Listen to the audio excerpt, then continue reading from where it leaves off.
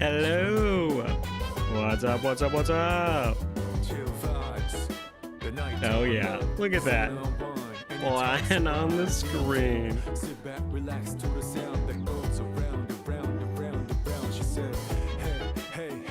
How do I sound? Mic's muted? Yeah, figured as much. What about now?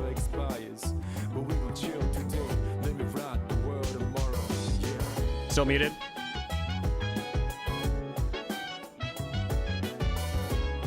Huh.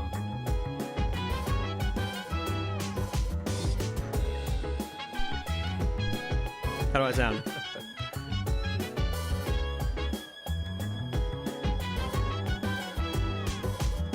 Still nothing. Why? What about now? Why? Now?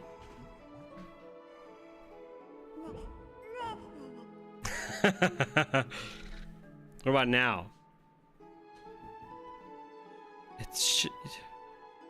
It shows my stuff. Hello. Does anybody hear me? Why is this not working? What the? Life is as all right, well, I'm gonna go out and come back. Let me listen to it.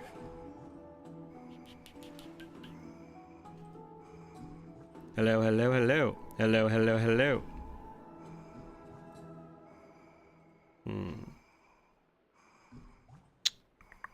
Life is as ephemeral as two. Carlos can hear me. That's your problem, all brag. Maybe it's Twitch. Let me see.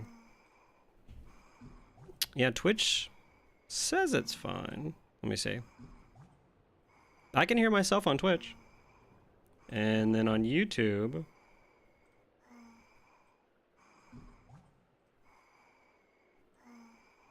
Yeah, I can hear myself on YouTube as well. It's just all brag. What a loser.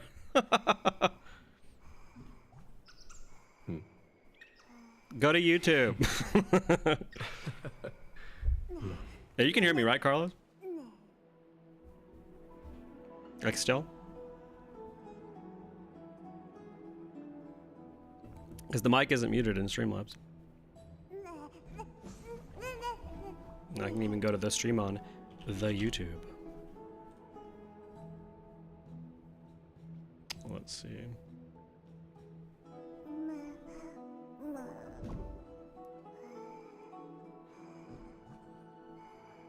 Ads. I'm getting paid. Oh no, I can hear myself on YouTube as well. Huh. On YouTube it's fine. Twitch, there's no mic. Nani? How does that even happen? Let's see. Y'all go over to my Twitch. Life is as ephemeral as dew on a leaf. Full I can hear myself on Twitch.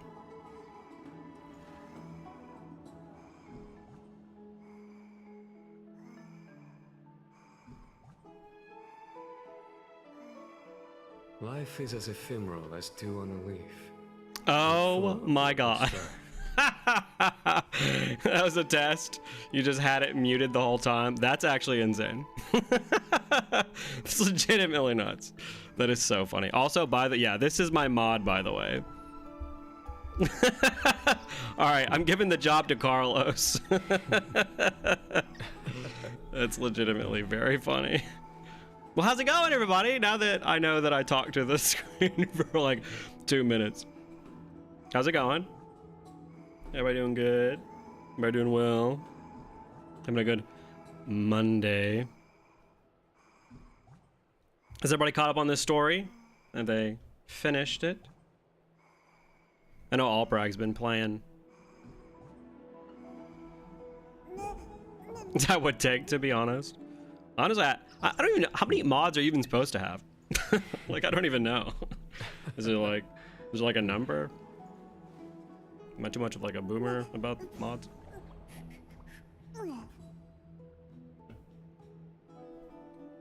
This little thing over here just sleeping. But today we're gonna finish 3.1 story. I have no clue how much longer it should take, but I remember last time I was told it should be around like 2 to 3 hours, which means it's gonna take us like at least 12 to 14. So buckle up.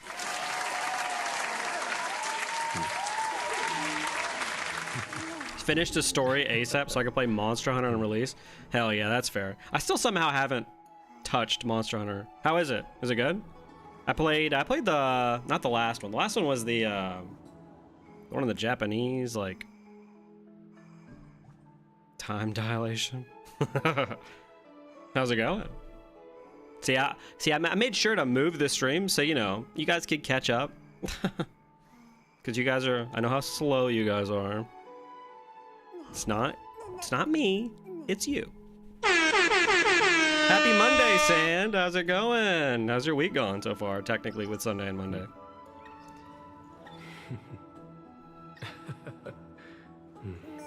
Done on Thursday. That's too fast. That's too fast for me, if I'm being honest. I'm the slow one. Okay, I have to admit it. I can never lie to you guys. Played the Monster Hunter main quest over the weekend and it felt shorter than 3.1. Look, I feel like I'm crazy when people finish these so quick. Because, like, okay, I'm slow. Okay, I get it. I take forever. But at the same time, it's like, these quests legitimately are longer than some, like, I would say a lot of RPGs. Like, Amphorius is gonna at least be, like, what do you think, like 80 hours? Like, at minimum, right? Like, this is gonna last a whole year. Monster Hunter is one of those franchises where the story is just a vehicle for gameplay. Yeah, and by the god, the gameplay is addictive. Been playing since the PS2 times. Yeah, I think I started. Erica, hey, here. Oh no, it does take a decent amount of time. Yeah, it's nuts. It's nuts how long these stories are. I think it definitely goes probably at this point. What, it's like Star Rail, then Genshin, then ZZZ in terms of how much time it takes. Because I mean, you can at least somewhat skip in ZZZ. So like, life is as ephemeral as dew on a leaf. But yeah, no, I love Monster Hunter. I think that Monster Hunter's gameplay loop is actually super fun. It's like weird how simple it is and like it probably shouldn't work, but like the 50 million weapons is incredible. By the way, I'm an insect glaive main.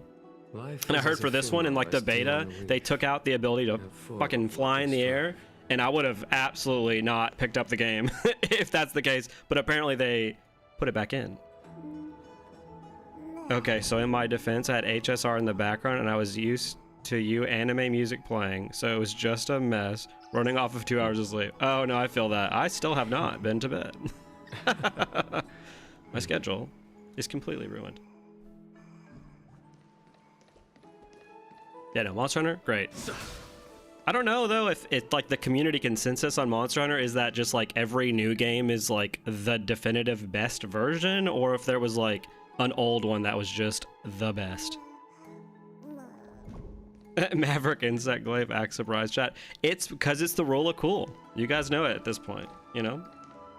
It's like the flying around in the air and being able to mount very quickly. Put that in the bag. That's why I do it. It's sick. It's so cool. Hey, how's it going? Everybody's here. Oh my god, I feel so loved. I'm gonna do another sound effect. What's crazy to me is that by this time in Penacony, the story would already be wrapping up. We already knew about Acheron's twist and that Robin was alive. For some reason, I feel like that's probably true. I mean, with Star Wars core gameplay being too monotonous, so they make the longest stories as the only real content. Yeah.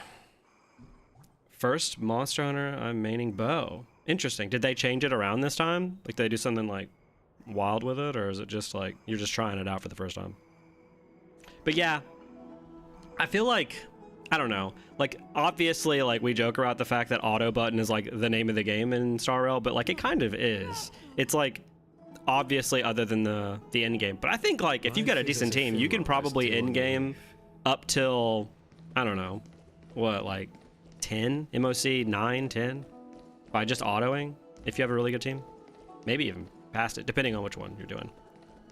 Also, how does the game volume sound? Is it too loud? I'm trying to get it as close to like the little yellow as possible so that it's like because I'll like sometimes rewatch these streams on YouTube, just a little bit of them, to like see how the audio sounds, and sometimes it kind of sounds like the game is like too low. Bo has so many new skills, and the trace arrow feels so nice.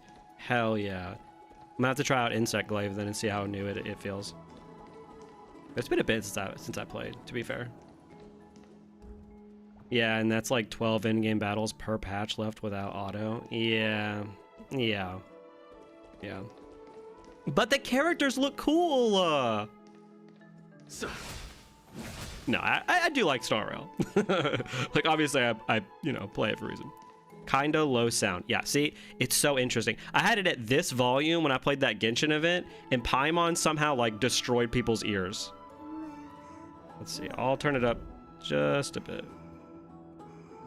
Life is as ephemeral as two on a leaf. This. All right, how's this? And full of wood. I command you. Oh yeah. I told my mustache a joke, but it just brushed it off. All right, mods, ban them.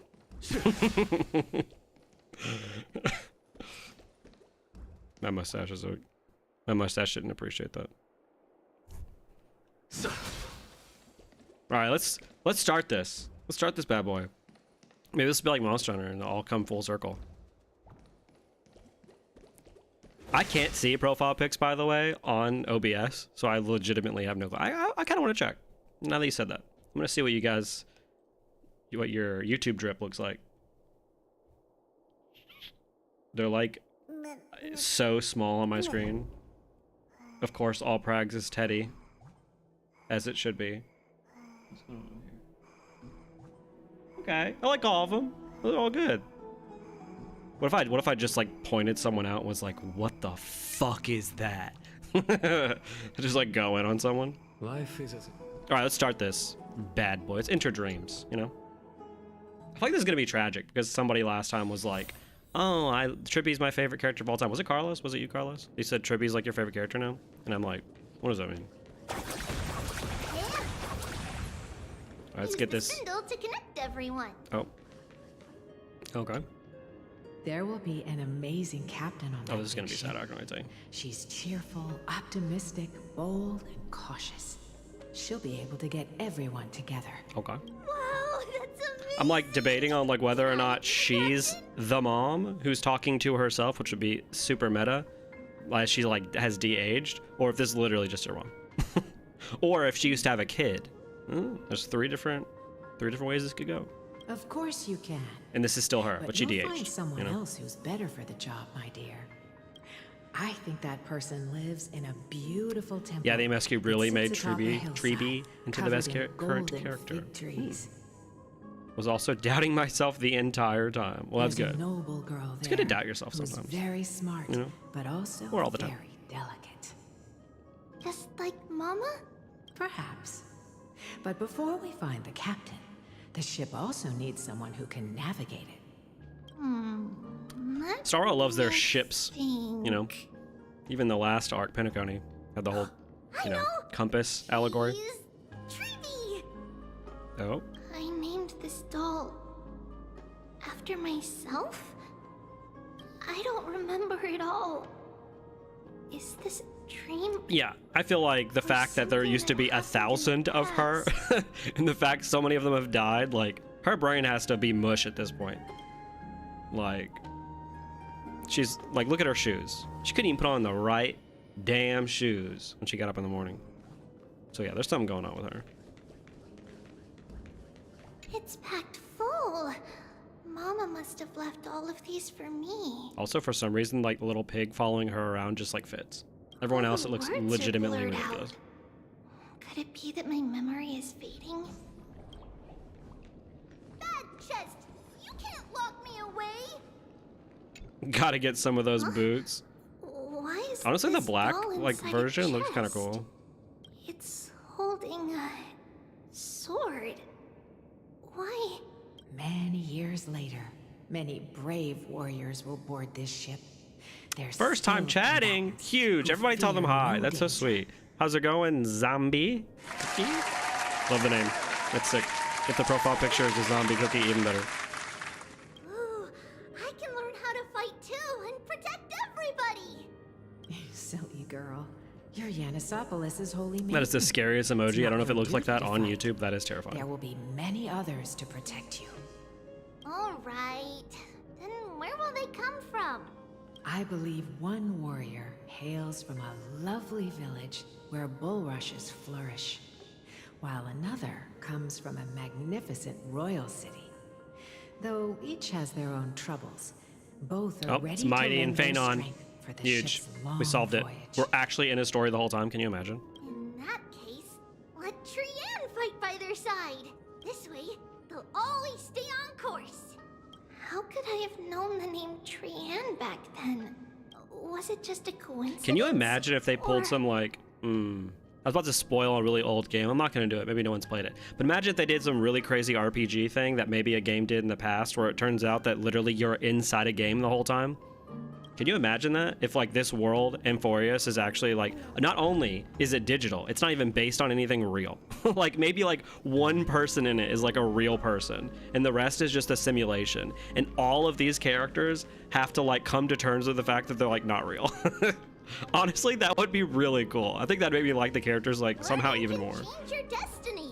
Because can you imagine how they have to like When react to navigating that? At sea, you need to know both astronomy and geography. Isn't Yanis's knowledge enough? Oh, sweetie. The ocean isn't like the land. Yeah, and it was all It's easy to simulation. get lost. That's why Just it's like real life. important to learn to recognize the miracle of alchemy. Alright. Even though my brain is already super duper smart, I'll still try my very best. Don't really play HSR or Genshin, but really enjoy your Trainwreck series. That's so crazy to me that there's people who like enjoy the content even past like the game itself, right? That's Cersei crazy. also favors children who try their best. Thank you so much. They That's will so send a cool. wise scholar as every. Wait, you could be referring to two games here. If you name them, I don't think I'll acknowledge which it is, but I will maybe. No, you have to name like 3 games. Just put in a random one so that you don't spoil it, and then I'll say yes or no if it's one of those 3 games. I mean, Fully Remembrance and Newest Erudition seem like the type of Aeons to do this stuff. First, oh, that's an even better idea. That like this is like a simulation made by an Aeon. Like that would make sense. While there's like all these other like gods that are also here. I want to You're be just a so teacher funny and too. handsome. Oh, wait. Stop. I'm super duper smart. You guys are way too I wanna sweet. be the teacher's teacher. Maybe I'm in a simulation, and you guys are just like all my little, you know, Why not? sweet But chatters. if you're going to be a teacher, Trying to come up you with might something need that to I tone can. down that hyper energy of yours. Then Trinan can do it. She's well behaved and would make a great teacher. Mama and the others always said that I had a great memory. But now, I can't even tell if this is It could a be memory both. It could be a memory and a or a dream. dream. We live in a matrix, yeah. Oh, for Come. sure. Let's line them up. Dude, the way that kids run in Hoyoverse games is so absolutely ridiculous. Look at this. What is even going on here? She's like a T-1000 as a child. Like... Okay, it is 100% one of those 3. At first I was like, wait, what's the... And then yeah, no, it's 100% one of those 3. That's crazy that there are other people that know that. I felt like that's like such a weirdly specific fact. I always like bring that up and people will be like, what are you talking about? And I'm like, how has no one seen that? Tribby has a unique running animation at least. That's such a good point. Like 90% of characters run the exact same. Set them on That's this so funny, I music just box didn't look at this and one. let them compose a melody for our song. Music box? What's that? Sweetheart, are you still groggy from your nap? You invented it. Ooh. The speed lines really sell it. Invented That's how it? fast she's going. What does it do? Maybe she gets Oh, faster I every time one of love you, herself dies. You're usually so bright. What's gotten into When the you erudition, today? a queen, it meets the remembrance, another queen, and they discuss how to maximize their joint slay by making a world simulation. Well, you might That's as why well there's. see for Oh, yourself. hey! Oh Put your my good god! thumbs on it, and and see the wonders it can Thank do. you. That's crazy. Oh wow, I'd like double check. Wow. Thank you so much. Thank you. Put the dolls on. Why are you guys being so nice today? What's happening? Someone say something mean right now in chat. Place the dolls. It's rotating. And I can hear something. That's right. It's a music box. But yeah, no, If there's you a place the game, dolls in and the someone right might have spots, mentioned it, it will maybe. start rotating I'm not going to say and if they play did or didn't, but there is a beautiful game, music. although they did. There's a game where at the very end of it, like the game is played completely straight. And then at the end, you realize that you're actually in a simulation like of a game. And then you like get out of that simulation. It's so trippy. Out of all Something your mean. inventions, this one is my favorite. Still waiting for a Fontaine or Natlin analysis. Well, we might get the Natlin analysis live if I'm being honest. I hate the mustache. No, I'm joking. You'd honestly be surprised. There are people who are not fans of mustaches. Remember. Is chat not normally nice? No, like they're It's all nice, right, my but child. you know, I'll sing along. they to don't the give tune. me more And it will money, help jog your and that memories. means that they're mean. You guys really should pay me more for all this good work that I do. You know what I'm saying? Like, I'm bending my back over, sitting in my chair. By God's chosen. That's crazy. Giants pretty rude. raise their glasses in a toast. No, you guys are all beheld amazing. By the 12 constellations. I'm glad that you guys just hang out and watch me watch things. 3 carved the heavens and the earth. 3 wove the threads of fate. 3 molded life with their hands. Okay, And 3 the gods here guided again. Calamity's gate. But yeah, we might do a Natlin analysis live because I'm not done with it yet. As for Fontaine, I do actually want to make a video that's like in my backlog. Along They with part declared 3. The world too unstirring, hence wished endless laughter upon the living. But yeah, Thus no, I like love Natlin a created lot. It's like a words here's the and quick songs analysis. to read, It good. and love and I do intimacy like it. It's just together. that I wasn't a huge fan of like the final like hour of Fontaine, but Thus, creation was complete. mustaches I guess Who depend on the then face. will Some bear the faces just weight aren't of meant for it. humanity's That's a good point. I also feel like it's just To like some lighten the steps mustaches, of the you living know, as a whole. are really different from others. Like some people's mustaches are like I guess thinner, which is fine. Like you said, it depends on the face. Oh, great Cafe, Gentle mother is a mothering. all-knowing Yeah, for father real. Of stature so tall, yet low does their gaze willingly fall. With light of dawn heavy upon their shoulders, golden blood spills unto the land, Nice.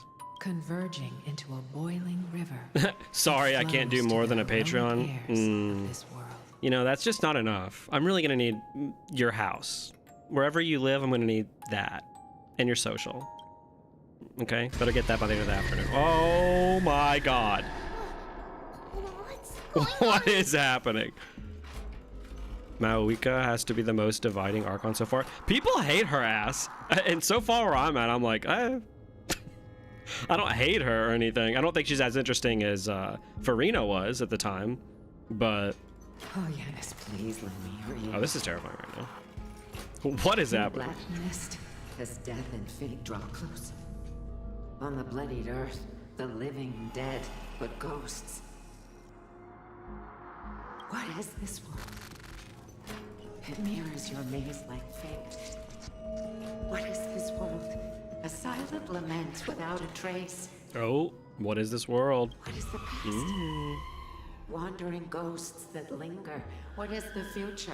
Souls scattered by fate. I'd probably be her right now. I'd be like, what the fuck? What is the start? A voyage born in solitude. What is the end? A spirit, lonely and subdued. Lonely and subdued. And subdued. And subdued. Oh my god. Subdued. Subdued. Subdued. Subdued. Subdued.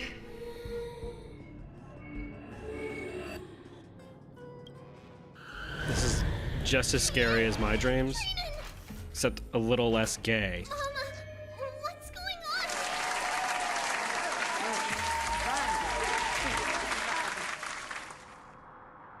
The black tide has arrived. Oh my god, there's dolls everywhere.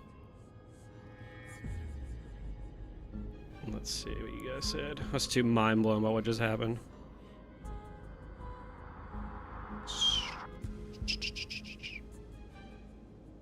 The guy I'm in a situationship with looks terrible with a mustache, but looks way better with a full beard. I've noticed that with a lot of people as well. I think there are some people that like really pull off the complete full beard, but then when they like shave a lot of it, it just doesn't work. Yeah, I can see that. I think people are saying she doesn't have any flaws like the other Archons have. That's interesting, right? I think from where I'm at, it would seem her flaw is her sort of like dedication to a mission. I think that can still be a flaw.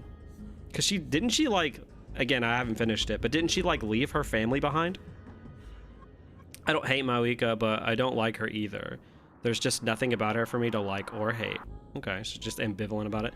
Is that child just red-haired Nahida? Oh my god, yes! That's what we were saying before. Like, she exists. Yeah, like, she exists.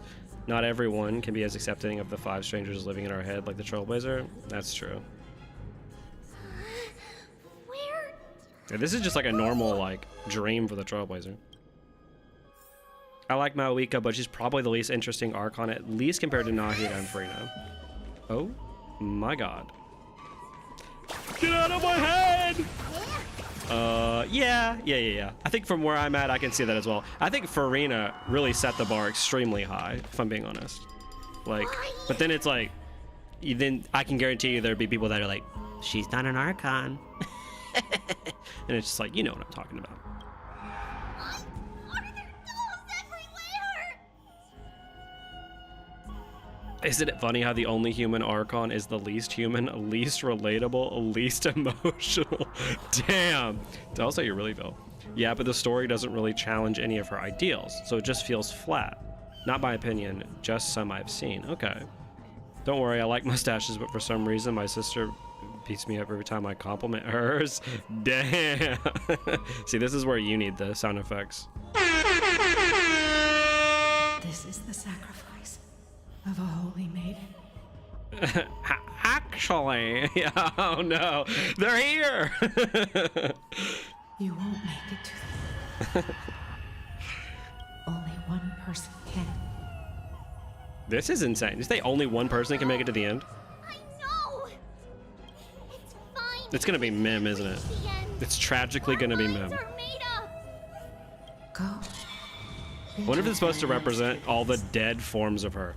Time is running out. I need them to get up and run like her, like a Are you T-1000. going Just to leave me? My sweet girl. I will never leave you. But remember this, Trevios. oh, I'll try and remember that. I'll try and remember what I couldn't read. All shall bid farewell to one, Nope. and that person alone will witness the miracle. Only one shall live till the end, and they alone witness Era Nova. Sounds like an Since upscale your restaurant, mind is made like up, that TikTok sound that's going around. Then traverse the black tide and dispel the fog for Amphorius. I shall see you tomorrow, my dearest Trevios. It's like once I know what all this is about, that's gonna be really sad. Still tragic. So what is Treepy? Just a normal human? She was a human that got a like demigod heart that is now a demigod. Or she got a god's heart and she's now a demigod. Also, I guess it's just me, but I think I would have preferred oh? Can't read that. Also, I guess just me, but I think I would have preferred if Mawika was an actual god. I just think an ancient deity ruler sounds so much cooler than a human. I do like the idea of a normal person becoming an Archon, because I remember thinking, like, why is every Archon some, like, random, like, fairy thing, or, like, Adeptus? Like, why is it not a person? And so it's cool that we at least get one. I do think these are her sisters. Okay, interesting. I just noticed she says me instead of us in this line. What a good catch. Is that still in here? Damn. What a good catch, though. So this is a battle royale, and last person becomes the next Aeon. I always wondered how that was like. I wonder in like Genshin, is that how Archons were? Like obviously the Archon War. Kind of like the distinction that Moika is the only Archon to have available and actively seek out the help of her people. I do like that as well. That's what honestly I think makes her a little more relatable in that sense. That she at least is like, hey, let's get our shit together. Aranova should be the birth of a new world. I do understand what is going on here, but I like the new Nahida skin. Hopefully we get it soon. Yeah, she's having an existential crisis right now because of that. Also, the mechanics of human Archons suck because a god with a normal human lifespan sounds terrible. Yeah, that's a good point. Did you have a nightmare? And that, does that always transfer between humans in Natlan? Is it always a human that's an Archon, or is it just this case of Mauika? Maybe. But it's been a long time since we had any dreams. It's not yet the entry hour. You still have plenty of time. Funny to that rest. Emporius fixes it because the demigods do become immortal. Are all the demigods immortal, or was it just Mighty? Or is every single one of them immortal? No. What a good catch on the Mai, though. Still racing. Yeah. Because It all the must be R's that are always reckless Kremnoan completely soldier who in startled Trinan. bold. And you as well. If you want, I can pass through his chest with the golden Damn, thread girl. right now. Always human in Natlan. Thank you. Why do they make things so complicated in HSR and Genshin? That's why I like ZZZ. It's more grounded. Yeah, I think people like misconstrue when I say something like that. Like if I were to say that in a video, people in my comments would be like, well, you just don't like when stories are smart. And it's like, what we're saying is not, we don't want smart stories. What we're saying is we want things to be more like grounded and emotional, right? Like you want things to be more like having human interactions between two people rather than them being like them philosophizing to each other for 12 hours straight. Like Penacony was literally just characters spouting philosophy to each other near the end, and it was just mind-numbingly bad because there wasn't much like actual like character conflict, even when there weirdly was. It was weird. I think it's always a human that transcends to the throne. They're not immortal, just unaging. Okay. And Treeby ages like backwards, or does she only age backwards when she loses a version of herself? How does that work? Aggie, cut it out with the scary talk. Treeby has lived for thousands of years already, and Aglaya is a few hundreds years old. Okay. No, give me more BS sophistry. I want my stories to just be characters telling us their philosophies. It's just weird. I see a lot of people who really love Penacony, and that's completely fine, right? Like obviously people have different tastes in stories, but I personally cannot understand. I just can't get it. Do you want to talk especially about when it started so well. Keeping That's it what blows boiled my up mind. is not good for your health. Although I think that the community, even if some people are split on Penacony, I think almost everyone, maybe they come around on it now, but almost everyone is not a fan of like Inazuma. Or at least the ending of Inazuma. Tribio split into 1,000 forms. All are children looking. Oh, okay. Tribi is immortal, but uses Yanis's power to make her age backwards. Oh, yeah, okay. Opening the Sentry Gate causes her to age backwards. It also, like, slowly kills her, right? Is that the way that it slowly kills her? Is just by causing her to age backwards? Because if so, that makes sense. Can't wait for Doomer versus Black Belt HSR art. Gonna feel... yeah.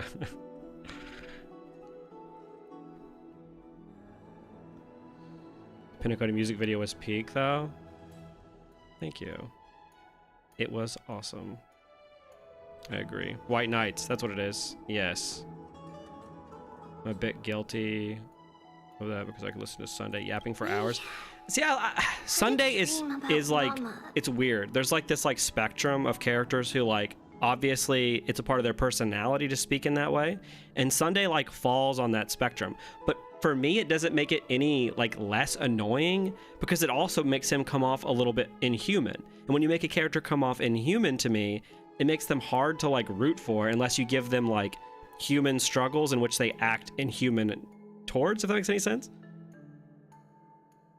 The dream itself was Why did she nothing. split herself? It's just If it's spoilers, don't say anything.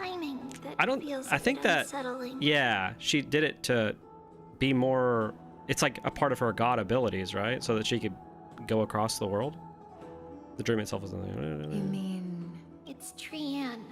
Even if we refrain from ever using the power of the Century Gate again, her soul continues to slowly drift away from her body. So she like feels whenever other versions of herself die.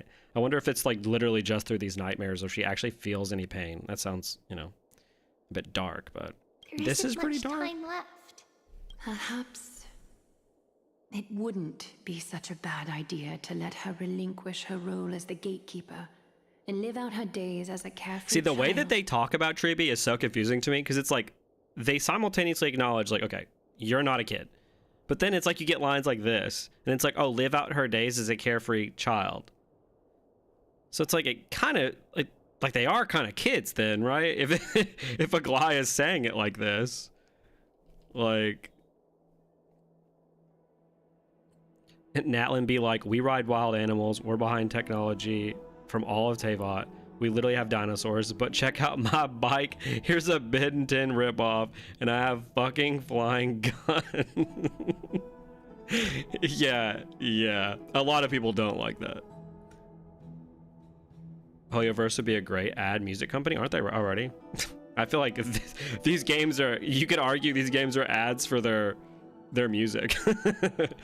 It's kind of like Nahida using the Century Gate burns a bit of her memories. That's why only one at a time activates it. It's a good point. She really, more relation to Nahida than we think. She split herself across, to travel across Amphorius. It's explained at the end of this quest, so patience. I think using Century Gate burns her brain, which also includes memories. The reasoning for her splitting will be explained later. Okay. She is regressing to 1. The more they decay, the more childlike they become. Doesn't that bring up some like moral issues of like Aglaia is like using a child soldier? Like if she really is like de-aging to the point where she's actually like kind of child-brained at this point, like can she really even make the decision to fight in this battle against these gods? Because she's literally a kid. You have a point, Aggie, but our decision has already been We're talking made about on Trianne, that which is the matter. more childlike of the three because she's the one opening the gates. Okay. So you're saying that we should just let Trianne die because she can't even understand what's going on. There's still another way. Souls will be spent until they dissolve into dust. Such is our Dude, what a fate. brutal fate. Everybody else is like, hello, Aglaia. You get webs which make the internet. Woo! Oh, mighty. You went for a nice swim because of your dad. Let's forget the context. But now you're immortal. Woo! And then it's like, all right, Triby, you're going to de-age until you can't remember anything anymore. And also, you're going to be permanently a child. And you're going to die and fade away. There you go. Put that one in the bag. Once we had a whole and connected body. Can't If mentally that torture a body were person with tree, dementia? Aglaia, and its probably. trunk Yeah. and branches would share the same fate. I love that about her. She is decaying at the same brutal at pace. times. I'm glad that they kept that. And they weren't just like, no, she's nice. Now, we are fragmented into numerous selves. Despite the absence of a trunk, we are offered another possibility. We can choose how our branches will perish in a way that is most beneficial to the flame chase journey. Doesn't that sound like awful? A child being like, no, I get to decide how my 1,000 versions of me die, and it's for the greater good. Like some hot fuzz shit. Compared with saying farewell to one person, watching many fade away before me is even more sorrowful. Yeah, I can really see it in your peepee eyes. But advancing is the destined end of Yanis's trial. There's no retreat in our path. Don't feel sad about saying goodbye to us. We've already agreed on this, right? It won't be long before I forget what sorrow tastes like. It's complicated because the Tribios are the ones who made the decision to fight and they were prepared for the consequences. Yeah, that brings up such an interesting, like, moral, like, philosophical question because, like, I don't know. Imagine you are how you are now, but, like, you have memories of you, like, 300 when you were like way older, and they're making decisions for how you are now when like you wouldn't make those decisions naturally. Because if Treeby has like the mind of a child basically at this point, I doubt she'd probably just choose to go to war, but she's basically doing it because like as a child when they were given orders to do something, they probably do it. So it comes off as like she made herself into a child soldier. So like, is that bad? If you make yourself into a soldier as you de-age? Like, are you the one at fault? Is Treeby actually the one at fault?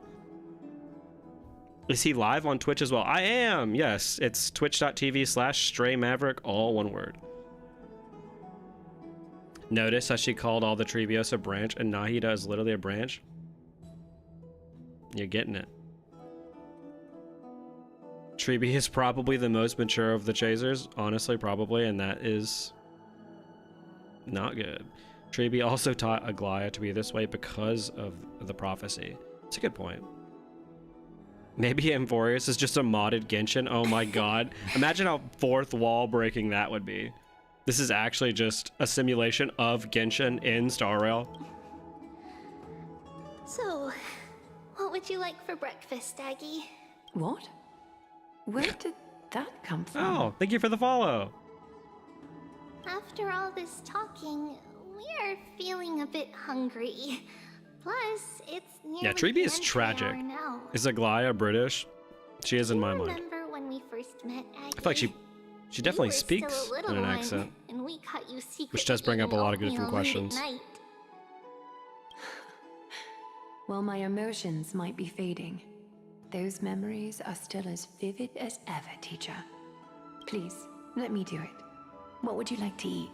It's fine. Leave it to us. You should rest for now. It won't take long, and we'll call you when it's done. Yeah, leave it to us, Aglaya. I'm only dying. In that case, thank She you. just opens up her sentry gate to like get food. It's like makes it into like an oven. Then, see you tomorrow, Aggie. Girl, you're bold to assume you have it tomorrow. Nevertheless, that nightmare is ominous. Memories are slipping away. Even the image of Mama. Just as expected, another trip must be made into the abyss of fate. Hopefully Orynyx will be willing to help us.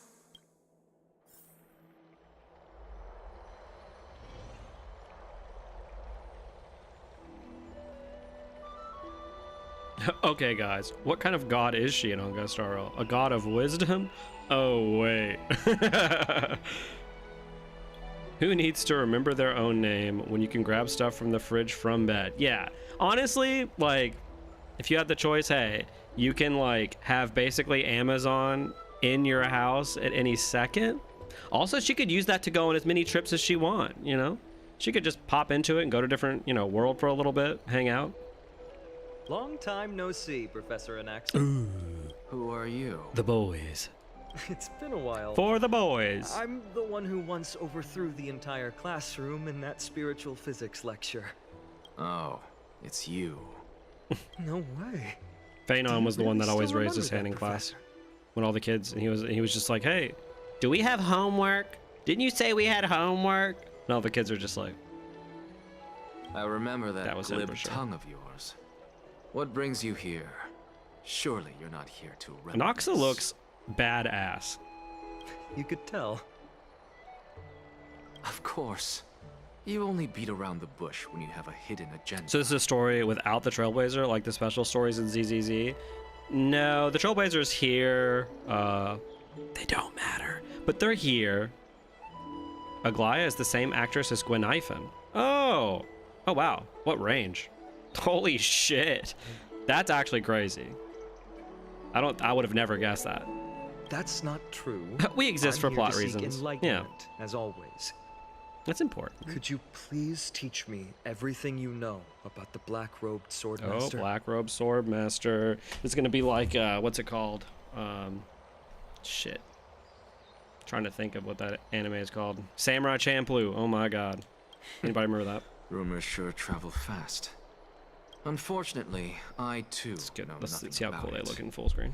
I can only tell you that it is clad in a black robe and wields a Anoxa, my greatsword. boy. He's so At least, perfect. He is sick. looks like a great Dude, have there been dreams Shaped yet like a about when he's twisted coming out? half-sun. And a peculiar dagger resembling a crescent moon. By the way, take this with you. I got it from the sneak attack. It's yours now. I was right. It is this thing. The one who torched Aedes Elysiae to the ground. I feel like we've already touched time killed travel a little everyone. bit, and so part of that has me like a little wary that we're gonna get like actual time travel stuff in this main story. But at the same time, if we end up getting some like time travel story where like Phanon is the guy in the robe and he's bad and that's like him from the future or something, that would be cool. Don't try to be a hero. There's dreams he's No coming one in second half Akuma of stands a chance 3.2, against that thing right which is now. too late. Current dreams suggest 3.4. Really hope he's good. Any excuse to use him with the Herda? Yeah, I'm a little bummed I didn't get the Herda, but look how many cool characters are coming out. I want to get Phanon. I want to get Anoxa. It took me a little bit to just not get a Glaya. She was sick. Is that what the Titan said as well? No switch back. Nobody cares what's going on the screen. All of us just want to stare at the glowing light behind you. Yeah, look, this thing's a paid actor. Let me go back. That's a paid actor over there. You can't see it, but it's next to my limited edition of Metaphor. Refantasia. Best game ever made. There's some theories that Amphorios is a cycle and New World makes the world reset into a new cycle. That'd be cool. And like we're here to like break the cycle. That would fit into the like the theme of like we always go against fate. That'd be cool. There's also dreams that he works well as hyper carry. Oh my god, yes.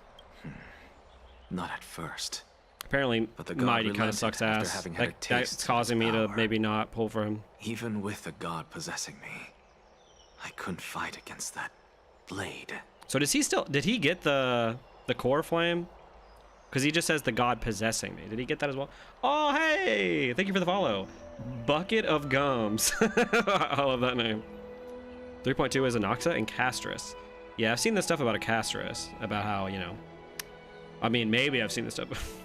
I would never... Oh, yo! I've not seen it. I've heard about it. From other people. There's also dreams that he worked... Yeah, maybe we get a two-part story. One failed cycle.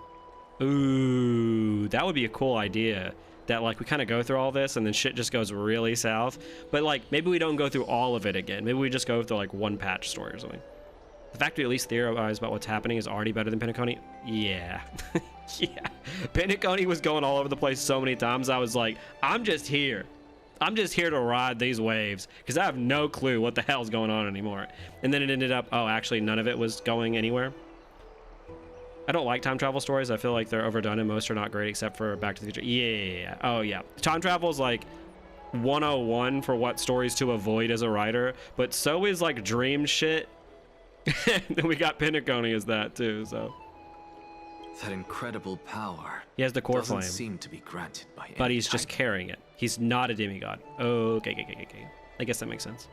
So he can still use the power. Ooh. Are you suggesting that it originates from beyond? Well, the Painon, forms? you better keep your mouth shut. Our best bud, who I forgot his name, it starts with a D. Oh, he looked at our phone once, and he got shit on by everyone. But Phanon can just openly say this to people. Anoxa doesn't have a core flame. Better not tell him about the outside world. Hypocrites. It's possible. Much like the Black Tide, no? Nonetheless, it's an enemy we must overcome. We? Drop the pipe dream, Phanon. No one wants to see you fall by their blade. His mere presence will endanger the Holy City and the Flame Chase. You know that I don't believe. You don't believe in the so-called prophecy, I know. However, I'm here to seek your assistance, not at the request of Aglaya or Tribi. I just want to eliminate a threat to the city I pledged to protect. That's all. Am I wrong for thinking, Tragedy like, at the Grove here's my must thinking never cap. happen again. Am I wrong for thinking that it is weird that Phanon didn't encounter the guy? Because, like, from what we've got from Phanon, it went from he was, like, super intent to get the core flame, right? Which made sense, because apparently he had, like, this whole training for the last however many years has been to get that specific strife core flame, to then failing that trial, to then kind of now being fine with, like, just, like, giving that shit to Mighty, and now he's on this journey to, like, fight a guy who he thinks maybe killed his friends and family. I feel like there's a weird disconnect between there. Yeah, time travel is easy to mess up, 1,000,000%. It does seem like the prophecy is written has no happy ending. Yeah, it doesn't seem like these people are in the best situation. Oh, maybe this is why Aggie wants to kill him. Xerxes is still alive and serving cunt inside his head. Wouldn't that be cool if, like, one of them is just like, I'll give you my abilities, but, like, maybe don't kill me. Like, I'm not going to give you my core flame. I don't want to die, but, like, I'll give you the abilities. Since a lot of people are talking about it online, what's your opinion on the way HSR presents its story? Is it bad, good, or just okay? Like, the way it presents it, that's such a loaded question in the sense that, like, it's a good question. Because it's like, there's obviously things like pacing, there's dialogue, there's the cinematography, like the actual way that you view the story. I feel like there's like a two-pronged problem with HSR, and it's kind of the same with Genshin, and that's pacing is pretty severely off sometimes, and I think that dialogue is kind of bad a lot of the times. Now, I think in Amphorius, the dialogue has been better than it was in Penacony, and I think that's because there are characters here we can actually theorize about and, like, talk about their motivations. Whereas, like, in Penacony, the characters that had motivation were, like, they were just telling you their philosophy, and, like, that was their motivation, and that was it. Whereas here, it's like there's things to, like, read into characters, which is really nice. Feels like he was just trying to find fulfillment by advancing the prophecy, running away from his personal issues. Okay, yeah, that works. And then you think that by him seeing or hearing about the like assassinator, that pushed him back to, like, wanting to get revenge. Now, the way I would personally write it is that I would have had him be there with us to see him. Or, honestly, the way I would have written it is I would have had it happen while he was trying to do the trial. Like, maybe he sees visions of him that it just doesn't allow him to do the trial. Because Mighty was seeing visions of people he felt he wronged, right? Like, his biggest fears. It's a bit weird that we didn't get Phanon to see his biggest fears, which would theoretically be this guy who murdered his whole family and friends. Which maybe, I mean, that scene did end off really weird with the stabbing part. So maybe we will see that. Maybe that did happen, you know? I'm still holding out hope we go back to that, and that wasn't just like a trailer shot that doesn't go anywhere. I suppose I can tell you one more thing. One more thing. But yeah, I think that HSR is interesting in its writing, you know? It's one of the, like, few things that writes as much as it does in a game. It's like this and, like, Final Fantasy XIV and, like, Genshin. What's wrong, Trian? Nothing. Just remembering. Oh my god, Trian is having a mental breakdown. Monster in the black cloak. So scary. Everyone in danger. It feels like they're keeping it in the dark for a reason, but I don't trust Oeo. Phanon did see his biggest fears during the trial, but we didn't get to see them. Phanon stabbing Mighty is yaoi. Real. Don't be scared. Canon. There are no bad guys here. Didn't you save everyone with the Century Gate, Trian? Trian threw it away. Threw it away. Far away. It's never coming back. We got back safe from the Grove because of you, Trian. You're the reason the Flame Chase journey can continue. Sorry. Trian feels... Yo, she is wiggin'. Dizzy. Why are we... Which game do you think has the better lore, Genshin or HSR? I think in terms of, like, depth, like, like how much there is going on, HSR. But in terms of like how well written and how well like utilized it is in the main story and how concise that it is and how much it like basically like helps to foreshadow the future of the main story, Genshin for sure. Genshin's lore is actually really good. Like I'm usually someone who cares more about like the main story and the characters, and I focus on that, and that's mostly what my channel's about.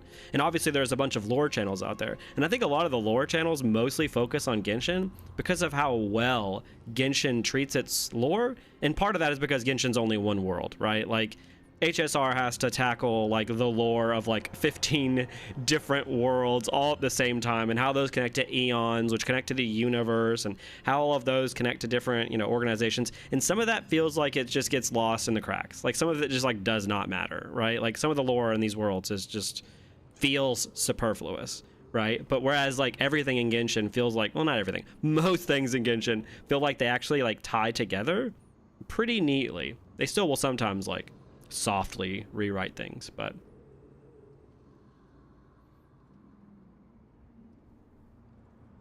we all love Fanes, the primordial one. Thing, of course. I have the Remember? opposite problem with ZZZ. Tomorrow we It will reveal always the feels like it's going a bit prophecy's too past to fast for my everyone. liking. Like 1.4 story went so fast that I couldn't fall in love with Miyabi as much as I would have wanted. Yeah, I actually think that 1.4 is the worst act in ZZZ. And maybe, I feel like that's controversial. I saw a lot of people really loving 1.4. Genshin Hidden Lore is better, but HSR upfront writing is better. Yeah. Yes.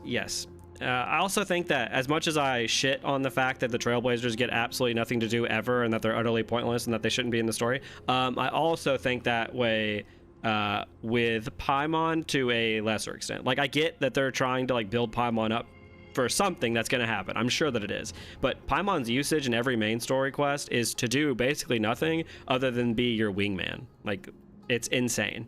Like, Paimon is never given anything to do. Not even like, hey, Paimon, go press this button. Like, Paimon is given nothing to do. It's crazy.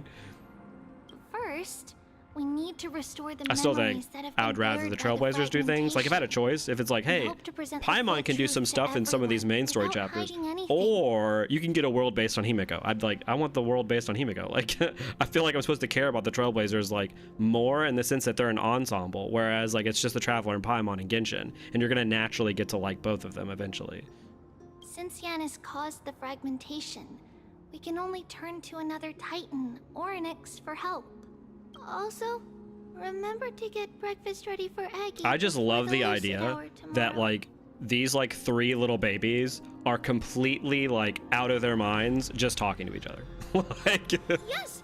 like they're just they don't know what's going on. They barely remember anything. Oh, Their on emotions that all note, over the place. We had better prepare some saffron before we meet with the Titan. Saffron? Huh. It's an essential offering for rituals in the Temple of the Three Fates. You think we shouldn't go to Orin And she's just talking to herself, which is just hilarious. The amount of Genshin puzzles that could be solved if Paimon just did something. For sure. Yes, it's It's also actually a crazy. symbol of Yanisopolis. If we are to replicate memories, we need to use something that is experienced those days. And when we first met Aggie, we added that to the porridge we made for her, and she really loved it. I see. It's like killing I 3 wonder if birds like with Tribi one met stone. Aglaya when Aglaya was like actually a kid. And I wonder if like Aglaya was like really good friends with kid Tribi, and then Aglaya grew up and Tribi just never did. I enjoy that HSR is allowing their characters to develop without the player having to be involved. Yes, I think on Emphorius that's almost a certain. Whereas like, you know, the Trailblazers, Himeko seems so interesting as the person who championed the return of the Trailblazers.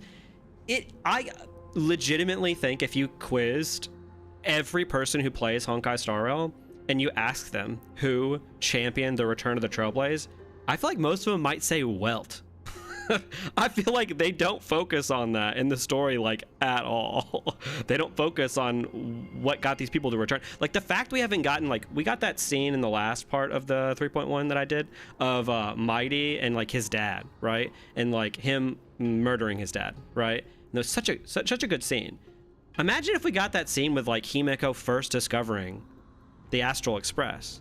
Like, why don't we have that? It's so weird that we don't have that for these main characters. Currently, they assign each Treebios for a Sentry Gate opener. There's a high chance Trinon and Treebi are not as mentally deficient as Trian. High chance. But it all have you heard her depends speak? on whether Oryx is willing to help us. Himeko lore? Yeah. Himeko's role in the story 95% of the time? Ultra nah. I don't think ZZZ one before is the worst, but don't want to ramble about it. This isn't as easy as it seems. I don't want to. We can talk about whatever you guys want to talk about. I'm totally game for it. But I don't think it's like I didn't think it was like bad, but I think that it was like a weird like pseudo wrap up because the writers wanted to like move on. After all, It was like, but not move on at the same time. It's weird. Like when they use like the like when they used what's it called? Like they like ended all these different characters that didn't really get an end. They didn't really matter for the story. They focus on like Miyabi, who I don't think should have been focused on in that chapter. We will have to give it a try. If there's truly no in other credits way. for some reason. Not a fan of that. I don't know why Hoyoverse loves using end credits. Has anybody thought about that? Especially HSR. They use end credits every other like patch. It feels like it's so funny. We'll cross that bridge when we get there. Leave it to Trian. Trian knows how to play cute. In any case, let's look for Trian's Saffron just like first. happy 1 second, then she's like, I hope there's still some left in the temple. like she's completely soldiers. I remember that aged saffron is preserved in sealed jars. Okay. Let's be on the lookout as we go. Alrighty. The Trailblazers do really bother me because I feel like they had so much potential to uniquely interact with the world as outsiders with a unique perspective from the inhabitants and from another. 1 quadrillion. Oh. What? Aggie? That's crazy. Yeah, I love that we're just like It's going an illusion. absolutely hog wild right now in her mind. But yeah, no, I agree. I think that the Trailblazers having unique interactions in each world, like bringing their own spice to it, could have really This been super room interesting. is But so far, I feel like the only one huge. who's really done that is March. And I don't even think she's done it like an insane amount. She's just the most interesting of them, I think. And that's probably because we've met her at like near the start of her like memories, basically. Like she doesn't have much pre-us. Yeah, I saw it. Was that a warning from Oryx?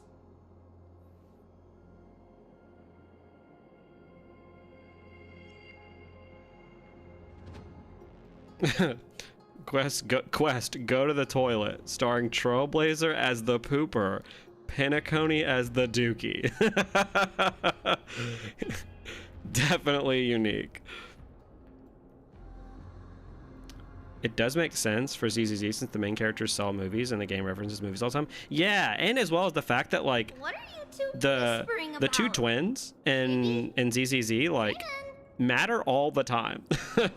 And like the story is following them and their plight, right? Like they move the main story. Even if they're reacting to other people, they're always like pushing it forward with their own motives on the investigation that they want to make, right? Whereas like HSR, like for this planet, like I had to have people remind me that we're here because we're like, we need like gas, and because we want to like help out a Randy that we like have known for a little bit. Like I just feel like the like main story like inertia is like non-existent in HSR, whereas like the main story inertia in ZZZ I think is actually great because it is character oriented. Which member of the Nameless do you think is the most interesting? Like could be interesting or currently is interesting. Like who do I think has gotten the most interesting stuff, or who do I think like could be the most interesting if they were given things to do? Well, never mind. Trian suddenly feels like this place is quite familiar. I want one of them 3 to turn evil. That'd be sick. Ooh, there's a whiff of safari in this room. It's right over there. They're like, yeah, we just gotta put her down. Look at the flowers, Trian. Trian, slow down. Trian.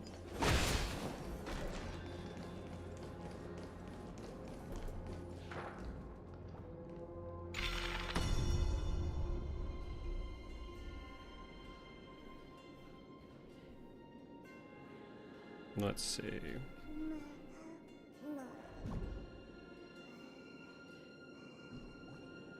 Oh, Treeby met Aglaya as a kid. She in fact raised her. That's super cool. Hope we get a little more of that. Here's the Traveler, who does too much. And here's the Trailblazer, who does nothing. Yeah. Honestly, I think Hoyo MCs can be very boring.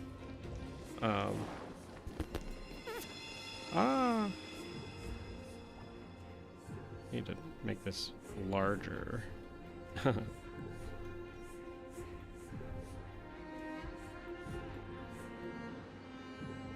Because Hoyo doesn't focus on them much, and when they do, they either give them a small scene, Trailblazer, or just one quest each year, the Traveler, yeah. Kiana still remains Hoyo's best MC. See, I haven't even touched that game yet. I'm excited for this ZZZ 1.6 for Ambi's backstory. Yeah, that's really cool. Both, I guess. Let me think about it for a second. Who's Kiana? Boo. I like the character focus in HSR, but I also feel like... Oh, Mighty! Futile death is not the solution. That's cool.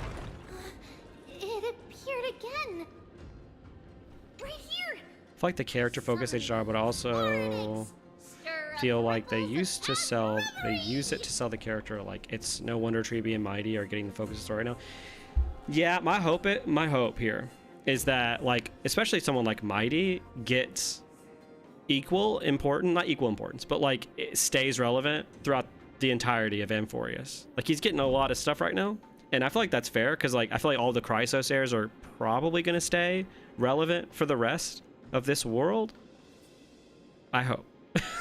You know. Yeah, Honkai Impact the Third main character. Yeah, I've heard that name, the Kiana. Now that we know the MC used to be a Stellaron hunter, I want to know why they allowed themselves to be reborn. Yeah, that's super interesting. Like, the main plot here is actually interesting in HSR. It's just it's like sprinkled every 700 hours. Kiana's the best. At this point, I have more faith in them making like a HSR version of Welt, because Welt in game is from Honkai Impact Third, and giving him a characterization rather than actually doing anything with the main cast. Yeah, I remember when people were talking about how Welt was from Honkai Impact Third, because again, I didn't really have any knowledge about it. Something's appeared. I remember thinking, like, there's no way they're gonna explain his whole Honkai Impact the Third, like, character. Like, there's like no way, right? And then they haven't. So, like, it feels like there's a character in the Astral Express that, like, will never be explored. Like, I feel like maybe we'll get stuff with Himeko eventually, hopefully, you know, cross my heart and hope to die. But when it comes to Welt, I feel like we're just probably shit out of luck. You're in luck because some dreams show that Mighty will have many lines still. Good. Really? That's kind of crazy. We should read it first. Oh, I'm not reading this. To Mr. Wincombe. Ba ba ba ba ba ba ba. Sincerely, Benalia. Oh, it's about Saffron. Okay. Wait, this is a letter? Oh my god, the one word It that I read. mentioned something about Saffron and... But yeah, I would say that the most interesting character on the Trailblazer, on the Astral Express right now, that's Trailblazer, is March. But I would say the character that could be the most interesting is Himeko, I think. I want to say Welt, but it's hard to say Welt without playing Honkai Impact, you know? Isn't that... But Himeko is super interesting. It's just like naturally, she seems really interesting. Never mind that for now. I used to play HSR, but quit at the Asian-inspired planet. Oh, you mean the Lawfu? The Lawfu is ass. It's bad. Himeko is never going to be a character because one guy in the dev team is thirsty for her. Yeah, honestly, it sounds like that's how they treat a lot of characters. March is the ice lady, right? Yes, exactly. Legitimately, she literally is the ice lady right now. She is encased in ice in the room. Could it be our lost memories? Welt is really OP, so I think they want to nerf him by not giving him much characterization and have stay on the side. Yeah, I remember clearly like knowing that the second they like took him out of that final arc, final act for Penacony. The second they had to like get him out of there, I was like, oh, okay. And then there was that event where they talk about how he can like make nothing or make something from nothing, and it's just like, excuse me. And then people in chat have explained to me his abilities, and he just sounds like ridiculously powerful.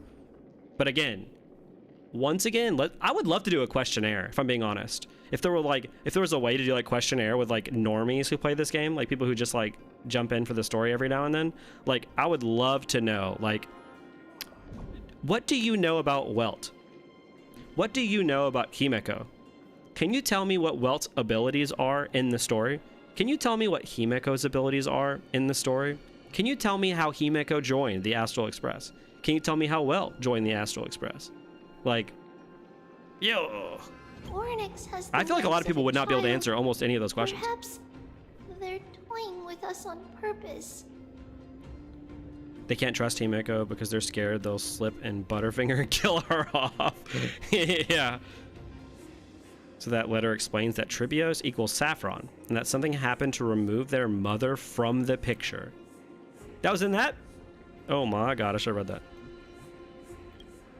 Come on, this isn't the right time to be playing games. He is old. She likes coffee. Huge. You got it. That's so funny. That's legitimately probably what most people would say. Separation and death are two-side. Reconciliation doesn't come easily for a mortal. Hello, Castros. Do you have account-wide buffs for me? Are these visions also fragments of the past? Treeby! Trinan! Look what I found! Is this the safari? The safari. Coming!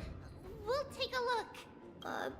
But Trian, there's nothing in here. What? It was right in the stolium. Ooh. And that the humans of that era sought to take advantage of Tribios to usurp the role of the Holy Maiden. Welt is the guys with a black hole, and Himeko is the red-haired woman with a drone. That's probably what most people would say as well. Himeko is a good fortune lady, I think. Huh? There's really like, nothing here. Is it wild to anybody else though that like? I swear I saw it. One scene I really want to see is Welt's first meeting with Himeko on the Express. A person with the same name and face as a dead Valkyrie from his world, and that was also his student. Yeah, I remember people talking about that. I remember when the Penacony trailer came out, the like White Knight one, and it showed like Himeko by herself like floating in space or something. People were like, oh, this means Himeko's gonna die. And I'm like, well, how did that happen? And they were like, oh, well, a character from Honkai Impact the Third dies that like looks like her, where basically her character design comes from. And it's like, okay. And it's like, you're telling me that we've gotten none of that conversation and we have Welt in this game? Like, for people who have played Honkai Impact the Third, are you mad that Welt hasn't been given more? Or at least had more, like, interesting things to do? We were just lost in our thoughts. Don't worry, Trian. What you saw was likely, Yana's hair. We must have startled it away. Okay. Could Oryx be trying to make us falter? But why would they do that? Something feels off. Treeby, don't you think this temple is a little too quiet? What do you mean?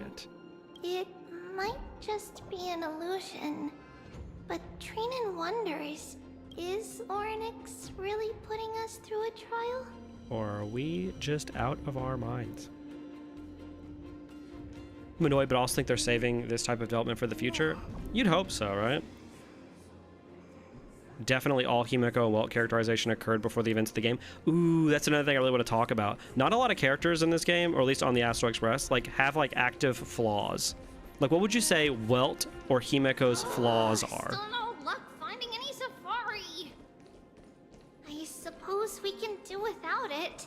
Oh, I gotta go in the room. I gotta go. Let's try to convince Oryx. At least they didn't toss us out straight away.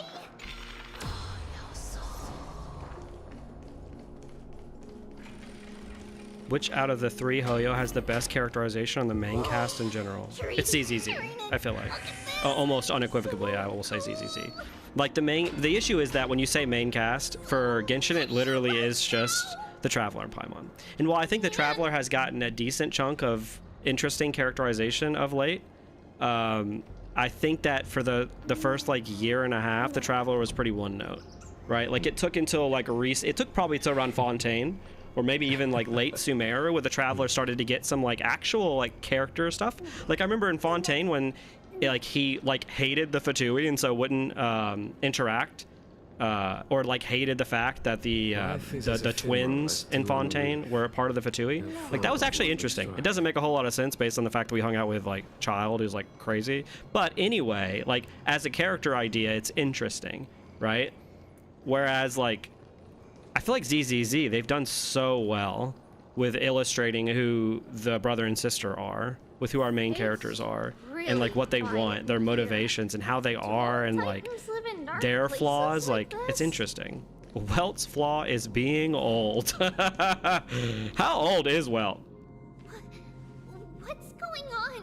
Welt's flaw is being uninteresting. Oh my god, one of my friends absolutely hates Welt's voice actor. I like Welt's voice actor because it's different, right? Like the way that he reads lines is like really interesting. It's like really unique. Like you don't really hear that often. Like the way that he like goes through a sentence is like super different. But my friend hates it. I remember though offending being mad at the Traveler for being mad at Lenny and Lynette. Dude, there will always be people who just like don't like interesting character decisions. Like, I love the fact that our Traveler wasn't immediately like on board with something for once. Like they were like, hey, I have interacted with the Fatui in a lot of bad times, and I don't like the fact that you guys are like that. I agree with your friend. He just sounds dead inside. Yeah, see, it's like I feel like it's like people are like really split on his voice. I also like Welt's voice. See? Welt is like 80. It's not immortal age, so it looks even stupider. What? He's like actually 80? Is the world he's from like, does age not work the same? Welt's flaw is always me losing the 50-50 to him. I want to lose the 50-50 to Welt if I'm being honest. I think he has a cool kit. It's not like good anymore, but like I want to see it. I want to like see what like, you know, what the full kit's like. Trienne didn't die? I watched until that cutscene. Oh, well, right now she's over here. They're having like a crazy trip right now. Welt and Himiko did apparently have another Trailblazer teammate before they met Dan Hung in March, and that might interact with the IPC and or Locha. Yeah. They talk about the guy that, I think, is it the guy that has Locha's face? Because they mentioned that in Locha's character quest, right? Yes. Void Archives is so hot. Welt reconstructed his body so he looks younger. Oh, that's what it was. Yeah, you guys explained that to me, that he has a completely new body, which is wild. Welt is literally from Earth. Wait, Earth exists in Honkai Star Rail? I mean, not Star Rail, but the Honkai universe? I think if Welt had Zhang Li's voice, it might fit him better. I could see that, like sort of like a silky, smooth voice instead.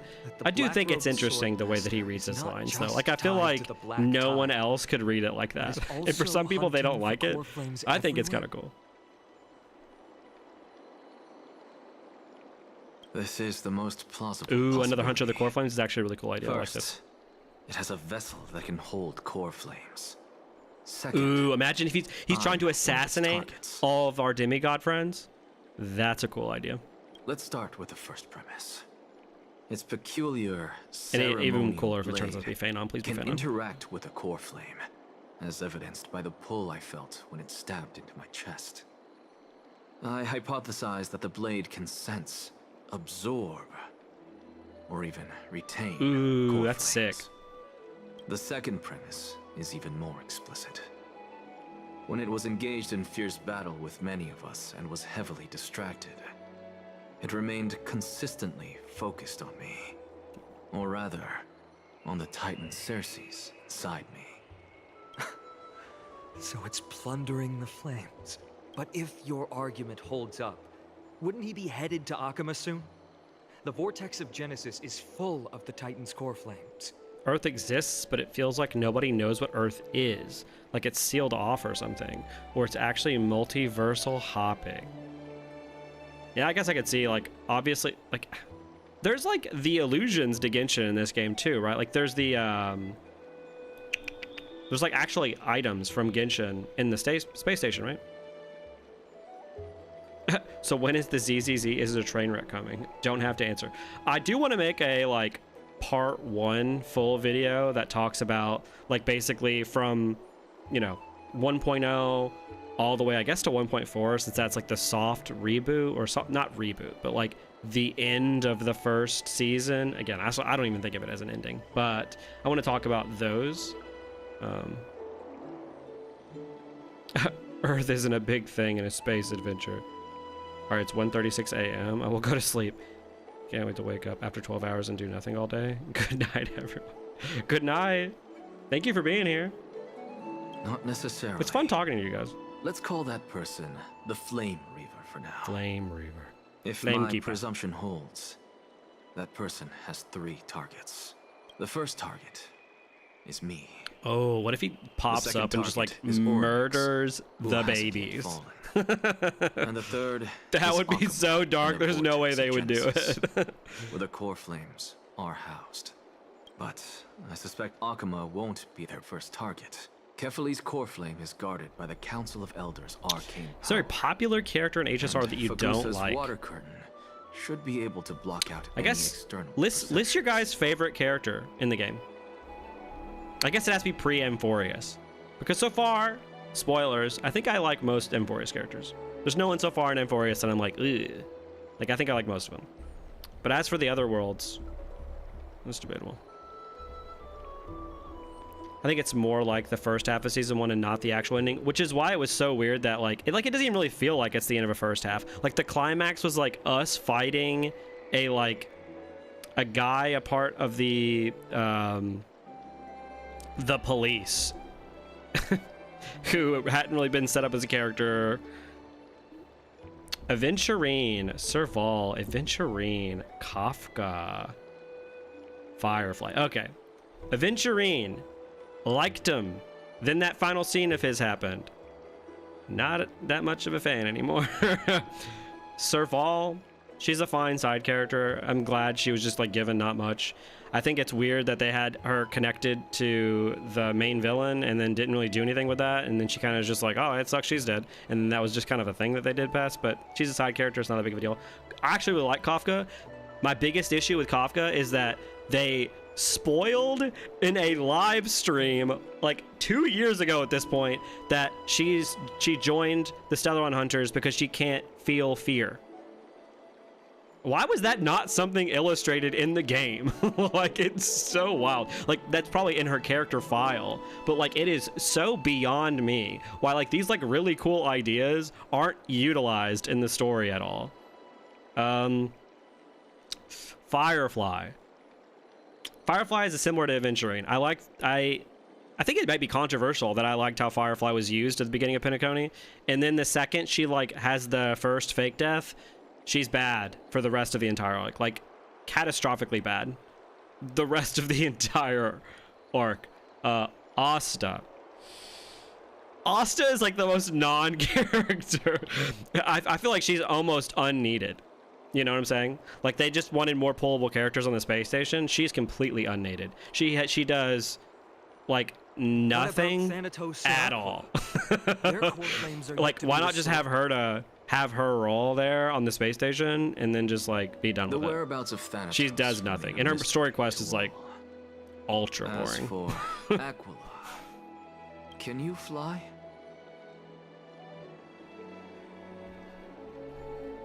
Pre-farmed for Anaxa? Well, you had a really specific dream then, didn't you? I think Amphorius has been the most consistent in character design so far, for sure. I think in terms of like characters immediately like off the rip, like having like interesting like deep characters, like at least like deep enough, you know, like enough to where I can be like, ooh, I think they said this for this reason. And not like all the rest of the worlds where like a character will just outright just say what they feel. Like, it's like nice that I at least have something to chew into. You think with so many characters being based off of Honkai, the third characters Welt would have, at the very least, some interesting moments with characters, but all they ever do is wink at the audience and ignore it. Yeah, I remember what blew my mind was the Luocha quest, and like, Welt, in a random quest, not the main story, mind you, in a random character quest, comes out and tells the Trailblazer and March that other people share faces between worlds. And they just kind of go with it. That is crazy.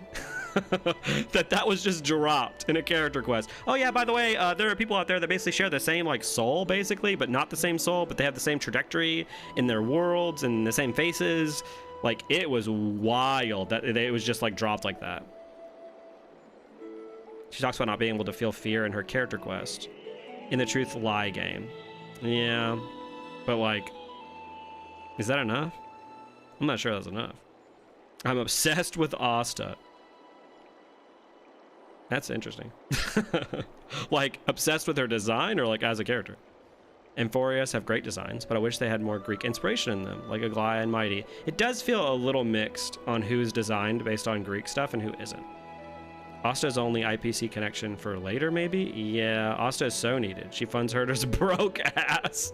Asta the goat. Asta is great. So I found the character that people that people like, that I didn't think people would like. Asta is Arlen's crush and is filthy rich. That's it. What? Someone's shocked. It had to be said because Locha and Void Archives share the same face. Sure. It's interesting though that we don't get more than that.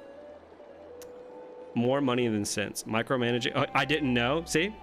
Well, now you know. More money than sense. Micromanaging a space station full of herdic cultists and more IPT connections. Yeah, but like, I feel bad saying I don't really care for her because she's a side character, right? Like, a character in the main story that I absolutely hate is, what's her name? People call her QQ. Is it, what, Ching Chui? Is that what it is? Her usage in that story quest pissed me off. Like, I was just, the whole time, I'm like, what are you doing here? Why are you here? You do nothing. Like, Asta at least was there for like a few seconds. She didn't overstay her welcome. She was fine. We just leave. Like, everyone on the space station, other than Herda, is a character that exists for the pulls at the beginning in 1.0, and they're side characters that have like fun little cute quests. That's kind of it. Like, no one there truly matters. Can you fly? No, I can't. What a weird sentence, Leon. Why are you asking that? Can that Swordmaster fly? Good point. But what if he does grow wings? If they had wings, I wouldn't have made it out of the grove. Swordmaster with the wings? That's a relief. Anyway, since the Flame Reaver has 2 targets, we need to move. Okay, I like this idea. With the distances between Akama, the grove, and these potential targets, I believe we should bolster our defenses and... Oh, it's Dan Hung. Hold on. Can you guys hear this? Let me know. Hold on. Hold on. Can you hear this? Does it sound crazy, or does it sound like my normal voice? I wonder if I'm just speaking right now and it just is me normal, or if I'm speaking right now and it sounds absolutely wild.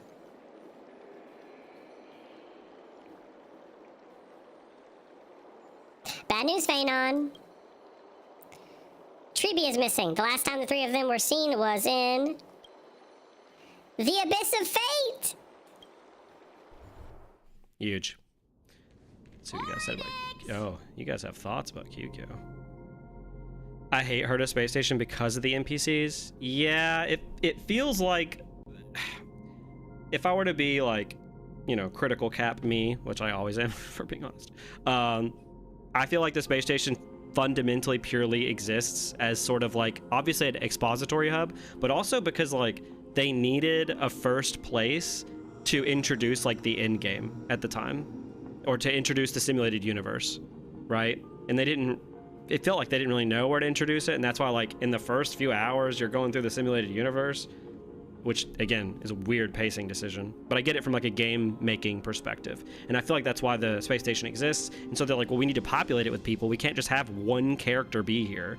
And so that's why you have characters like Asta and Arlen. My opinion on Asta is that she's cute. Ching Chui, yeah, that's what it is. Even Ching Chui didn't want to be there, lazy bitch. There's some fringe theories that Void Archive infiltrated the IPC and took the position of Diamond, because in the IPC trailer, the art representing Diamond has a golden hand like Void.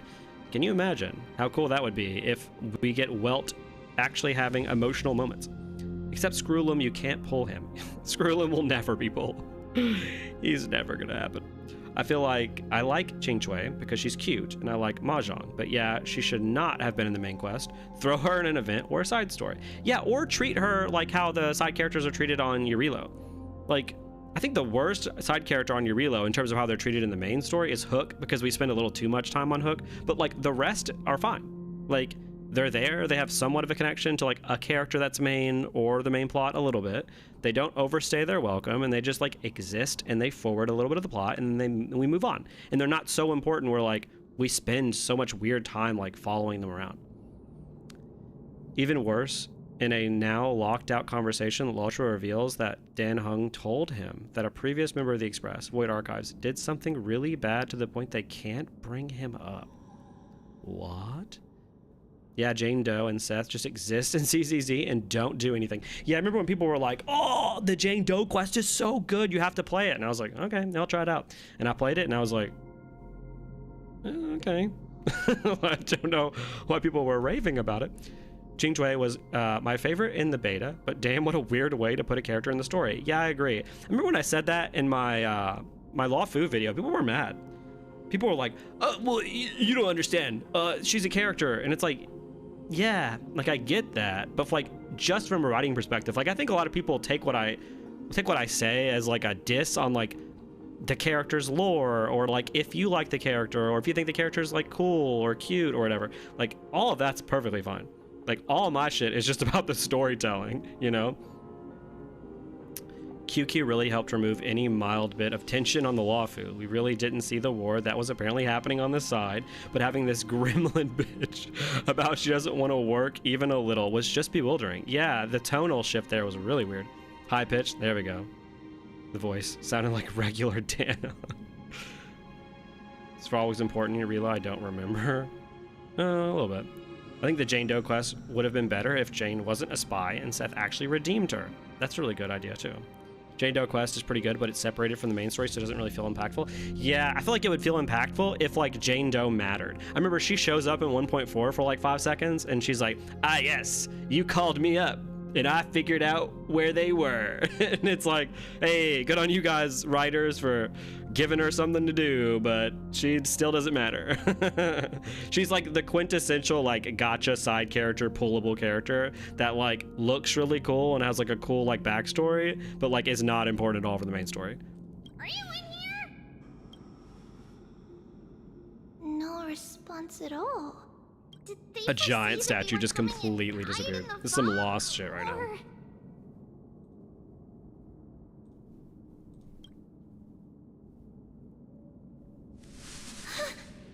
I heard the Seth quest in ZZZ is really, really good. The Yelan of ZZZ, 1,000,000,000,000%. I still to this day can't fathom like why Yelan has been so underutilized, especially considering like her role and like what they could do with her. It's really weird. There's other people in it. This is spooky. It's the dolls again. What? Huh. Listen, footsteps. Fast ones. Ooh. 3 or 4 people coming this way. Come on, we need to hide. Whoever they are, we can't let them see us. Trinan, come check this out. Uh-oh. Oh my god! What's this? Trian feels like it's so familiar. Are they gonna do it?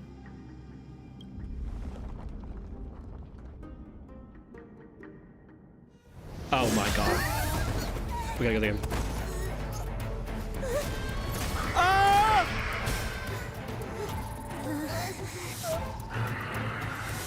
Can you imagine if they actually follow through with this? Oh shit!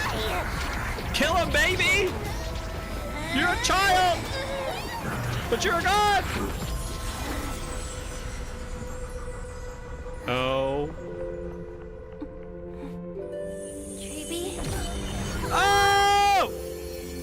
See you tomorrow. Ah! They did it! I said it would be too dark if they did it, but they did it!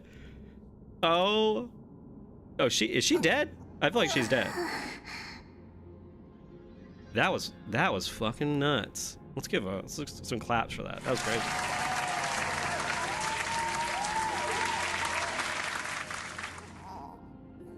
Where am I? No, this is a nightmare if I woke up to this. You got fucking Barbara over here on the left. Voiceless Dan Hung.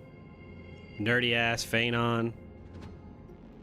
My ass right there. Trailblazer just... Little gray, snowy, and applause for a kid's death. You know what's funny though?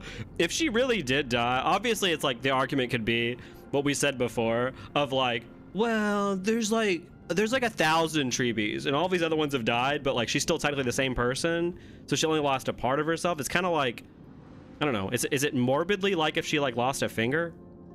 Like, I wonder like how intense that is. Was that a separate being? You know what I'm saying? Like if you got split in half, are those just two separate people? Who knows? You know what I'm saying? Wow, this game promotes child abuse. No. It promotes child death.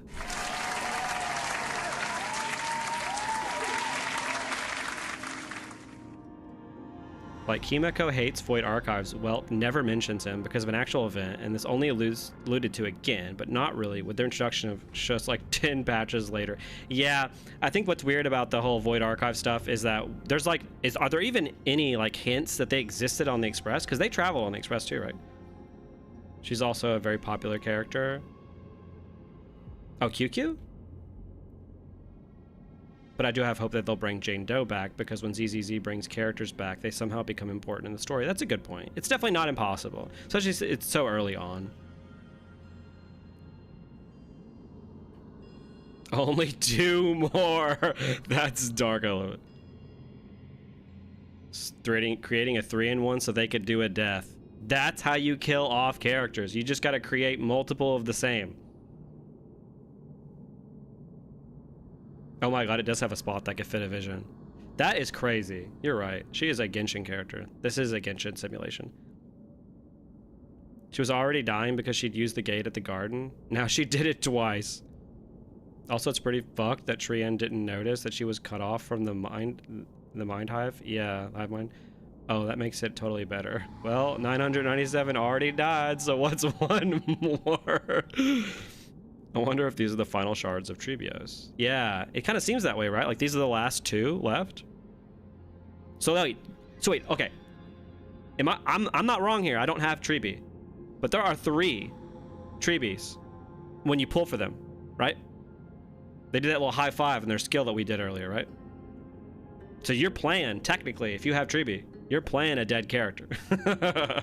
You're at least playing 1 of 3 of them are dead. Wow, we should really write the writers on this.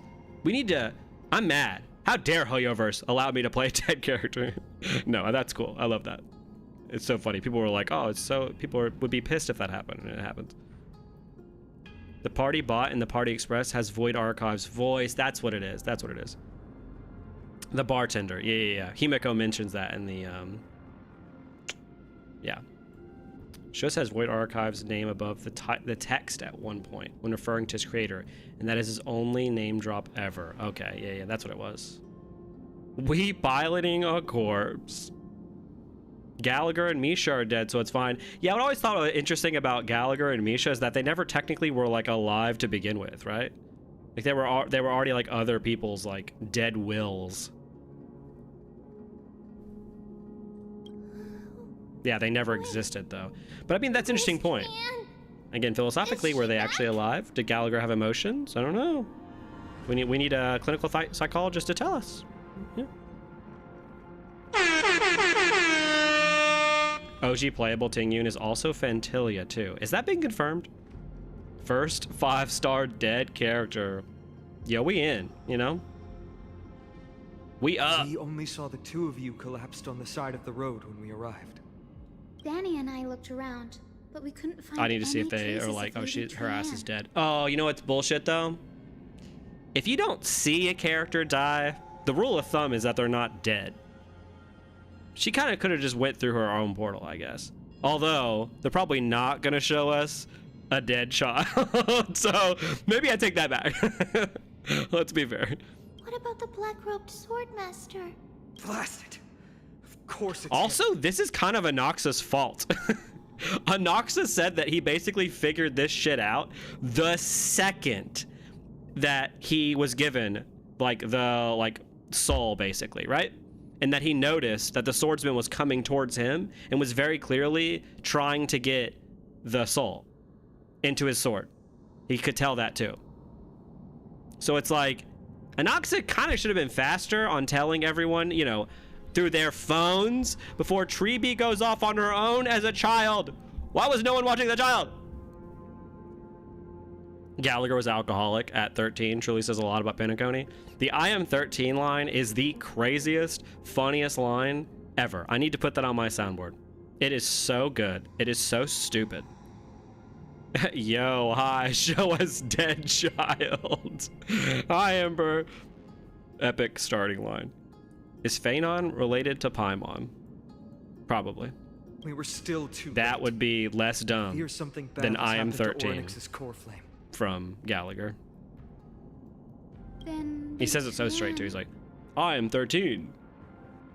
she doesn't have much divine power left. We can barely sense anything. No. Don't tell me that. Tell me she's dead. Trian, I have a bad feeling about this. That you're both safe is already a blessing. Everyone, we must take action now. We should split into two groups. One group will stay in the abyss. The other and will meet up with bury Elias' Trian. reinforcements, then search for Trian's whereabouts. The other group will come with me to pursue the black-robed swordmaster and recover the core flame. Recover the core flame? Hold on. Excuse me. There's a dead child, Phanon.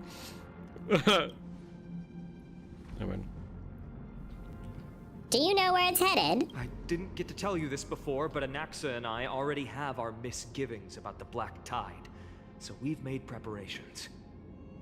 Anaxa didn't know Tribios was about to face up Ornyx, but then again, he is just Anaxa. To be for real, Anaxa didn't know Tribios going to Ornyx, and Flame Reaver killed Ornyx. True. That was a, you know, Anaxa, maybe not the smartest one in the world. Maybe he should have went to the God Baby and been like, hey, dude, I'm going to tell you this first. You're the God Baby of wisdom here. Who's the worst character in each of the Hoyo titles? You're going to get me canceled. No, let me think about that for a second. Wow, we are really gunning for that first blood here. I'll tell you the details as we move. Opportunities I still don't know are how fleeting a on the game about battlefield. gambling is telling We a should hurry. 13+ story. That's a good point. God Baby, yeah. Now it's Lord Finan. dead God Baby. You know? Lady Treeby. We're adding a lot and Lady more Trina. to that. I'm glad you're all right. Did Aglaya's people get here? Yes. Lady Aglaya already knows about the situation and sent along a message. Finan, I understand that Swordmaster is of great importance to you. But if you charge in without a plan, I fear That sounds like a death metal you band. won't be the only Dead one who God dies in Baby. vain. At this point, Treeby doesn't know if Trian is alive or not because they couldn't see her thoughts anymore. No, she's dead. In my head, she's dead. Skill issue on Anoxa's part? For sure. No, Anoxa is the God Baby of wisdom. See, they lost their title at this point. Trian was the God Baby of fast travel. That's true. Yeah, she was the one that could get the DoorDash in her room. Forgot about that. I understand. DoorDash portal. Hatred. Also, is a Treeby is hero's close to deadliest Aglaya, poison. who Anoxa hates and distrusts. I have no intention Yeah. of fighting alone. He was like, you know what? If that swordmaster really That is baby related to the Black Tide, has a friend I don't Chrysos like. heirs must not take them lightly. Honestly, that baby raised Aglaya. That's probably why Anoxa doesn't like her. Maybe Anoxa's the sword guy. I have indeed planned to return to the Holy Had to kill City Aglaya's like and discuss pseudo mom, strategy like with stepmom, stepmom baby, all the help we can get for stepmom. this encirclement. Maybe it should be stepmom dead God Baby. There we go. That's the name of the death metal band.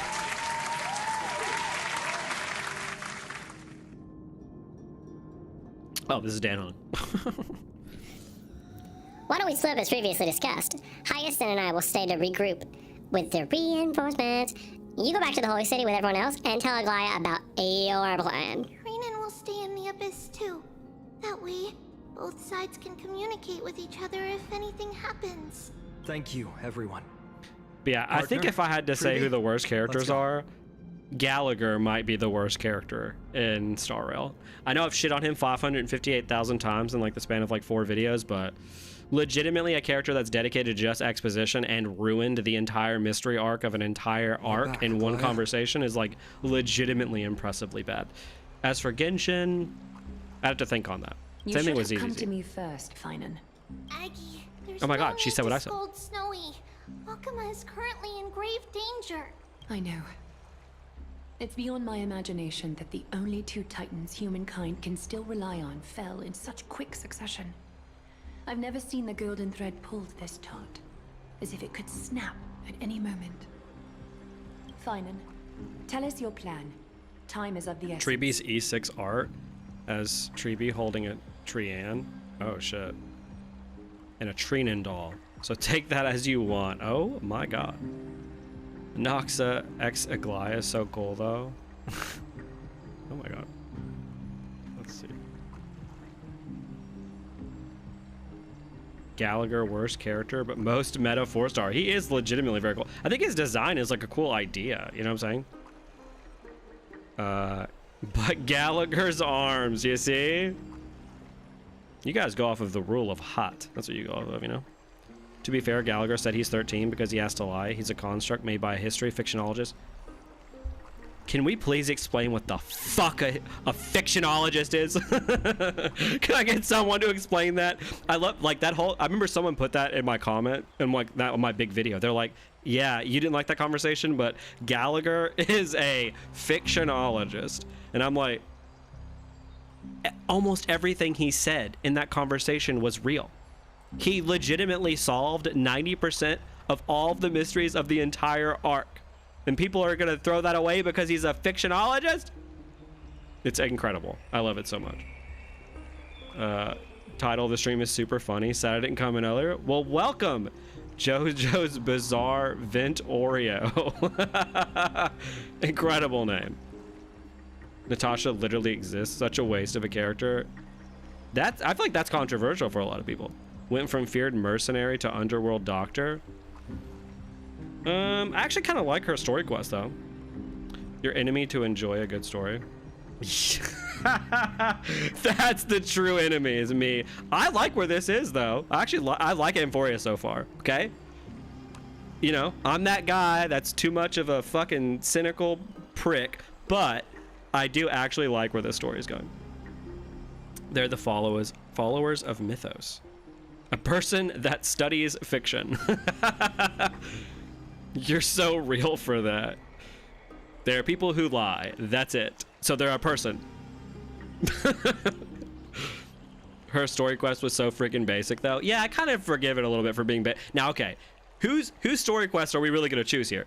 Are we going to choose Natasha's cool story quest, story breast? Oh my god, watch out. You know, her story quest. Or are we going to choose like any of the space station story quests? Oh no, I got to go find a dog. Maybe my dog doesn't like me anymore. We really going to do that? Actually, their deal is to create false documentation to troll historians. When does he do that? When does Gallagher do that to us?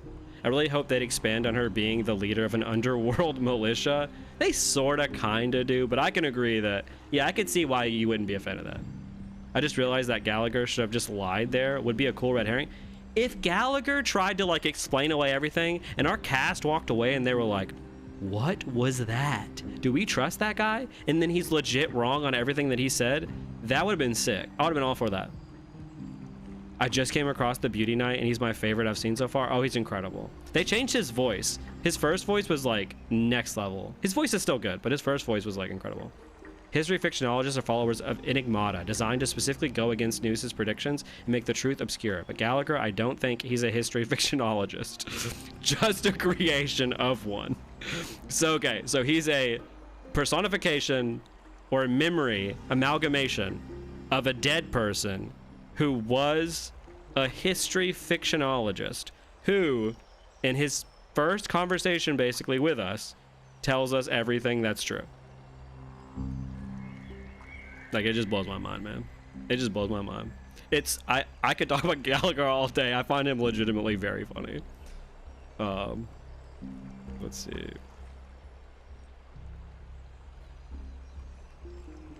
Fictionologists go around muddying history and lying about stuff. When have we actually seen that? A creation one. The idea is more about the universe is known, the more predictable the future becomes. News's calculations, for example, are always 100% correct.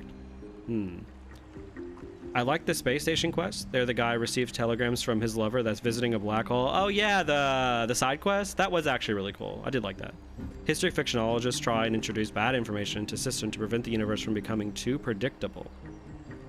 How does that work if there's a god that's able to tell what's real? To be honest, I am a massive simp for Raven, so Natasha was just a huge downgrade. Okay, that's what it was. They complicate everything.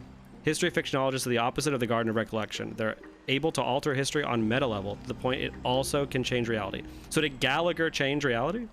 Because if the universe becomes too predictable, it stops being possible to change possible futures. I wonder if, does that make Elio a fictionologist? Or is he just able to read the possible strands of the future that could happen? Your confusion is valid. I love Gallagher when he was introduced, but I genuinely don't understand what they did with him. I still hate how he had that cliffhanger with the meme stabbing Sunday only for it to be nothing. The amount of cliffhangers of people dying in Pentagony, go back and watch them. It's actually really funny. Like, there are so many fake deaths in Pentagony. It's like baffling at this point. Yeah, that is literally what a story is meant to dodge. Sim universe lore. Legit Star Rail best content is the side quests? Yeah, at times for sure. Fictionologists are what made the characters' kits also. Mythos was born specifically to counter News's predictions. Elio seems to be connected to Terminus, the finality. I think Elio was confirmed to be a follower of Terminus. I kind of would have liked the idea if Elio wasn't a follower of anything. Wouldn't that have been sick? Like, I feel like it's where Genshin's eventually going to go. You know how Genshin has all of the elements, and all of the elements are attached to an Archon, and all of those Archons, I think, get their power from Celestia. Correct me if I'm wrong. Or at least the elements do. I think eventually we're going to get, like, a null element, which is, like, a humanity element, which is not connected to Celestia at all. Like, imagine how cool that would be if, like, people come into their own abilities. Like, the Traveler is, like, such a badass at one point near the end of the whole Teyvat story, and he's getting, like, his ass beat down by, like, an unknown god or some new main bad guy. And then, or that, like, the guy who's, like, trapped in that stone, I forgot his name. And then he comes into a power of, like, a humanity power, and it's, like, a new element. That would be sick. And eventually the game's gonna have to, like, for gameplay reasons, introduce a new element. Like, it's just gonna have to happen. People here have no idea what they're on about. That's just me as well, to be fair. The title of Destiny's Slave is also very on the nose of him being a follower of the finality. Ooh. Then you have characters like Polka Kakamond, who likewise interfere across history, preventing people from learning too much. Who the fuck is Polka Kakamond? am I wrong? So, fun fact, the powers in Genshin aren't connected to Celestia. So what's the point of Celestia again, in terms of, like, the Gnosis? Are the Gnosis powered by Celestia, or are they just a connection to Celestia that the gods grant to Archons? Element of God in anime? Yeah, that's definitely what it is. But it's unclear if Polka is aligned with the history fictionologist news or someone else. Genius Society crazy chick. Has Polka been in the story? Who the fuck is Polka Kakamond? I feel like I'm going crazy. Was she in the main story? Genius Society member number 4. Okay. Aglaya is so hot. Yeah, we've just been staring at her fucking. Should be doing this the whole time. Lore only. Okay, thank God. I was like, am I going Trian right now? Like, am I losing my memory and going crazy? Am I about to open my, like, you know, portal over here and get some food with it? I mean, during the last conversation, Avuika talked about people using power without vision. Oh, Mauika. Oh, yeah. Simulated universe only, and she's scary as hell. I haven't beaten Natlin, though, so spoilers! No, I'm kidding. So much important lore is in Simulated Universe. It's crazy. Dude, there's so much in Simulated Universe. I legit feel, like, overwhelmed the second I walk in there. I'm like, give me a Gallagher in here, you know what I'm saying? Maybe they were right. Yes and no, Genshin's powers get complicated when you learn about dragon lore. Yeah. I remember in the second retold video, I like recount the lore that was given about the dragons, and that shit's cool. I just wonder, like, is that, I guess that's where the powers did it technically originate, right? With like the dragon lords, and then Celestia, or no, the person who came to Teyvat conquered the dragons, right? He beat the dragons, and then Celestia came into being. I'm probably getting it mixed. Polka's only in Simulated Universe. Okay, good. They should make Electric Kazuha playable. How sick would that be? A double element character. Mark my words, we will see that as well. I think we only have a picture on the Herta station. Polka Kakamon is a member of the Genius Society. She removed all records of her face. She also has power over probability, and she is someone who prevents chaotic events like major breakthroughs. That sounds insane and cool. And this time on the radio in the train parlor. Okay, I'll listen to that once before Penacony. We directly interact with Polka in the unknowable domain expansion of the Simulated Universe. Okay, I just haven't done that yet. You're correct, yet Celestia stole power from the dragons. You'll learn more if you finish Natlin. Oh, okay. Okay, so that's expanded on more in Natlin. Yes. Do we think that there will be like a null element vision, or are we thinking, like, how do you think that they'll introduce new visions? Do you think we'll just go somewhere new? A sign the black tide has spread further. Or like new elements, not visions. They don't have, I guess they don't have to be connected to visions. Chaska is already using 5 elements. Yeah, well, yeah. So are some other characters. I mean, like, actively they have, like, actually, like, 2 visions. Regardless of whether you're right, this being is still far more aggressive than I saw people hypothesizing that the Traveler might be able to change elements on the fly in the future. That'd be cool in battle. In battle, can you imagine how crazy that would be? That'd be sick. Delusions, maybe? Yeah, delusions are one of them. I guess the delusions they're faked though, but that is interesting. Those are like man-made though. Well, they're man-made by using dead god energy, right? Yeah, Kazuha is the only one we've really seen so far. There has to be OG Traveler has like light as an element. Yeah, right. When we first ever see them. Herta's experiments were repeatedly sabotaged by Polka to prevent her from widening humanity's knowledge. Think of someone who silences Einstein or sabotages the Large Hadron Collider. That's Polka. That's interesting. So she's basically villainous. Something like Quantum Imaginary would be so cool in Genshin. That would be sick. Like, just imagine, like, we've already seen that, like, space between worlds. Again, maybe it comes in between Natlin, but the space that you go to at the end of Fontaine, where, what's her name? Skirk, right? That's her name? Skirk? Where she's at? I feel like there's got to be something there.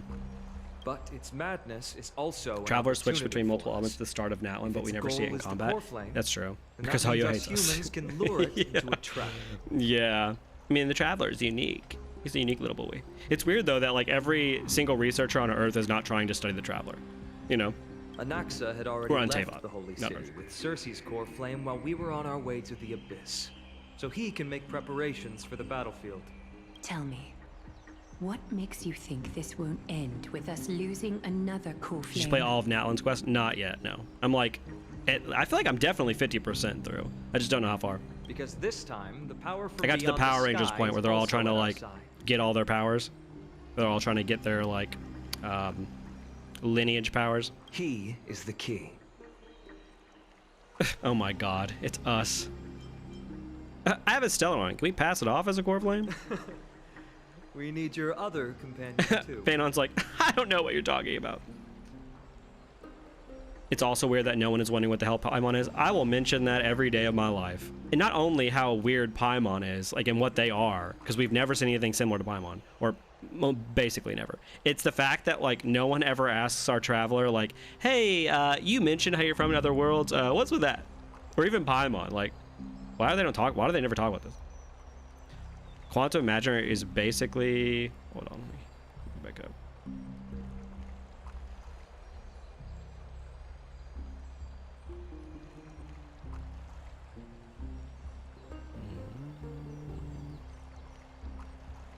Quantum Imaginary is basically chaos and order. You have to be pretty strong to wield those concepts as power. I hope they drop some eventually, yeah, in the world. Yeah, she basically is. She believes that she can push the universe into a stagnant state that makes everything predictable. Currently, the universe isn't deterministic. She wants to be. Yeah, that's another thing where it's like Elio is trying to find a future in which we beat Nanook, right? That he continually sees all these different futures where we lose to Nanook, and he's trying to like force the future where that doesn't happen, right? Isn't that sort of deterministic in a way? If there's like different strands, but you can see all of them and like you can see where they all end. I guess you could argue like, well, there's different endings there, so I guess it's not technically deterministic.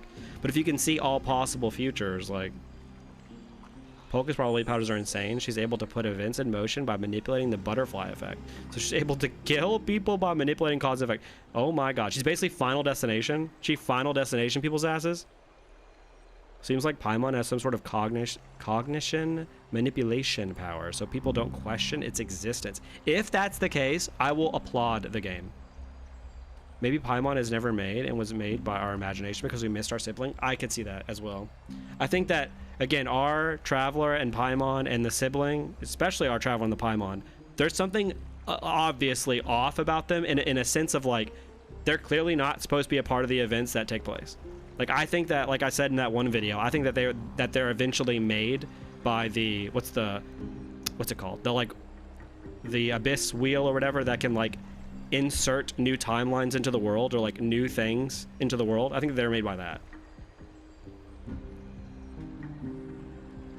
That's what is mostly believed in. If you get a chance to read up on Polka, do it. She's IMO, one of the most interesting characters they've introduced in the lore. See, that's awesome. If she shows up and she's like crazy and like actually villainous, that'll be really fun. Final Destination is a great comparison. That's exactly what she sounds like. That's so cool. Not really. If Polka succeeds, in theory, it'd mean that Nanook's future victory would have been decided. Okay. So basically, there's all these different timelines people can go down, but if Polka gets what she wants, there's just one timeline. She's walking Death Note, basically. Like, imagine riding a rock on the road, and you calculated that the action will cause the downfall of an empire 20 years from now. That's Polka. Yeah, that's 100%. Oh, kicking, yeah. That's 100% Final Destination for sure. I theorized illusions don't have to have the life-sucking side effect, but the heavenly principles put like a rule in the world that said only people that can use elemental powers safely are visions. Yeah, I can also see the argument that like the reason they like suck away your life force is because they're made of like dead god energy, right? That's what they're made of, right? That's why on Inazuma they were like mining the god remains so that they can make more delusions, right? Wasn't that their whole like purpose on Inazuma, the Fatui? Oh god, Mim's back. Oh my god, we started back at the worst point. I see. Ugh. Fine, and that battlefield you mentioned, is it Castrum Krymnos? Yes. I'm sure everyone remembers the astonishing miracle our partner here performed with his companion during the battle with Nikador, and how they awakened Castrum Krymnos' past. Castrum Krymnos, man. We've been there like 5,000 times. That will be the key to our victory. We will use Orynyx's power to once again open a passage to the past and lure our enemy inside. Then we'll seal the Flame Reaver in the Maze of Time. What is the Maze of Time? I'm here for it. Orynyx has fallen, and Yanis's divine power already. But shouldn't Polka be belongs to foreshadowed Akuma. in the story and not Once through we things you take have to back the find? core That's just flame, half-assed. The Swordmaster will Yeah, have I feel like that's true with like every cool thing in Star Rail or Genshin, that like we probably should have these cool things in the main plot.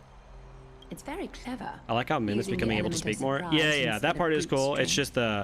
just if there was like 3 Mims per conversation where if she was just like Mim Mim Mim, and then there was like a full sentence, I'd be okay with it. It's that they mim her ass into a different universe. She mims so much. It's crazy.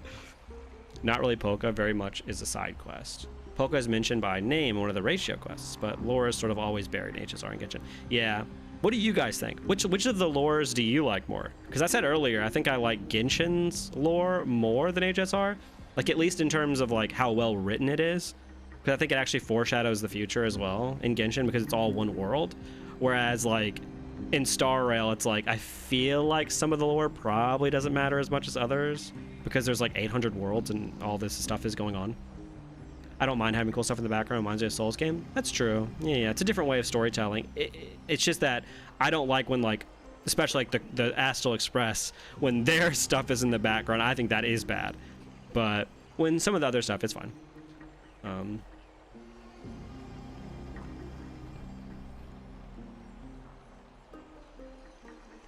Mim. Yeah, I like that as well. Just dropping a bomb in the past, does he not fear consequences? No, he doesn't give a shit. Finon's not the smartest either. Honestly, it is a big gripe of mine that so much is locked behind Sim Uni. The whole thing with the Order was foreshadowed exclusively in Simulated Universe. That is wild. I really hope she stops miming. Yeah, me too. Mim harder. Yeah, maybe this is just like this is a skill issue for us. We just need to accept more mims. Genshin's lore is the best. I think so too. Like Herta, we know she's not the real Herta. I think in from the start. I am a slut for space opera fantasy sci-fi. So HSR. Okay. I'd love to see a whole paragraph summed up in one mem. Can we please? I'd pay. Ornyx has fallen. Yes, by the flame thief, you imbeciles. I enjoy HSR more, but I'm biased because I have a preference for the mix of magic and sci-fi shit. Yeah, do you guys watch Doctor Who? Please tell me you guys have seen Doctor Who if you guys like HSR. I think we know from the start. HSR was fun when there were 20 factions, but now with 100, it's just boring. There are a lot of different things going on. Star Rail has the potential to be the coolest, but from what I've seen thus far, Genshin takes the cake. Yeah, I feel like Star Rail is going to need to start connecting all of these worlds in really interesting ways and having different world main characters interact with each other in unique ways and not just in events. And I feel like maybe then the ball will really get rolling. It's kind of like Genshin. I need characters from different nations to really interact in the main story. Like we've seen that a little bit, like with like Tartaglia and Fontaine, but like I think we need more of it, right? The issue is obviously from like a game development standpoint, when you're making a gacha game, you need to have all these other characters, and so it makes it harder to be like, all right, let's spend this much of the script on characters we've already established that people have already pulled for and people have already bought, and then let's do all these new characters that we're like basically legally obligated to include because this game is a gacha. I like both, but Genshin is more self-contained for sure, so it can be easier to get invested and follow along. I have a timeline on a whiteboard going through ancient Genshin lore. Yeah, like that's fun. Yeah, I think that, and that's why I made the Retold series as well, because I was like, this stuff is gonna matter probably in the future, right? Like all of the stuff that happens early on in the game is gonna at least have some, like, at the bare minimum, like symbolic connection to how Teyvat ends. I prefer HSR, big powerful being, philosophical concepts, looking at tiny human. It tickles my brain hardcore. Yeah, I do like this sort of like, the Aeon stuff is actually really cool because that stuff really does permeate in each of the worlds. And it also has like the path connections for each character. Like that stuff's really cool. I actually do like that. Genshin for many reasons, but mostly because I spent the most with it, so I'm already 100% invested in it. But yeah, the time that you spend on these games definitely affects how you think about them. I like HSR more, to be honest. The Aeons and philosophical paths are really cool to me. Yeah, I agree. The paths are really, really cool. I mean, what is that plan? Let's trap the guy that killed the time god in time. Never seen it. I'm a slut for the 10th Doctor. Oh yeah, we're talking. Dude, Doctor Who's so good. Dude, David Tennant. Yeah, 10th Doctor, amazing. But also, Mim Puppy.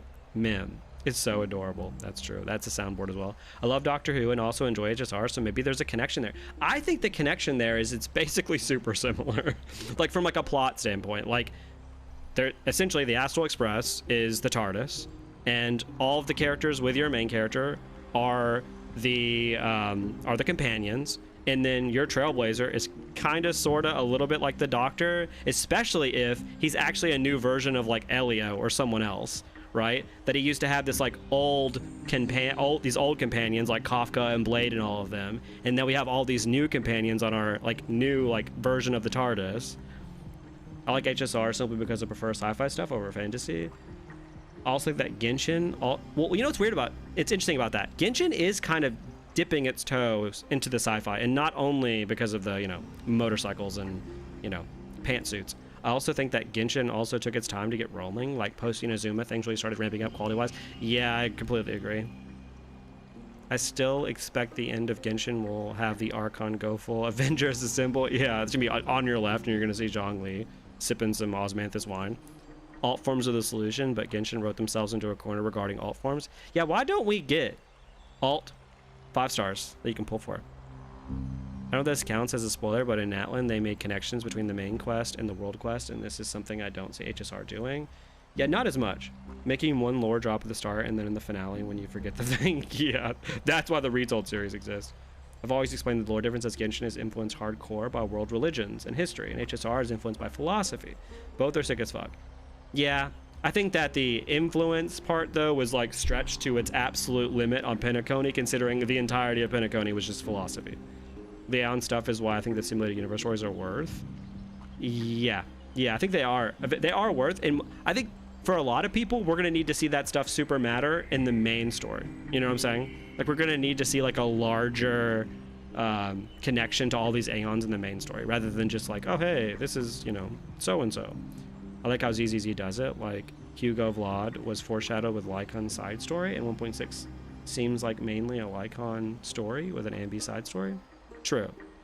I think that ZZZ already feels like, I mean, it legitimately does have a smaller cast, but it like already feels more cohesive.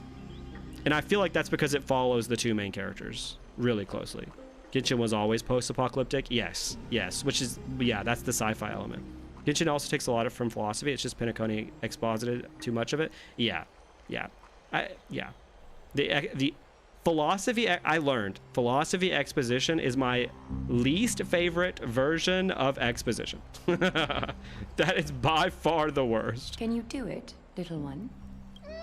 Are we sending Mim on a suicide mission? Because I'm all here for it.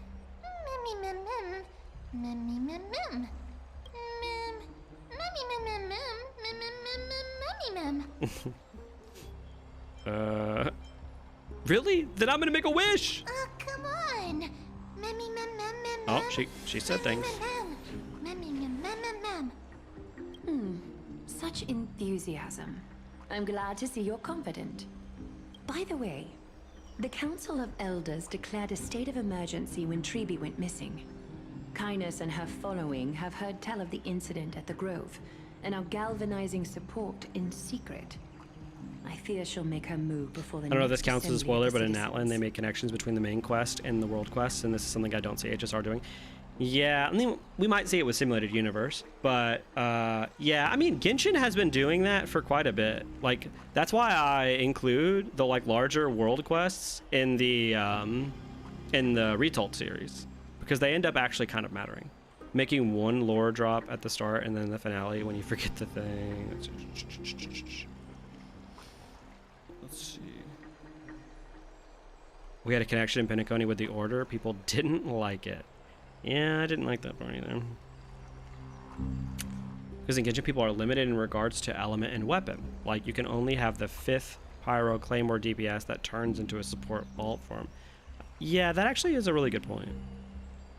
ZZZ is more intertwined, I agree. One thing I noticed about Genshin is that with each new region, it's more evolved from the last. Yeah. Hell yeah, more dead children. I don't like the Natlan character design. Yeah, a lot of people do not. I'm still like, I don't know. I would say I'm like on the fence in that I like it.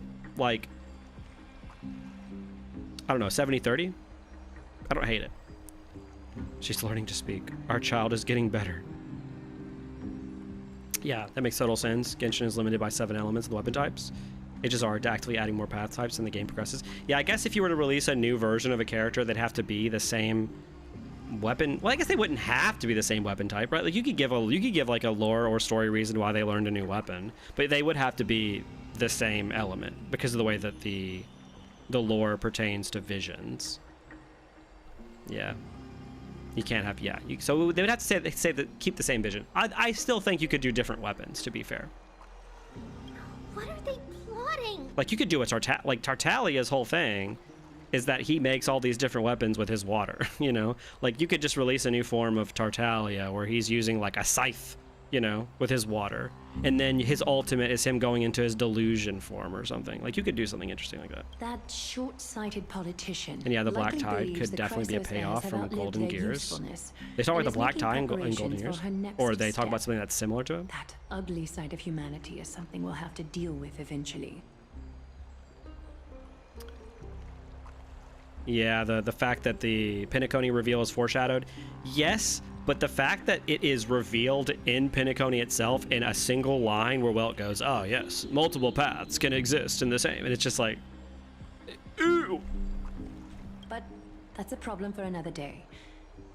Yeah, Tartaglia is the only character who has high alt alt form potential, especially Tartaglia. Yeah. Under control for the time being. Finan, it is my hope that we can come to an understanding on this.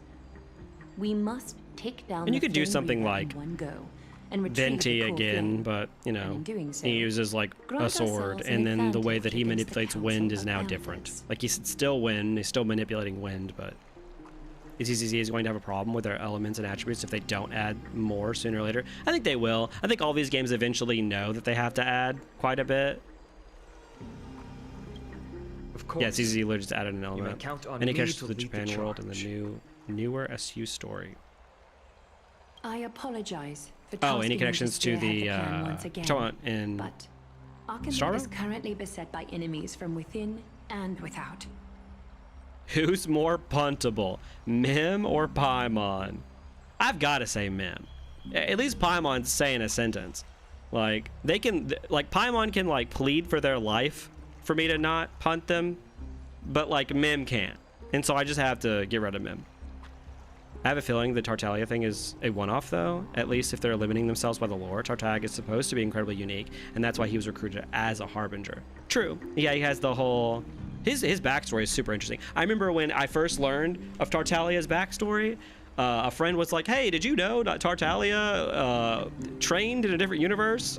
And he like fell through a hole, and as a kid he was like trapped there, and he like trained, and I was like, what are you talking about? Like that was not in the main story. And he was like, oh no, it's in the character profile. And I was just like, oh. And then eventually they do talk about it in the main story by like expositing to it about it randomly when he meets the Traveler again, like out of nowhere. He's like, oh yeah, by the way, here's my backstory. And I was like, what is going on? At least they mentioned it though in the main story though. I'll give him props for that. Albedo has potential too, don't forget, 1 trillion. There are, again, I think we could sit here and we could really list a lot of characters that have alt potential. There are a lot of characters that could get alts that have like really interesting and unique kits from their OG versions. Everything with Child screams protag. Like if the Traveler wasn't in game, then he's the most protagonist character. Ooh, that's a good question. Who do you guys think is the most protagonist character in Genshin? That isn't the Traveler, obviously. The situation brooks no delay, and we have precious little time to confer and discuss the plan with you. That being said, you are the key to our success, and I shall respect any decision you make.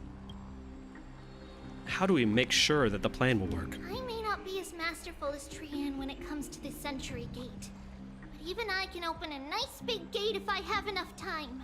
As for whether we can take back the core flame, that will be up to Anaxa's capabilities. Based on what I know of him, he can do it. How do we guarantee my safety? I'll be honest, we can't. Oh, well... But the Flame Reaver will have to step over my dead body if they wish to do you harm. Whatever Mim's plan is, I'll follow. She's been alive for like 3 days. We are grateful to you for your aid, and to the rest of you as well. Now, let us be off to begin the hunt. May carefully sharpen our gaze and grant us victory over the enemy. Okay. Let's do what Mim wants. You mean Mighty? He's dealing with where's Mighty? different problem. Don't worry. That man would never miss out on this fight. Yeah, G. Are we gonna see that guy again? The Swordmaster? Because he's cool. Oh, okay, Mighty.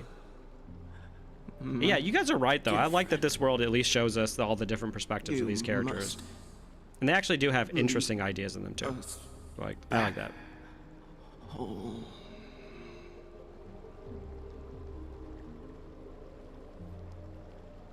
Yelan, interesting choice. Child or Mawika, in my opinion? Child. He's Mr. Worldwide for a reason. No one else leaves their nation. That's a good point. Not a lot of people travel. Like, I remember, was it Ayaka? One of her main things from her first story quest was that she was interested in this idea of traveling. And then she travels to Fontaine in a random event quest, and it doesn't matter that much. Alhaitham, but only if we go back to 2010. Oh, this super interesting lore. Yeah, it's in the character profile. It's one of the Helioverse things of all time. Like, what do you mean owning a character gives you access to making them more interesting? Yeah, I agree. And people will like again, it's Twitter. Let's just be very clear here. It's Twitter. But there are people on Twitter who will like, I'll like be reading through comments and they'll be like, yeah, like I can't believe people don't say X is a good character, even though in their lore profile it says that they did, you know, Y and Z. And it's like, that's not the storytelling. That's like cool lore bits. Like, it has nothing to do with like the actual usage in the main story. Right? You could have the coolest character of all time, but if all I see them do is bake a cake once, that doesn't make them a good story character. It's insane. Albedo is a Chekhov's gun, but at this point, the trigger is too rusty to fire. It's been so long since he's had relevance. Yeah, they like brought in one of the coolest ideas Genshin has ever brought up, which was the idea that he has this like essentially clone brother who like wants to be him and wants to like live his life. And then they said, okay, we're done with Albedo. See you guys in 4 years. Bye. Like, it's crazy. Probably Wanderer. I think out of all the characters so far that I've seen, I think I agree with that Wanderer take the most. That's Wanderer is the what? Am I wrong, or am I right? That Wanderer is the only character we've seen so far in Genshin get their vision in the main story. Am I wrong? I feel like, am I forgetting something? Because we see Farina get it in her character quest. Yoimiya, she just screams, I'm gonna travel all over Teva. That'd be a fun game. Just like how Nouvelette's character stories talk about crazy things and the origins of visions. Yeah, that's nuts. Why does the Trailblazer have a mascot? That's a good question. Marketable plushies, and that's a good answer. ZZZ doesn't have lore profiles. That's good. I think I forgot that that's the case. Feels like I'm watching a TV show with all these different POVs. I like it. Me too. I love that. Worse if you're a Welt fan. His character profile doesn't even have his lore in it. You have to go out and read the official webcomic and play another game. I hate that so much. I legitimately hate that. We saw Farina get hers. Yeah, Farina in her story quest. There's an NPC. Oh yeah, in Sumeru NPC. Yeah, but in the main story quest. Main story. Yes, Wanderer was the first playable character. I'm gonna keep glazing ZZZ. I love it so much. I like it a lot too. Bro forgot Peak.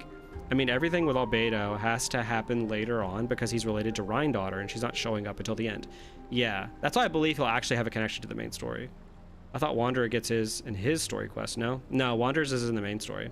He gets it when you're fighting when it's after the god form, right? You go into the world. You go into the world tree, and then he deletes himself, and then you meet himself again. And then he regains all those memories, and then he gets his vision, which in probably one of the coolest scenes in the entire game. Oh, character quest does count. Yeah, I mean, it's kind of crazy though if you think about it. If we're including like world quests, character quests, and main story quests, there's only been like what 3 or 4 characters we've seen get visions in like 3 or 4 years. That's a little bit insane considering like you would think like a vision is like the time to like explain what drives a character, like when they get one, you know? Yeah, well, lore's crazy. I can't believe you have to go so far out to find why he's so powerful. Yeah, and it's honestly in Star Rail, it's a little hard to know how powerful he is because the game doesn't really talk about it that much. I felt the POV switches got to be a bit much at the end, but overall they were pretty good. Yeah, I think I'd rather there be a little too many POV switches rather than us just staying as the Trailblazer and like when he doesn't matter that much. Character quests never count as main story because never doing that shit. Do Farina's though, for real. If there's any character quests in the game, I would say to do like, okay, there's a lot of them. There's like Ventis and like Eula's and shit, but I would say definitely do Farina's. Farina's is great and legitimately super interesting. I also think Farina is probably one of the best characters in the entire game. Yeah, Zhongli quests are so interesting. I think it is the only must. Zhongli's are good too. Yeah. To be fair, like I remember in the Tectone video that I made where I like go back and forth about character quests, I do think there are a lot of good character quests in Genshin. Like maybe that's controversial to say, but I do think that there are a lot of good ones. Like even the most recent one we played on stream. I thought that was pretty good. I don't think it was the best, but I thought it was pretty good. You know? You and I, we're His both dad. the same. We feast On strife and fear. If you're truly capable of leading our people, Who is that beyond voice? this I swear to God, I've heard that blood-stained voice. fate, then prove it to me once more, mighty Mos.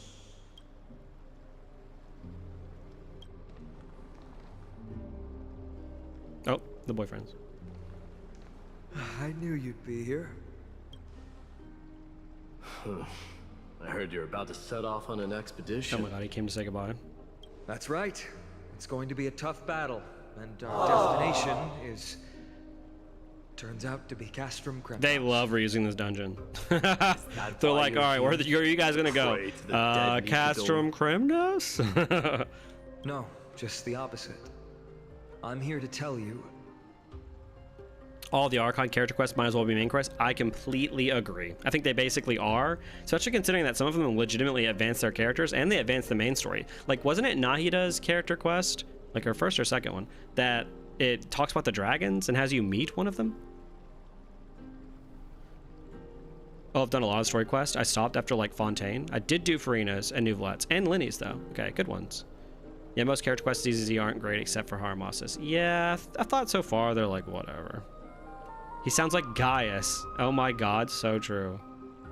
The voice was from the guy who kidnapped Trian, I think. Now kiss. Nah, Zhongli quest should have been the main story, but the other ones are in addition. Yeah, a lot of them was like, oh, these are basically main story quests, which is why I was like, I remember when I first played through Genshin early on, and I wasn't making any content on it, I was like, dude, people are gonna forget this shit really quick. Like, there's so much in these little side stories that I was like, I feel like if this ever ends up mattering, people are gonna forget about it.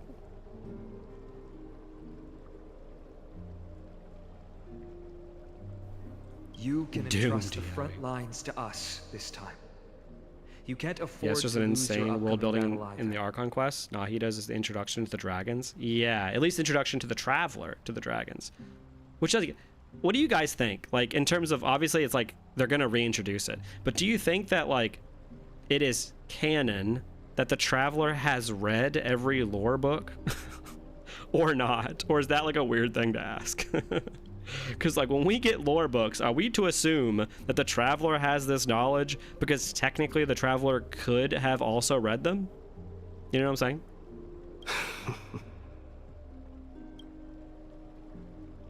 Have you heard the story of Geocles the Mountain Breaker? The Mountain Sounds like you've spoken with Cartonus. That's the name of the legendary mountain dweller, right?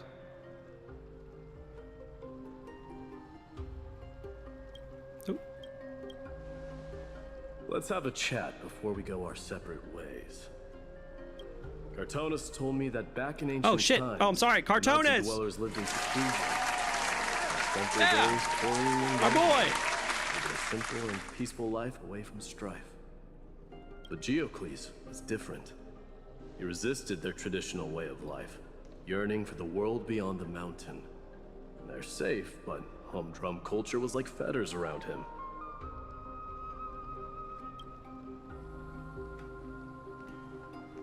He sounds a lot like you.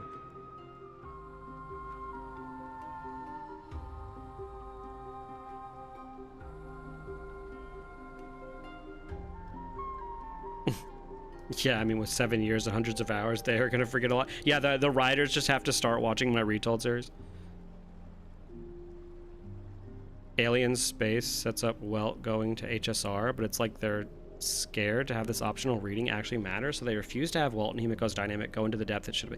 Yeah, I think it's almost like a given at this point. If there's a thing that exists for like normies to get into it, right? Like, and I mean normies, I mean like a general audience, obviously. General audiences are not going to feel like they need to have all this extra out of source material content. Like, they're not going to want to go out of their way. And the same is true, like, if you watch, like, the MCU. Like, I remember back in the day, I watched, like, Agents of S.H.I.E.L.D., and I watched, like, all the Netflix shows for the MCU at the time, and none of them were ever referenced in the main series of the MCU other than like maybe a line, if that, right? Or like maybe like an image in the background, right? Like it's one of those things where it's like they could have never expected that audience would go out of their way to watch like a Netflix show or to like watch some random ABC show about characters who aren't superheroes, right? And so they just never included it.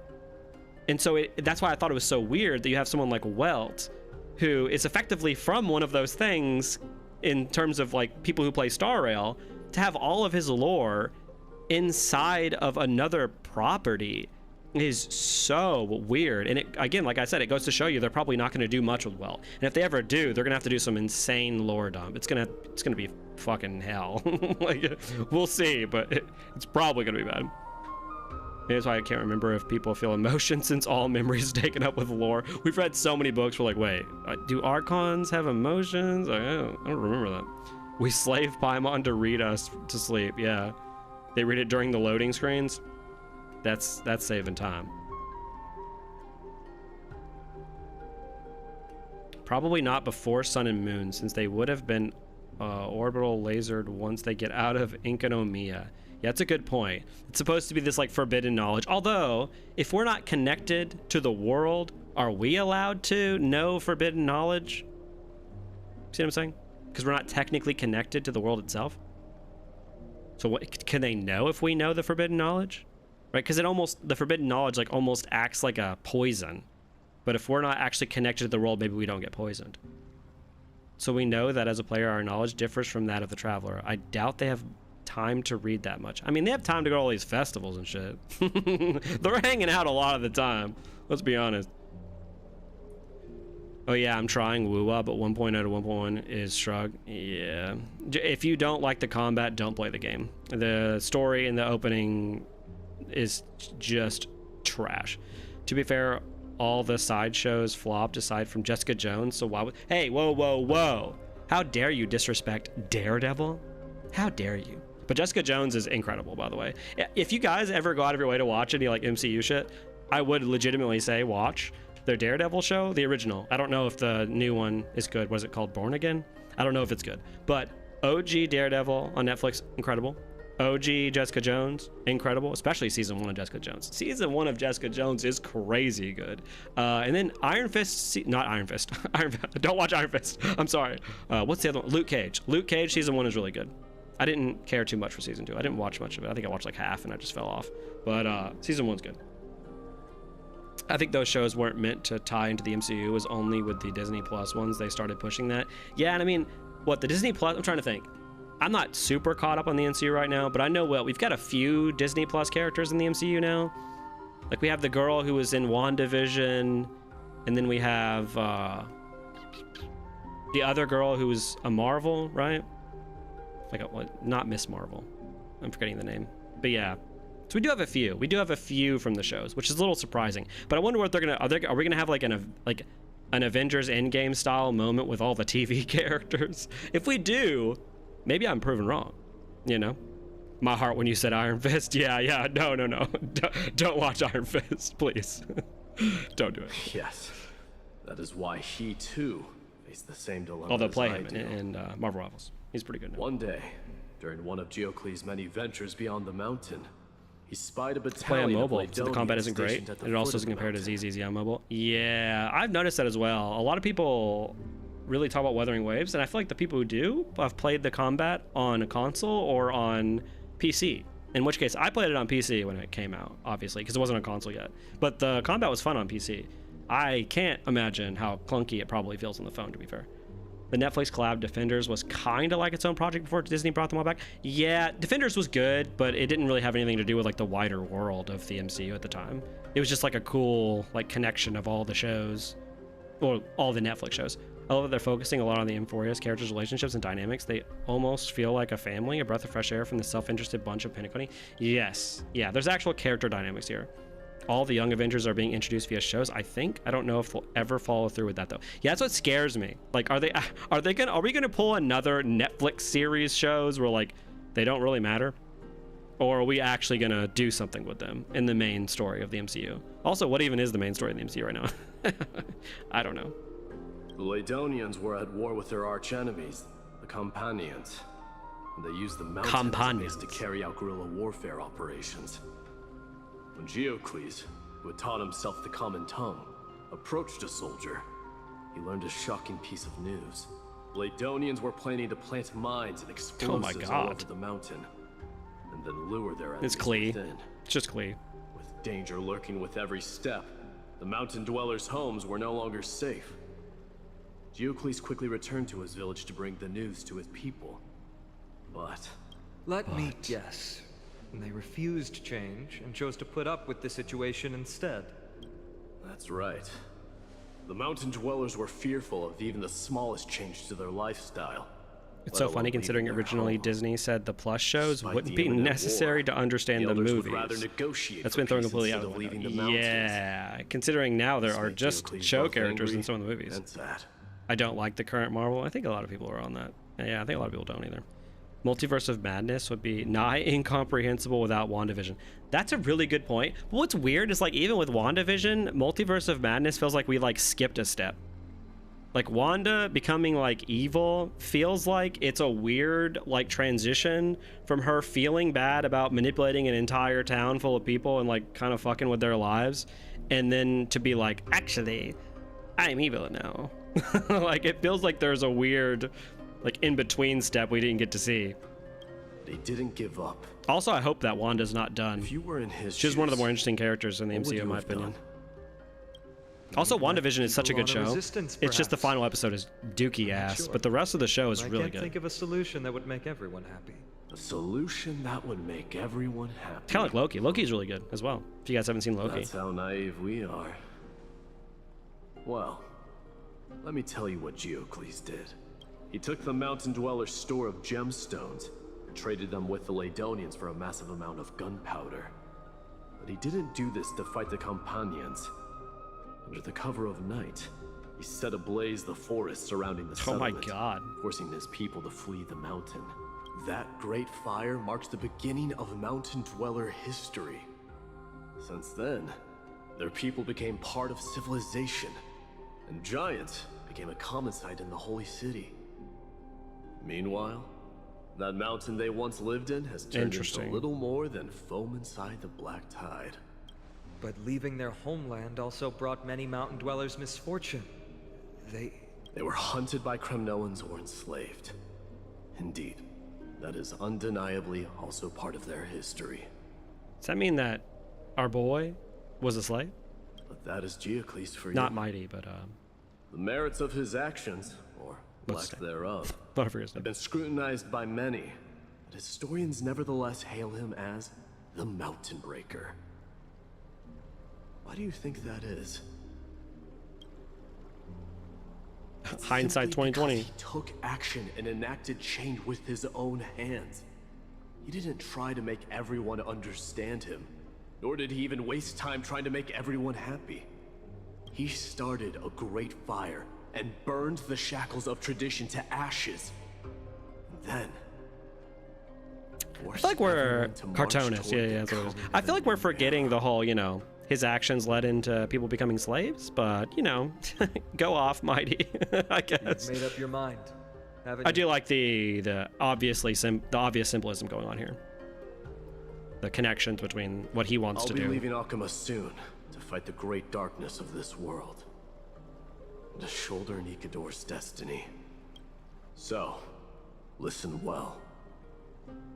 If there comes a day when we meet again on the battlefield, and I stand opposed to the flame chase, remember to stab your sword into my back through my 10th thoracic vertebra. That's my weak spot. Very specific. The only way to kill me.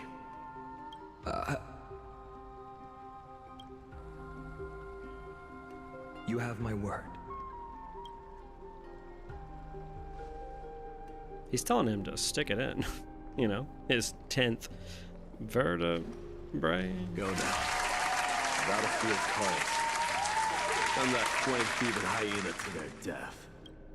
But if you find yourselves with no other recourse, pray to that blade in the sky, and loudly call out the name of the new god.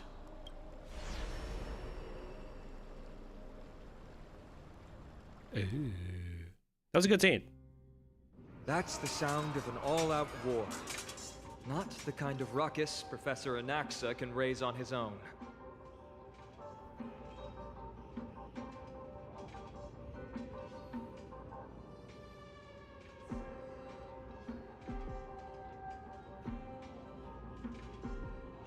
Feels like most of the newer movies, the main character doesn't have a flaw, and if they do, the story doesn't challenge them in any sort of way. I could write an essay between the disconnect between WandaVision and Multiverse of Madness. Yeah, which is weird. Like, you're telling me they had a character planned for a series about them and a movie where they're a main character in it, and they didn't plan it together? Like, that's weird. Yeah, that scene was good. Why is it so difficult to write a good ending? Shh, telling me. Mighty is talking about his dead boyfriends. Intent above results. Mighty, I get what you're saying, but using the reason that Cartoonist has a slave as inspiration is questionable. That's what I'm saying. No, the Crimnoans caused his people to be slaves. Sure, we shouldn't, discount what the Crimnoans, that they're the ones who really did it. Are A-rank characters ever relevant and interesting in Honkai Star Rail? Yeah. With the 4 stars? Yes. Yeah, they're relevant for sure. Interesting. That's up to you to decide. Yes, a Mighty basically confessed right here. These bitches are so gay. Mighty's weak spot is literally Achilles. Fell into the river Styx. It's also the same weak spot that Percy Jackson has. That's a good point. Mighty has some banger lines, yeah. And I guess this makes fine on Patrocles? Patrocles? I can feel the force of 10,000 Fujos rushing to AO3 to write 3 million word Mainan Yaoi. Ending's really hard. Gallagher and Misha were 4 stars. Yeah, Gallagher and Misha were important. The battlefield is just ahead. Don't make me admit that he was kind of important. There's already a battlefield? Just already got real? No way. A Crimnoan. Well, I love the sword. They were booking it. Did you see that? To send the Holy Crimnoans shit. to assist. Brave warrior, what's the situation on the front line? Fellas, is it gay to be stabbed in your 10th vertebrae by your best friend and you're both boys? That's called war. But Dan Hung and March are the main characters. What? True. Didn't Deglaya tell you? Well, we have been instructed Dan to Hung's assist over. you in tracking the Didn't you flame. see the 5 minutes he had on the Lawfu? Kalaya, that vile usurper. Oh my god. I think Phanon isn't specifically Patrocles, since Mighty's weak spot is fundamentally different from Achilles. Our king will be back soon. He'll be able to deal with you. So I guess my question now is, what pushed Mighty to want the core flame again? A hoarse curse lodged in his throat, refusing to escape. Moments later, he convulsed, his head drooping as his spirit departed his body, drifting towards the abode of Thanatos. The Crimnoans really are just like their king. Rest in peace. May your glory Luca and last Gwen forever. Ifen had entire major event patches dedicated to them? Yeah. I actually liked the Luca one. Did they come to fight on their own accord? Or... Yeah, I thought that the tournament one, again, pacing was a little... but... Oh my god, they're just screaming and killing things. We're almost there. Oh, there he is! Oh my god. Oh, talk with some Once characters? we Damn take it. back the I core read that flame, just as I was walking out. Yanis's passage will open. When that happens, you must evacuate immediately. Don't stay behind. The rest will be up to how well we work together. But remember what Mighty said before? Cast aside all distractions once you're on the battlefield. Let's go, partner. Today, destiny shall stand with us. Hell yeah. Phanon. Oh shit! Dope shit's happening. Whoa! Finally.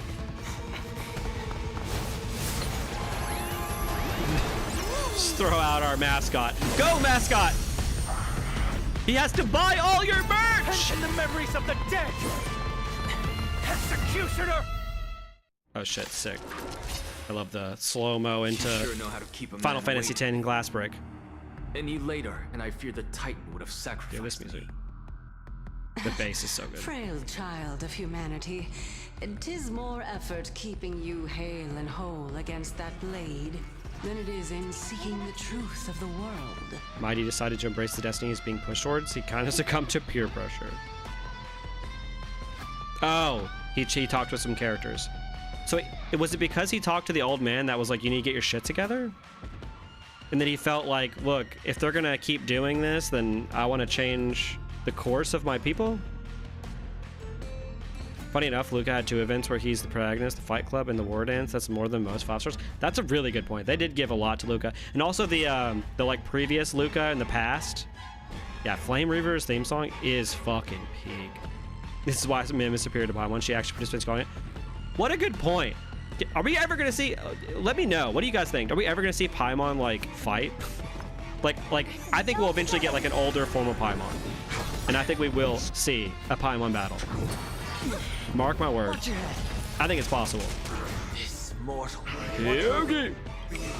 guide you on your path. The dice have Hidden been 5-star blessed. Luca for Or sure. maybe I'll take it all. Luca's a cool character, and I like that Luca is like canonically one of the few characters we've seen leave their planet, like that we've met. Conflict. Booyah! I've heard the call. I doubt farewell. Here is Ah. Show no mercy. Flame Reaver aura farms like crazy. I love this guy. If it's Phanon, Sure, I'll he's play along. putting on an act for sure. It's okay. Oh. It's okay. Oh, let's do it for the second turn. Nice. Stars echo. Yes, a bit. And the pressure from Chibi and the talk with the Smith and the little kids that want to go home where they never once were. Okay. Yeah, okay. I can see that. It's a little weird though. They like talked to some kids once that were like, "We want to go back to our old place," and he was like, "Oh, they're gonna return back to like war and chaos." And it's like, didn't you already know this? Conflict. Like you've met children from your homeland in this city before, have you not? Follow my charge. Sure. I liked it better than all the 2.0 main Trailblaze quests. Yeah, other than 2.0, I can 100% agree. I actually thought that it was not bad. Again, a little long-winded, but if you don't like long-winded quests, you should not be playing this game. We're not that if you don't like them, if you can't like deal with them. Or maybe I'll take it all. Everyone left their planet during the Ethereum Wars event, to be fair. God, I wish that, I guess what I meant was people who left their planet that like wasn't from a space traveling planet. This mortal watch over you. I love how like this music's like a horror, but also like I've heard the call. got that beat going on. Down farewell. There's no time to lose. Honestly, this villain's like one of my favorite parts of this whole this whole act. Oh, the moon hunts. Oh shit. Oh, trap card. Oh, that was sick. I think I might be rushing. I am rushing. Oh, shit. Cinema time. Whoa! How embarrassing. He's killing more kids! You didn't come down from the sky? Oh! That was fast! This city is mine anyway. So why shouldn't I go through the front door? Oh, shit. What a sick one.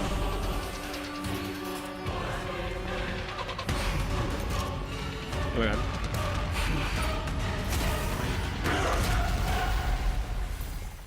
Oh my god, here's his persona power up. Minion of the Black Tide. I, King of the Kremnoan Legion, will be your opponent today. Then burn my destiny and offer these ashes to Strife! That's sick. That was sick. Oh, what a surprise! The guy who killed the time god didn't get stuck in time. Wicked. New god is here to deal with the Reaver. Mighty is so hot. I still can't believe they gave Mighty this badass scene that absolutely butchered his actual kid. Why can't I play with him right now? Damn it. That was too cool. Harmony and unison. Follow my chalk. Mighty Show no Moose. mercy. Crown Prince of Aura farming. Everybody here is just such an aura farmer. They're like giving Raiden Shogun a Conflict run is for our money. pitiless. I've heard the call. Serenity is Ew. before me. That all powers everything. That was sick. God, I can't type. It's so hard. Somebody help Carlos. He's in a situationship with Mighty. Here is thunder. Hey, Hall. Dude, 10 stacks Sure, is I'll so play good. along. Ah. Show no mercy. The whole chat just got it in for Mighty. Oh, here we go. All right, everybody, get ready. Such petty tricks. Woo! That's sick. Conflict is pitiless. I'll overcome it and doubt farewell. It's like, part of me is like, I don't want to pull for Mighty. I heard his kid's not that good. And then I see shit like that, and I'm like, I don't know. I think I want to pull for Mighty. It's the self-destruction. I am considered the darkest. Oh. Oh! That was fucking sick. Good opener to the ceremony. Wow, that was cool. Now, we honor the fallen gods with this fight to the death. That was sick. Let's just go through all the turns and There's no time to lose. Conflict is pitiless. I've heard the call. we gotta do this. I grant you the honor of sharing your final resting place with Kremnos' departed heroes. It's thunder. Night. Stars echo. No more times. This whole patch can be sometimes Mighty maxing out his aura farming. I need a toxic grinder date with Mighty. The Mighty attack button is more than you'll ever get to play him in actual battle. What a good point. No. You only get one Mighty attack button every few turns to turn him into auto form. Might be in the minority, but I don't really care for Mighty's design. I think his design's pretty cool. I think a lot of people like the fact that his design does feel like a little bit more Greek. Or at least more in line with the themes of the world. Show no mercy. Or the world's design philosophy. It's time to end this. Uh-oh. This shit's going hard. Get up! A symbol!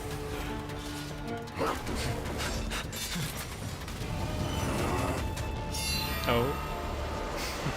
Going for his weak spot! Was he actually going for his weak spot? That was Phanon. He's Phanon! He's trying to kill him! He told Phanon his weak spot! Oh shit. That was cool. Whoa! This is a Dragon Ball Z battle now. Heroic souls of strife, heed my call.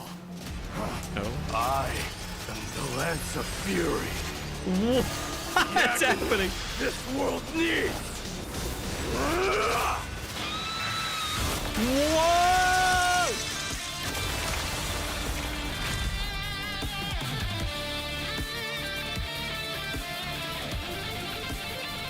Oh shit.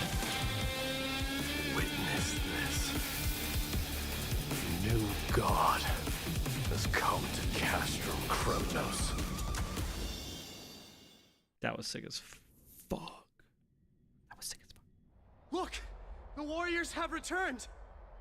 But are the rumors true? Has Oryx fallen? It's as the Council of Elders said. We face a dangerous threat. Yet the Chrysos heirs are only inciting more chaos. See how cool that was, they though? Don't care about the people's safety. They really gave the core flame of strife to a Kremnoan at the end. What a noisy crowd. This, doesn't feel right. It's probably because Oryx is gone. Oryx was a generous titan in the eyes of the people. They graced us with miracles, allowing humanity to reap many a convenience from the past. What they don't know is that the Titan didn't do all of that of its own volition. Regardless, the Titan has fallen, and we must surrender Oryx's core flame. Ooh. A meeting with that woman again so soon? Oh, we finally get a, we kind of finally get a scene between them two. Professor Anaxa, why don't you find some place to rest first? Stop pushing this meeting back. Matters that require Aglaya's attention are piling up. They are really pushing that back. You two meeting again will, forgive my honesty, only distract her. Just try to stay on your best behavior, if you know what I mean. That's not up to me, I'm afraid. I've been trapped in her prison the moment I set foot in this holy city. The price of having a Titan living in my head, I suppose. Don't worry, I don't want trouble either. He and Aglaya don't get along, huh? They have differences in ideology. All right, I suppose that's putting it lightly. Don't worry, you'll figure out Oh my the god, they're saving intricacies of these that conversation. sooner or later. I'm sure you don't need my help handling Ornyx's core flame. So I'll be off. I have some personal matters to attend to. It somehow feels like D has closed himself off even more after he completed his trial. Yeah, a lot has happened in the past few days. You've been lost in thought for a while now too, Treeby. Did Trinon bring news? Do we learn about the death? Yes. Oh! She has found Trian. Trian! She was at the bottom of the valley outside the temple. But that's where the good news ends. I'm sorry. It's alright. They also found someone else besides Trian. What? He was no better Was it than a Mim? corpse when Trinan and Hyacinth arrived. He had suffered more What? cuts than could be counted and leaped off a cliff from a great height. All to free Trian's body from the clutches of the black-robed swordmaster. What? What a brave soul. Do we know who he is? Yes. It's Krateros. Oh shit! The old man? That's tragic. Yo, before we watch this most tragic scene of all time, let's see what you guys thought about that. That was a lot. That was sick. Flame Reaver needs to be playable. I need it after Capitano Copium. Yeah, I've heard about that at least. I did get spoiled on that. My day is not bad by any means of the imagination. His numbers are great. The only problem is the auto battle AI being terrible. Let's move this to me. But numbers wise, he's quite on par with the current dreamed castress. Okay. The Flame Reaver went for the back. I think he was targeting the weak spot. This part is insane. Mighty, please step on me. Bro became Nikador. This scene's so metal. I need that theme song on stream platforms. Yeah, is the music from this chapter, is it out yet? Like, this shit's sick. The cutscenes for this game are always so good. That was actually so cool. Yeah. Like that the sign is Greek, but his fighting style is so meh to me, just punches and crystals and sometimes a spear. Yeah, the world's getting worse and the fight's more extreme, but check this shit out. He's more like a crystal mage. I really hate the idea that some characters are not nice to each other. Yeah. I need Aglaya and Anaxa to meet so they can have a one-on-one diva off. Yeah, I'm confused why we haven't gotten that yet. I'm sure it makes me feel like they're saving that for like an Anaxa patch or something. I love that Emphorius has bigotry in it because I'm glad I didn't stop the comment there. Because it adds a ton of depth to the setting, but Hoyo will never go further into it because they hate fun. Yeah.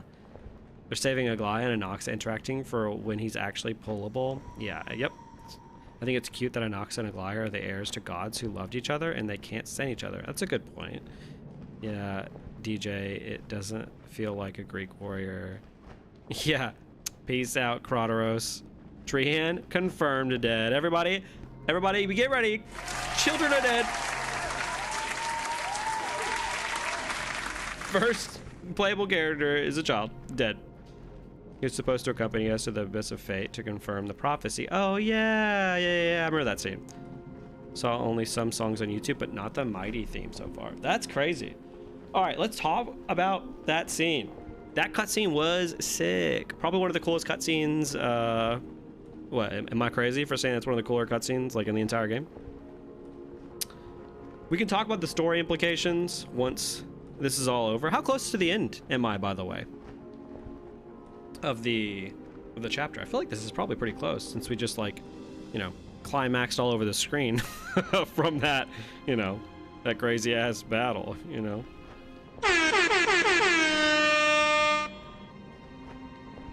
Yeah, very valid. They really killed a third of a 5-star character. Oh my God! If you want this dead girl child on the dead, screen. you'll have They went to there. kill me Oh, first. okay, she's not dead yet. Boo. How ludicrous. About 1 to 2 hours more. 3 more hours! You're pretty close. Okay. Actually, no. No, not close at all. 2 hours, 80%. You guys are all over the place. There's still a decent chunk. I thought this was the end too. 3 hours with you, actually. It was pretty cool. All right, we'll talk about it after this scene then. Better to die in battle than return even in glory. This guy's As a voice just goes so Kremnoan, hard. I know not the fear of death. You got a ways to go. One of my big gripes with the patch is that it keeps going. Invisible child dead. Not yet. She's just knocked out right now. Pussy game. As the leader of the God Shield Brigade's elite, I protected the king against the Black Tide with this very shield. And I've done this over and over. Hundreds and thousands of times. A pathetic killer like you could All right, who's gonna win? understand The weight it NPC bears. or the ultimate villain who can kill demigods? You guys bet. Pit and crumble like rusted iron. Good. Supreme glory shall be mine. You have as 1 I hour and indulge 40 in the minutes left. That's libations very and specific. incense You had to have, like, offered went by to a my video or descendants. something. Richard Epcar's VA performance is always so peak. Is that who that is? What has he played in other Let us games? fight 3.1 felt like 3 arcs combined into one story. You are in the second arc. for Amphorius. Amphorius. We just see them both.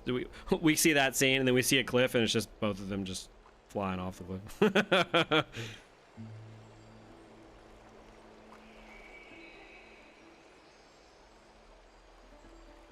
Nah, I'd win.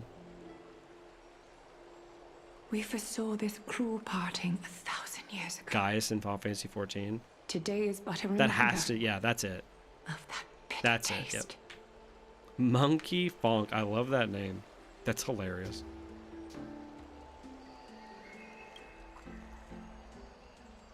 But Lady Aglaya, Barbara, what are you doing I here? don't understand. It wasn't life itself that Lady Trian lost. Oh my god. Stop it, game. She's dead. You can't tell me, oh, she didn't really die. Why does she look like she really turned into a doll? I don't understand. Did they just tell Hyacinth that, like, yeah, she, like, went out to get some cigarettes? Like, she's like, oh, so where is she? And they're like, oh, well, she's actually this doll. They just can't break it to her that she's dead. Don't be sad, Hyacinth. Trian has used up her borrowed time from Yanis. That's Do you all. believe in Eorzea? Her spirit He was is riding in Mortal riding the Kombat. That's west another wind, one.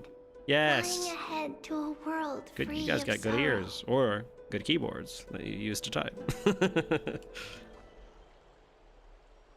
Why are they all just chilling in this water? Truly exists. We talk about Genshin and they're like wet socks, but they have wet pants here. Does that mean everyone from the Grove is there too? The girl is just understanding what death is right in front It of her eyes. exists, Hyacinth. Do you not Or at least we're remember? getting that. Hey, I said I was curious if The she'd, you know, prophecy that talked guides about the her Chrysos heirs friends being dead from is the Grove, and voice she's of talking about it. Heavily before it fell silent. It loves all of its creations dearly, and would never bear to lead us astray with lies. Tragic. Ansem in Kingdom Hearts. Oh my god. You're right. What about the Kremnoan veteran? How is he doing?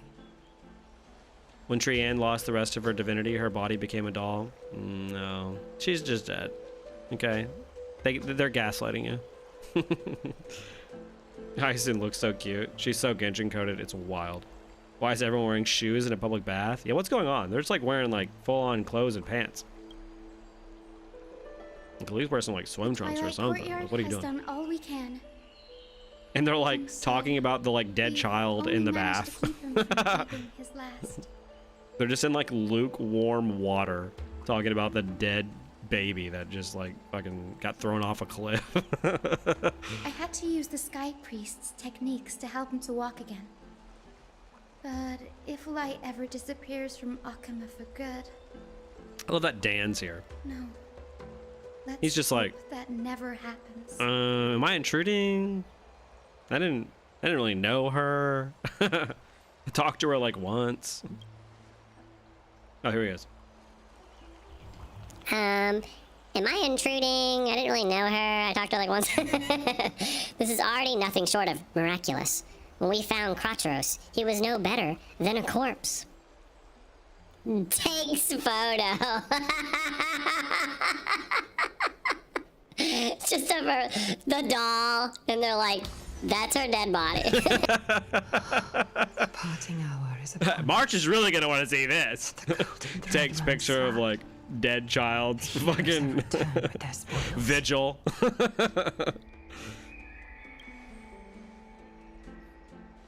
Everyone, please. Did our trailblazer just like serve? And prepare for what awaits. Did you see that? You've returned. He did the hand on the hips and everything. And brought tidings of triumph. Core flame. Truly a moment worthy of celebration. At least Aglaya wears sandals. Hyacinth has like moccasin-like shoes on. Exactly. The Akama natives have like sandals, but everyone else is wearing closed-toed shoes. Yeah, I'm waiting for some people with Kingdom Hearts shoes on, you know? It's like giant clown shoes. I wonder how many crippled people are up and walking in Akama. They're only up like that because of the Sky Titan stuff Hyacinth was talking about. To say that you so do they like, what do they do? Melted the glaciers of history. Yeah, we're just done with this child death. Let's talk about something else. This is what trailblazing is. This is the true face of history. Now it's wrong time. It slumbered for 1,000 years, only to awaken for this one moment. Alas, now is not the time for a study of history. I do not see a Naxa around. Oh my god, have this conversation, Was this under dear your lord. Instructions, Feynman?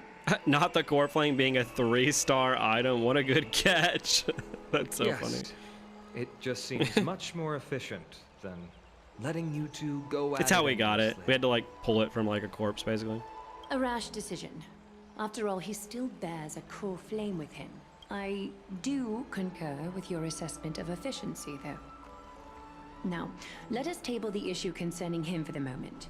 The more urgent matter is the core flame of Orynyx. The Chrysos heirs had initially crafted a plan regarding the order to return the core flames. For titans like Orynyx and Circes, who harbor no intentions of harming humanity. Our strategy entailed assuming their divinity only at the very end. But this unforeseen turn of events has thrown everything into disarray. If we don't return the core flames to the vortex of Genesis, and we leave the Titan's divine positions vacant, we can't even begin to imagine the disaster that would follow. Well, tell me. What would happen? But the most pressing issue at They don't really explain Hyacinth's healing powers, only that it's OP enough to keep someone alive.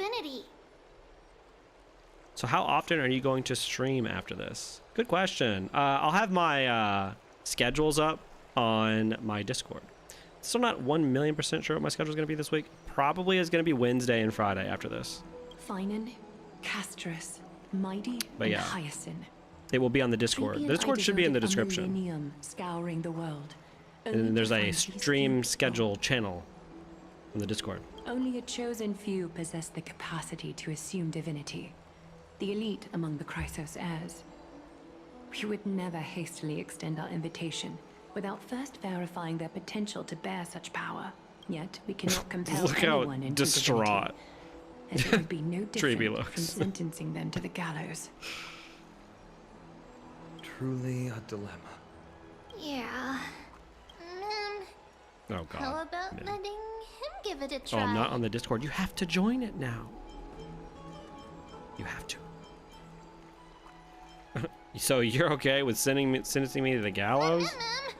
Mem special mem.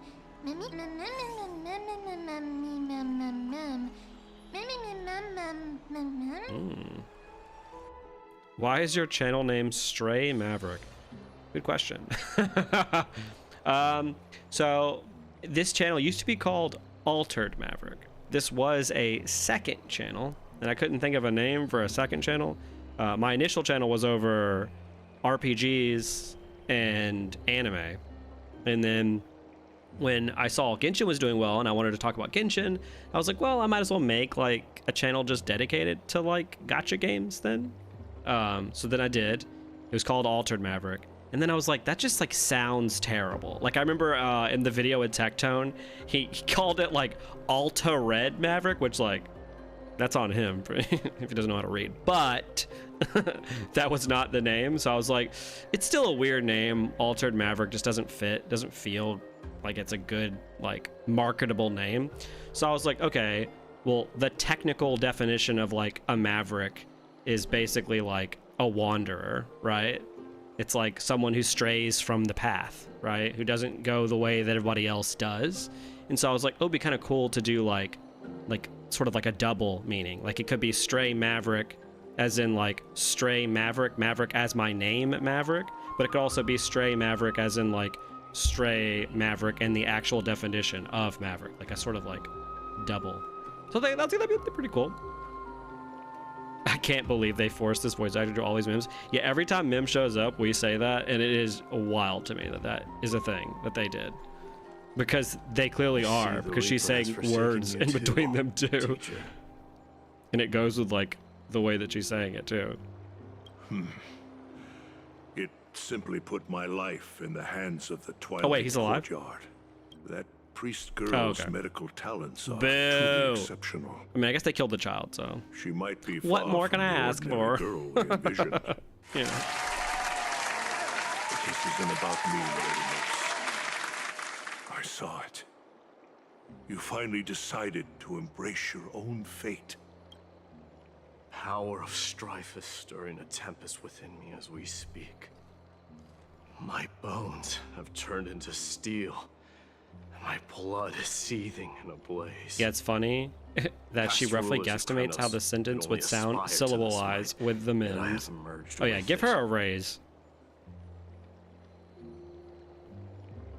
My blood is seething in a blaze. Oh. I've made history. They killed a playable character and kept an NPC alive in this economy? Crazy. HSR killing is hard. It only works on the tiny ones. Yeah.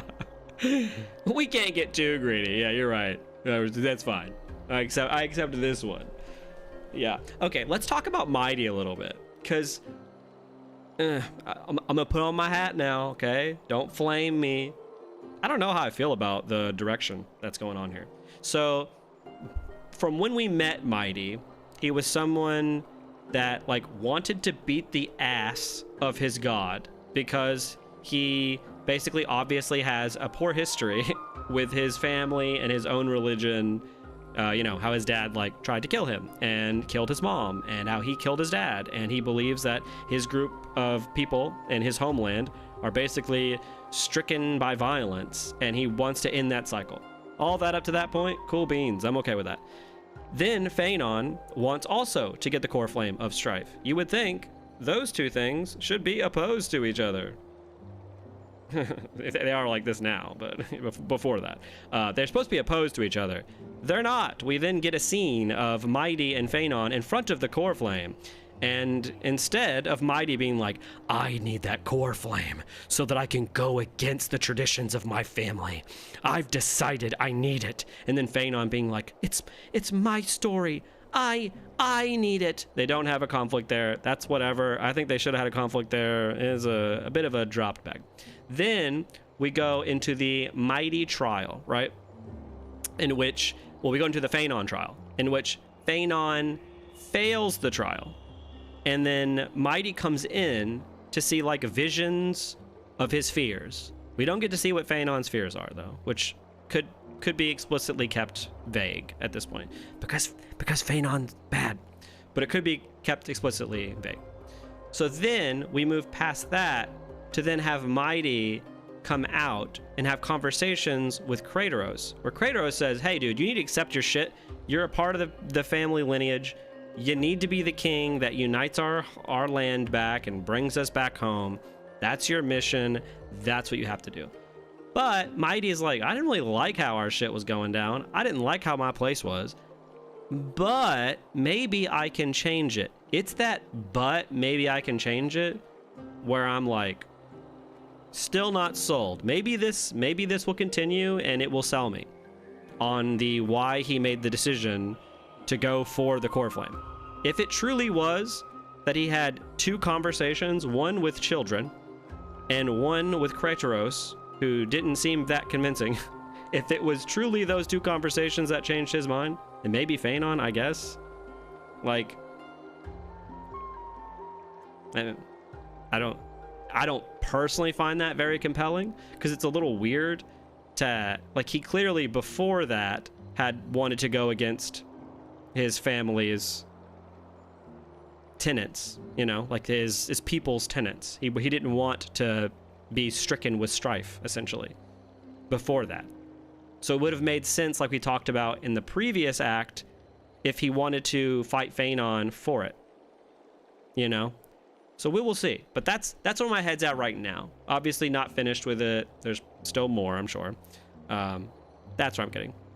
Kind of forgetting he also killed his father and Nikador for his people, also led them to Akuma when shit started to go down. Exactly. Which is why it's especially weird that he wasn't more gung-ho on getting the core flame, especially considering like Phanon is a friend. So it's a little weird that he was like, hey, I don't want to get stricken by strife, but you can go ahead.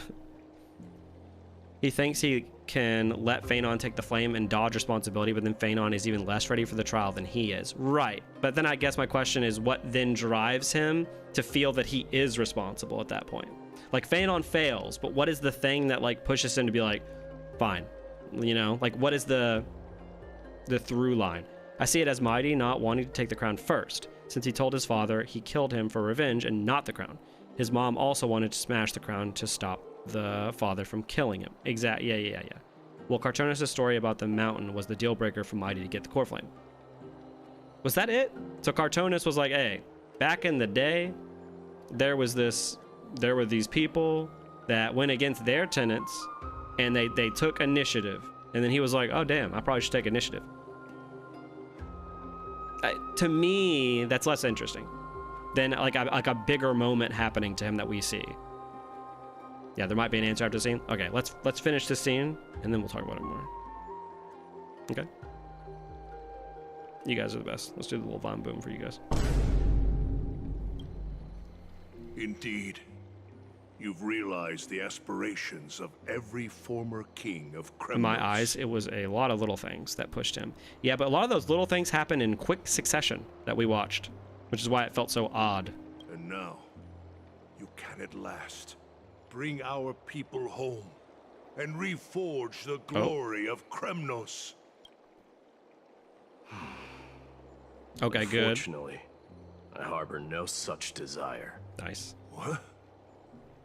What do you mean? What if he just throws the old man off the cliff? He's like, I'm finishing the job.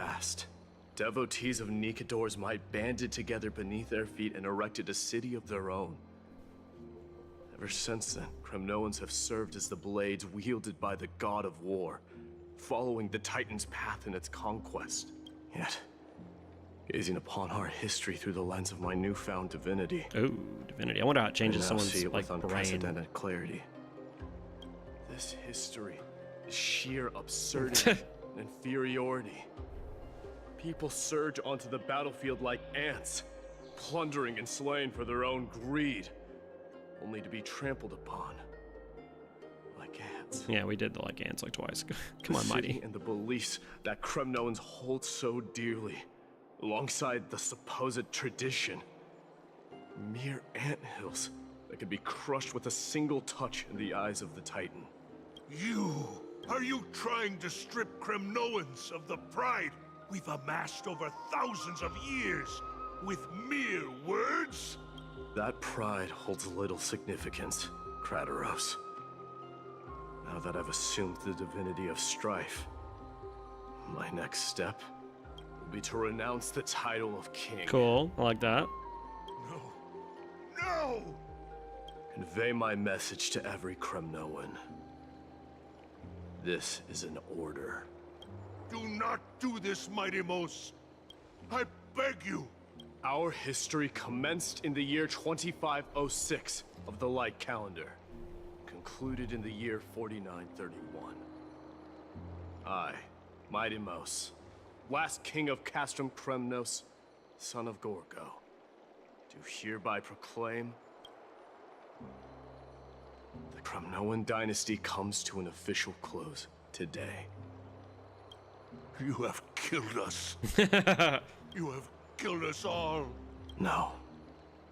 I am granting you a new beginning. What is this? My mother's signet ring. Oh. Cartonis' wedding ring. It served as a symbol of kingship. And I now imbue it with a fresh significance. Take it, and rally those who have lost their identities. Convey the words of Mighty Mos. Now ascend it to divinity. Sent it to divinity. He's like, hey, I'm kind of a demigod right now. You kind of have to do what I say. You no longer need to chase fleeting honors or face death on the battlefield as if it were your sole destination. However, you must adapt to fit into the city you once observed with indifferent eyes. A cruel fate awaits Amphorius. No matter how illustrious a dynasty may seem, it crumbles to rubble and gravel before formidable foes. Yet, you shall tread the only path out. One that leads to a brand new world at its end. Why task me with being your messenger? Why not explain all this to them yourself? Because only humans can guide the path to be trodden by humans. It's not the lot of humans who crave the power of gods and spiral into madness for it. Guys, a crazy Roblox smirk on. Humans who stand ready to raise Bro, their shields Kratos, high. all my homies hate Kratos. Behind them. I think it's funny that Kratos is urging him to do this, and then when he does become a demigod, he's like, the gods do not care about this. Stop being dumb. This is odd, but for my headcanon, I placed those dialogues throughout the day and the time he was missing for a lot. I failed to save that child.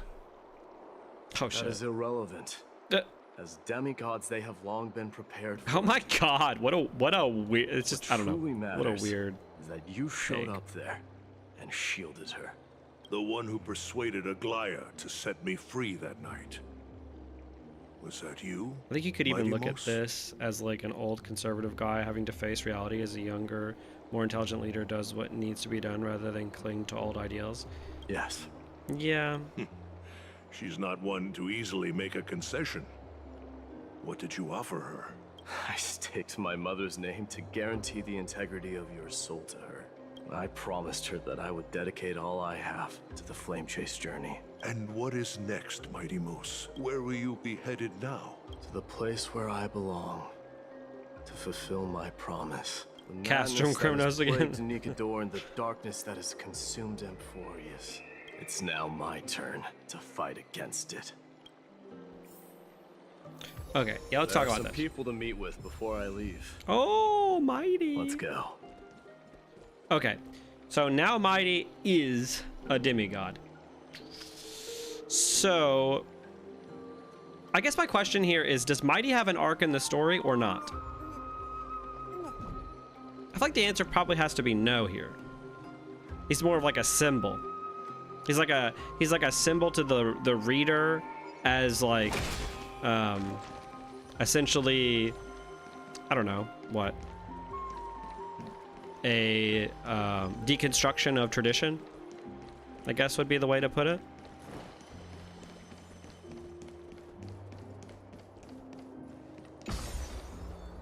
Because I think like if we were to write this with him having an arc, that scene would happen a lot later than right now. Oh my god, I fucking missed that insect again. I'm never gonna get that insect. But the way I see it is, it's like his "this is irrelevant" line was wild. Yeah, he's like, they're like, He's like, I wish I had saved that young baby child. And Mighty's like, dude, who gives a shit? She's dead. Get over it. I feel like his arc started long before we meet him and we see the conclusion of it. Yeah, but I don't like that. You know, because it's like, I feel like it's almost like he was a victim of tradition. Like his dad literally tried to kill him. So then his entire life is him basically trying to destroy the tradition that resulted in his almost death. Right? You have to keep clicking on the bug. It climbs one story every time you hit the click. Oh my god. I'm never getting that bug. If your theory goes through, his conflict with Pinon is better saved for later. Yeah, it would have been interesting though if they did have that contract over the core flame, that conflict over the core flame, knowing that Mighty does eventually get it and Phanon loses anyway. Like, kind of a weird scene to have there, to not have them at least quabble a little bit. They don't even need to like fisticuffs over it, you know what I'm saying? They could have just had a conversation and been like, hey, that's mine. And then Mighty be like, that's my people, my tradition. What led me to my death and resurrection? And Phanon could be like, I have nothing. My family, everything I know is gone. This is all I have left, Mighty. You're here, Mighty Mouse. And then Mighty eventually has to be like, try it, Phanon. But so be it. If you fail, I must accept it. Or something like that. You know what I'm saying? Kind of feel him changing his mind about endorsing divinity is an arc. Yeah, I can see that. Mighty wanted to have the easy way out by having an outsider take on Strife, which would automatically break tradition. Yeah. I assume there'll be more for Mighty, since his entries in Mim's book are still not finished. That's a good point. It seems that you are prepared. Yes. You aided Akuma through yet I'm just confused where they could go ordeal. with him from here. And my gratitude knows no You bounds. should be a voice actor. I'm just gonna be Mighty. And we'll talk like this for every scene. Isn't that exactly what you wanted? Not everything unfolds according to my plan. And Yeah, what would you guys say? So we talked about flaws earlier. only What would you guys proceed say is one Mighty's step flaw currently? You are ready to dedicate all that you have, regardless of the promise you made to me, aren't you? Throughout my time in the Holy City, I've gleaned valuable lessons from you. Strategy, leadership, and adaptability to change. Yet, it's only recently that I've come to realize the truly remarkable quality you possess. And what is it? PPIs. It's the magnetic allure in your presence. His Draws autoplay people to gather around you gameplay. willingly That's to the seek only your correct guidance. answer here. They strive not to disappoint Currently you, none. not due It was to fear of indecision. He became resolute. I thought Phanon's issue was indecision. Or at least, I guess not indecision, but not believing in himself. His gameplay, LMAO. Yeah, correct. Was indecision an issue that we saw play out, though? His ability to ignore how gay he is.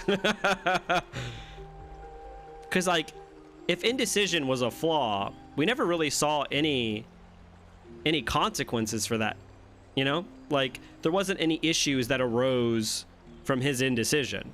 I guess you could say Phanon losing the trial as a result of Mighty's indecision because Mighty should have been the one to take it, but Phanon never even really gave him that opportunity. I think maybe he mentions it once, like, hey, don't you want this? And Mighty was like, nah. Krydoros tried to steal Nikador's core flame. Someone needs to take the core flame, otherwise these Kremnoans would create more problems in the future. True, like from a lore standpoint, that's true. He was trapped by his internal conflicts. Do we see him overcome his internal conflicts, though? That's another thing. Okay, I guess no spoilers, but tell me if this happens. Do we see the result of his trial? Like, do we see him go through the trial? Like, does it flash back? Does he have one? I mean, he doesn't do much besides fight and don't talk much outside, only if he gets called out. Not gonna lie, I don't buy Mighty gassing up how charismatic Aglia supposedly is. Oh no, she has access to his internet history. That's why he's doing this. Have a nice stream. Catch everyone in the next one. Thanks for being here. It's so much fun. Yes, it's still not over yet. Nope. No. Not the trial, but there's still more scenes. Okay, let's see how those scenes go. But I'm a little disappointed we don't get the trial. You know, the trial where it's like, we got set up at the earlier part of this act of like what it would be. Him sort of like facing his fears. It's a little weird we don't at least get, like, I understand that you want him to come in that badass scene and like fight the bad guy with like his dope powers. That was sick. I'm totally fine with that. But then at least afterwards, flash back and show us his trial. Or at least the end portion of his trial. It's a little weird to be like his issue was indecision, but then the one time he would like do the trial and like show us his differences now, where he's not indecisive, we don't see it. Like that's really weird. That is precisely what every ruler of Castrum Kremnos has been missing. That trial is just one big fake out in the beginning and now. Yeah, we keep getting like weird scenes related to the trial. Yeah, before the patch dropped, I was so sure we'd get an Aventurine style character quest with Mighty's trial stuff. Yeah, I didn't even need it to be long. Honestly, just one scene is fine. Yeah, they glossed over the trial, sadly, since I guess they thought his convo with Nikador and Phaenon's trial was enough, which is weird because supposedly we're supposed to believe that the Phaenon trial of his was while he was indecisive. So it's a little weird we don't get like a post development trial, or at least again one scene of it, like the end of it. I think that final conversation with Phaenon about the Mountain Breaker is meant to take the place of the trial. Yeah. And Mighty now bootlicking is weird. I guess it's because he's divine, because it's where we see him demonstrate his new resolve. I guess my issue there is if that's supposed to be the stand-in for the trial, where did I see his indecisiveness play a role in anything up to that? I think he didn't need a trial at all because he was free of doubts. Oh, you think he would have probably accomplished it if that wasn't Phaenon's version, is what you're saying? I am truly He would have the same trial to set up hear as that. before, just Kremnoans worrying about Akima watching his people yeet themselves for nothing. Not enough time, still need to shield Treebe's parts. I guess if I had to choose, do we watch a child die or do we get a Mighty trial? I guess I'll choose the child death. Once again, give me child death or give me nothing. And now, Mightiness, you have risen as the most powerful. Most powerful, damn, they are rising him up. How do you intend to wield this new We've seen him fight power? one dude. I shall see Nikador's aborted mission through to completion. Become the strongest bulwark for Amphorius to defend against the Black Tide. I wonder if they axed the trial because it would have added more puzzles. And CN didn't like that last batch. They had a full trial. It was just like a bunch of dope ass puzzles. And everybody else was like, dude, we hate these dumbass puzzles. And they were like, yeah. So do we. We didn't have anything in this next batch that was puzzle oriented. Mightiness. A new Yep, chapter he would have defo awaits completed the trial Amphorius. better than Phaenon since Yet, fear was never the an one issue who to him. guides the people to the destination need not But then be wouldn't you that and kind I. of wouldn't that kind of prove that he didn't really have a flaw? Huh. What did you see after assuming Nestia's divinity? And it's like, I get what you guys are saying in that, like, he had those conversations with those people, but do we not believe that Mighty has had these conversations his entire life? It's not like this is the first time Mighty has ever been in town. Like, maybe if he was, like, fighting outside of town his entire life and he never interacted with other people, and then maybe he joins us to enter the town for the first time, and then he's still, like, indecisive about it and he has those few conversations, then maybe I can understand how a few conversations were that important to his, like, mental development. But it's a little weird as someone who's, like, actively involved in all of this. Like, a few conversations, like, right after Phaenon's trial somehow managed to convince him. Like, I don't know if I buy it. Yep, he would have definitely completed the trial better than Phaenon. Yeah, fear. Mighty's biggest fear was just a math test.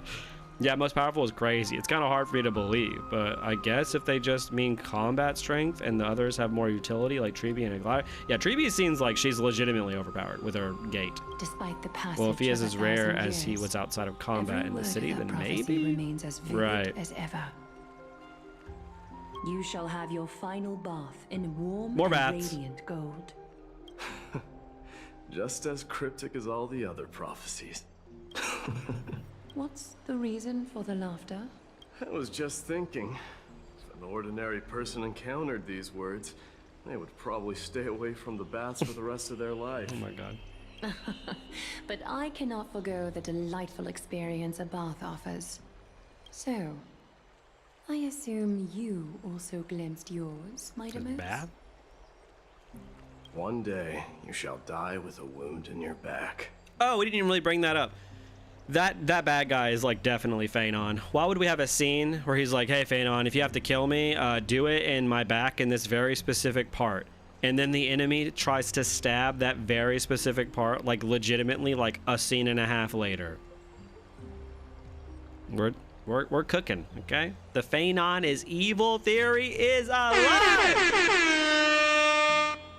Mighty was always kind of an outsider, even when Castrum Chronos was still a city. He spent most of his mortal life on the road. Yeah, he had those like, he had that gang who all died because he did his thing and pissed right off again. So the only time we see him in the city, he was chilling on the roofs. I guess that's true. That is a rather straightforward scenario. If I were to be terrified by drivel with no basis, So perhaps he falls to the black tide. Yeah. See, but it makes me wonder now if Mighty gets blown up, does it count as that specific part being damaged? What a good question. Yeah, that's sort of like a, I guess it technically affects that part. Yep, exactly. The memory shards in Krymnos show that Mighty never grew up in the city, actually, and was mostly outside. The way I see it, because its plan of doing nothing won't work for its people, he decided to become Nikador so he could tell them to stop following dumb traditions. Phanon crash out arc, let's go! The theory is that evil guy is Phanon from a different time. Yeah, I'm starting to buy that. Yeah, I think he's def a remnant of a previous timeline or something. And may we or maybe Mighty succumbs to the black tide and Phanon has to kill him. Love the theory that the Flame Reaver is Phanon from a previous world cycle. I feel like that's like, has to be something like that, right? And for the fact that if it really is and he ended up killing his whole family, mwah, I love it. They did not fucking do this again. Oh, my face is blocking it. Look at that. Optional. Bid farewell to Treeby Castrist in the Grand Cashman. Why? And then bid farewell to the Trailblazer and Dan Hung is not optional. Who do we think Mighty cares more about? I have to get out of this bath to go over there. They're like, yeah, these people he just met, you gotta... Wait, which one's this? Oh, that's the Trailblazer in Dan Hung. Okay, this one's actually the... Wait, no. How do I know which one's which? Oh no. That's their room, right? This one isn't. I'm just gonna go over here first.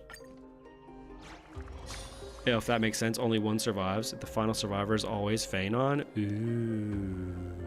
What a good... Yeah, I think that's a good catch. They made it optional because of complaints. Why do they always make the final things optional? Like, that's crazy. The small one is optional? Oh, this one. What? I was going the other way. I'm dumb. It's the result of What? Wait, someone complained about this specific scene? Simple squares are optional. Okay. Go. Is Lady Trebios not here? Go back to the guard, yeah. Lord Mighty! Oh, it's Parbra. Hyacinth. So you are the physician Krateros spoke of.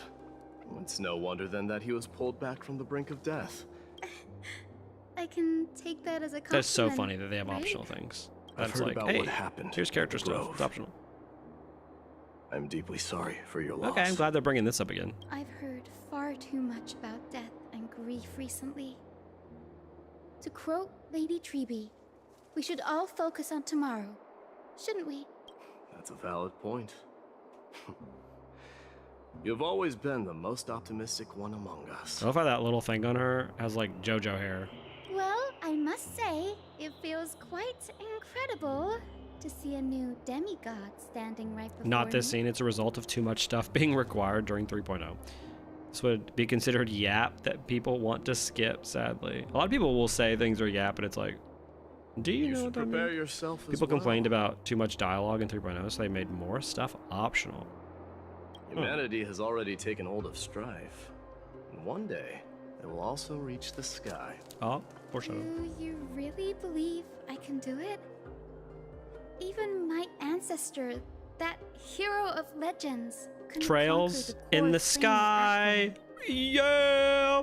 Oh my god, speaking of, has anybody played the Trails series? Not the Tales series. We did talk about that before. The Trails series. It's still a billion hours long. The demigods. Yeah. You should know that the path People to call anything assumed yap these divinity days. I swear that is word has never lost limited to meaning. swords and Yeah, spears. literally, like, you could be like confessing your like love to someone and they'd be like, oh my god, quit your yapping. Yap equals I don't have reading comprehension. You've always been so perceptive, Lord Mighty. Rest assured, if fate has truly selected me, I'll be ready. Love me some Kiseki. Oh my god. I feel like no one has played them, which like I've just started, but they are long. They're super mega good. I would love to play them on stream. You know what we should do when the new remake of Trails in the Sky comes out? I should just play that on stream. But I really want to know what drugs they put in his bath because he is so weirdly cheerful all of a sudden. He really is. Like his like it's like strain in his voice is gone. Right. You are here looking for Lady Treeby and Lady Trina, no? They're not I've around heard at the it's a moment. billion hours of gameplay Is there a across a message million you'd like games. me to Yeah, give or pass on take a few hours in that billion. And I'm afraid. Honestly, like, I think at this point, like, I mean, I play gacha games, but I do like the ability to, like, sink my teeth into, like, a new universe. Like, the Trails series has so many games attached to it that, like, obviously it is daunting, but, like, and it's cool, though, that they're actually remaking the, like, start of the series. So I'd honestly suggest if you want to get into Trails, that's probably the best starting point. And I think it's supposed to come out soon, and it's coming out worldwide. No need. I've already bid farewell to The boiling blood really With eases up Oracle the is simply a muscles. matter of Yeah, courtesy. it like helps with his vocal cords. You've bid farewell? If I just got buffed with some god powers, I'd be pretty chill too. Yeah, you're probably right. I'm heading back to Castrum. Like he's just like nothing can mess with him anymore, and he's immortal, so it's like, what has he got to worry about? I will never again return to Akuma. Yeah, okay, I'll believe that when I see it. Oh. Oh. On second thought, there is something that I'd like you to help me convey to them. I'm all ears, Lord Mighty. I'll make sure to convey every single word. Yo, Tell she gonna them that forget. there is no longer Write it a down, need girl. to send It's like a scouts waiter when they come to your table and you have like 6 people there, and you're like telling them lance of a fury giant will target order, and they're just like, dares oppose Akuma. and you're like, you're just thinking, you're gonna fuck something up because you didn't write it down. I feel like you're gonna mess it up because you didn't write it down. Being penetrated from the back. All right, to the smaller square. Where's the smaller square? There it is.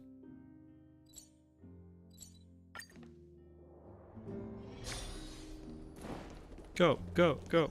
I love how they added these. Just like make my character go faster. Mighty's voice actor said the voice is not that bad on his vocals. Really? Man, he was straining there for that first bit.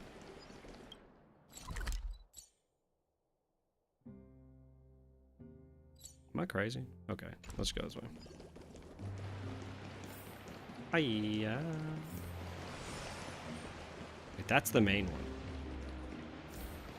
That's not. I need Mighty's Lance of Fury. My God. My God.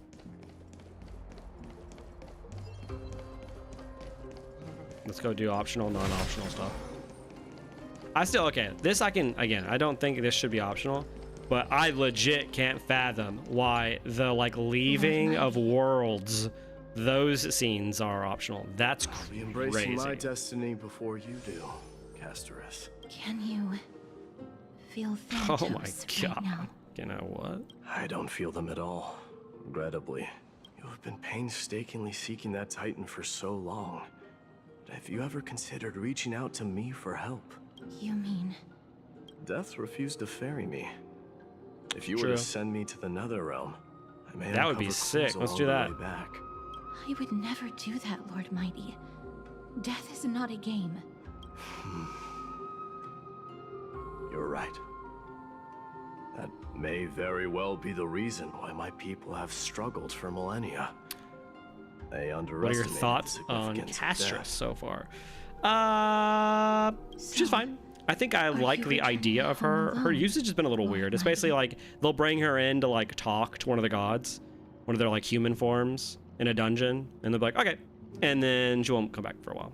Returning I like the home idea that is- she's like a rogue type figure, where like if she touches someone, they die or gets too close At to this them. moment, Castrum Kremnos is not just my birthplace, but also my fated destination. Work harder, Casterus. Go and do what you have to do, so that the trials we have endured may have Acheron's meaning. 10 minutes worth of cutscene backstory being optional was crazy. That was nuts. Considering like Acheron is arguably one of, if not the most important characters on Penacony. May we reunite Like, on the other side. Insane. The warm west The wind arc blows. starts with us meeting her. But that they wanted to not have us say goodbye to her and have her final moments where her story comes full circle. Like, actually legitimately crazy. She feels like an errand girl so far. Yeah, that's kind of how I feel as well. I think that they can do some really cool stuff with her, and I liked her initial interactions. But now she's basically there to like translate God stuff to us and like kind of just be there. So it's like she's fine. I don't dislike her. I don't think that she's like bad yet or anything. But you know, it's fine. Dude, those whispers are wild every time. Woo!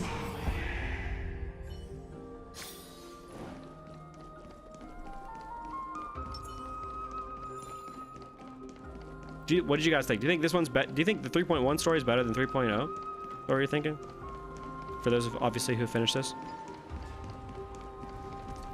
The king of Kremnos, without the Cartoonets! Oh my god! but looking more like a king. 3.1 is better.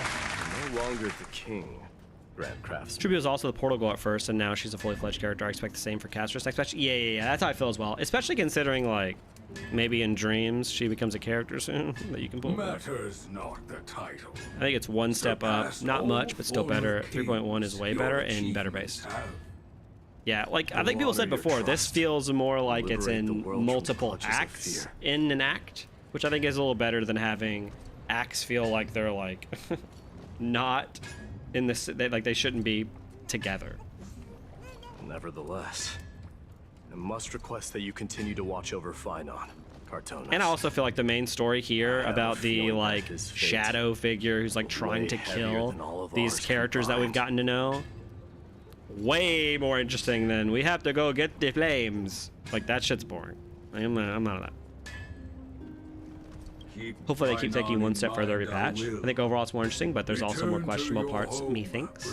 There's definitely some questionable parts. Honestly, the wonder of a new story will always be my preference, so I prefer 3.0. Yeah, like the start of a new world is a lot of fun. 3.1 benefits from having everything already set up. That's true.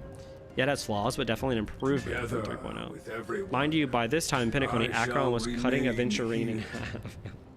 That might have been the moment where the arc ended for me, where I was just like, oh no. No, I think I can remember the moment where Penacony ended for me was when you are talking to, obviously when you're talking to Gal for the first time. That's where I was like, this might be the death knell.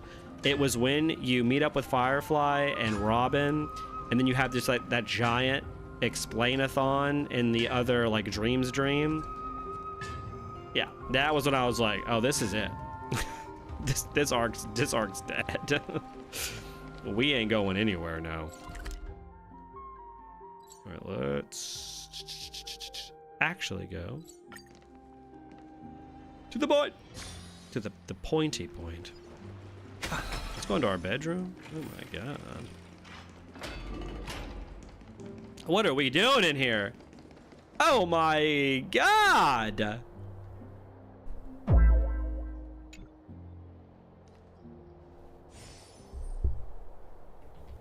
Mighty? Outlanders? No. Trailblazers. Oh. I will soon make my way to Castrum Kremnos. Acheron cut Penacony apart alongside adventuring. She said no to the story.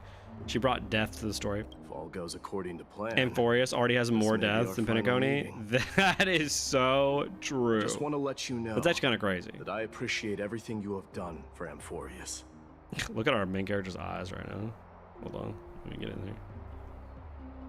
She looks so sad. Reflecting on the past and moving forward to the future. A challenge I face as well.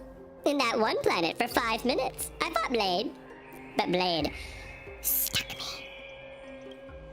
Though, we never had a chance for a deep conversation. After all we've experienced together, you were also an ally of the Trailblaze. Mighty! That means a lot to me. May success accompany your trailblazing wherever it leads. Da da da. How about you let me guess what's on your mind? I guess he will say something sentimental. Are you drafting a sentimental farewell speech? Stay safe out there. A lone boy can get into a lot of trouble. A man in my room? Oh my. Dude, I just watched Kill Bill for the first time a few days ago, and I had legit no idea that sound you just played was from that element that blew my mind when I saw. Yeah, that's actually incredible. Oh, here we go. Just smile if you don't know how to respond.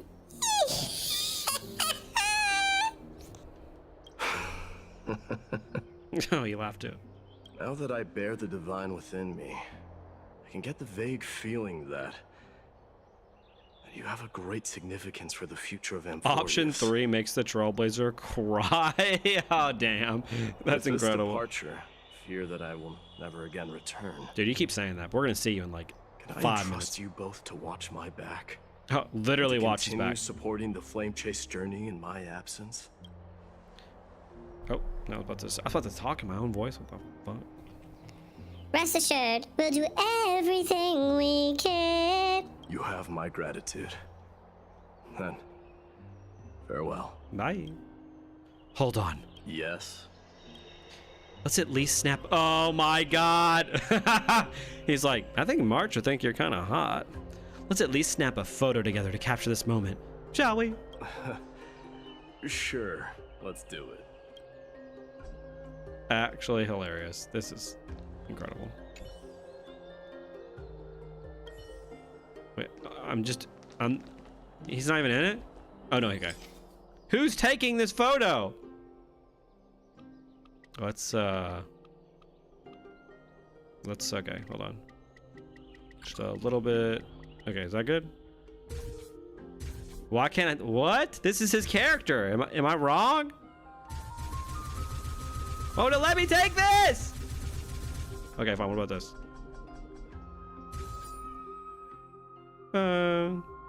It's fine. Wait, we can edit it? I always forget you can do these. It's just over. Let's just give it so much saturation. There we go. Alright. Oh my god. I can walk in this. Why did I never know that? Oh no. Okay. Okay, hold on. Let's get a better picture. Let me get a little. Let me try. Hold on. Okay. And we move a little bit down. Let me get his armor right. No, we gotta get the belt. It's part of the armor. Right there.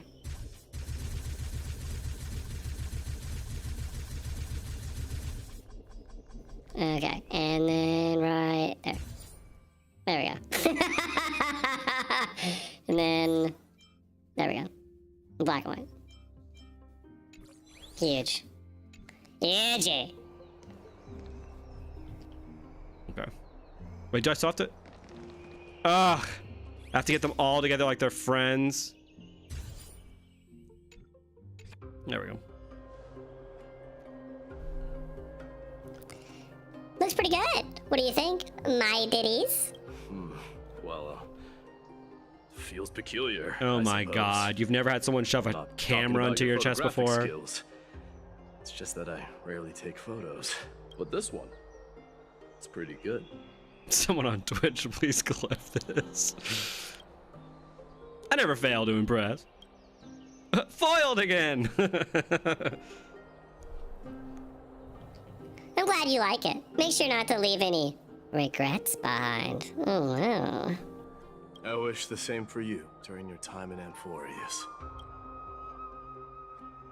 Alright. Well, if Sunday were actually here, that'd be sick, but he's not. I wish the same for you during your time. Okay. Bye!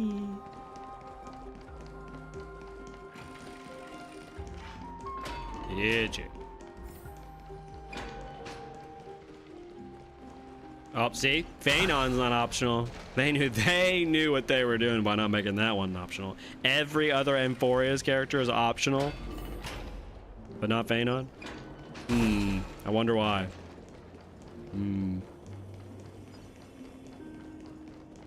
You're not fooling me, Starro. Now for the main event. And for the main event, we have in the left corner abs and titties, and in the right, bookworm boy band. Dude, where is he at? Oh my god, he's really making me work. Making me chase him.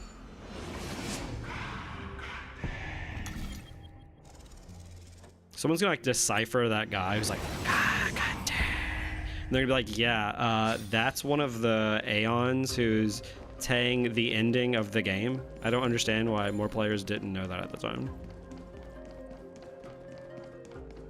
That's why the hands there.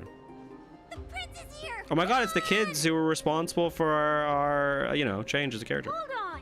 Lord Mightimos isn't the prince anymore. He's now the guardian of Amphorius. Did I miss a scene where it's set up that Mighty is going to leave forever beforehand? Like, it seems like no one is surprised about this at all. They're like, all right, we'll see you later, man. I mean, especially for our Trailblazers, they're like, all right, who are you again? We saw you do some cool shit earlier and like fight that dude, but we don't really know you. We went into that trial that one time and you had some insecurities.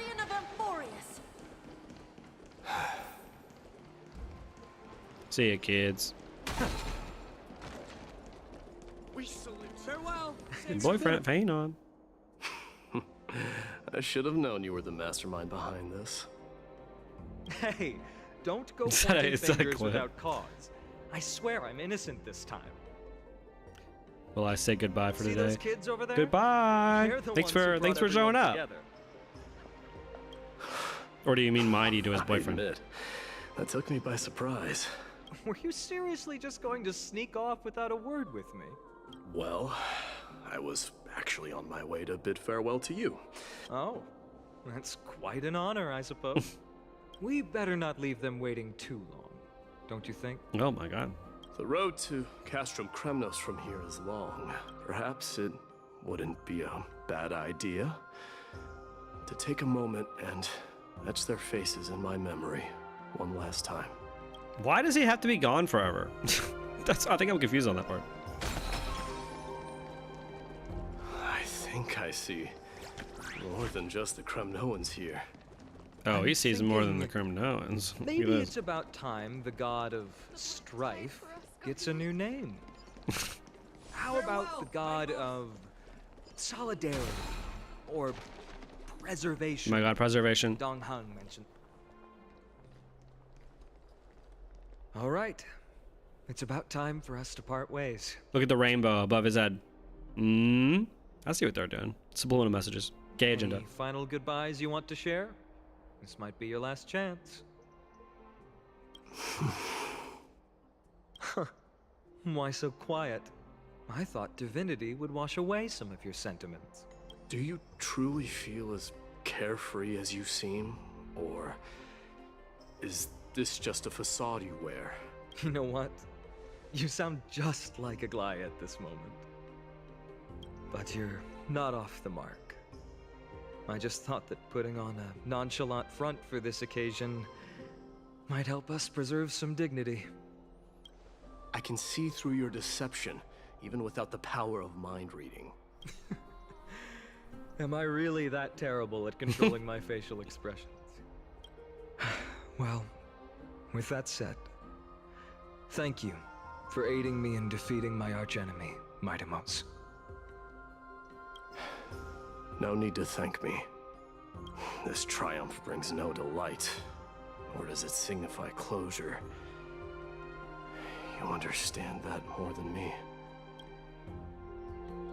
Indeed.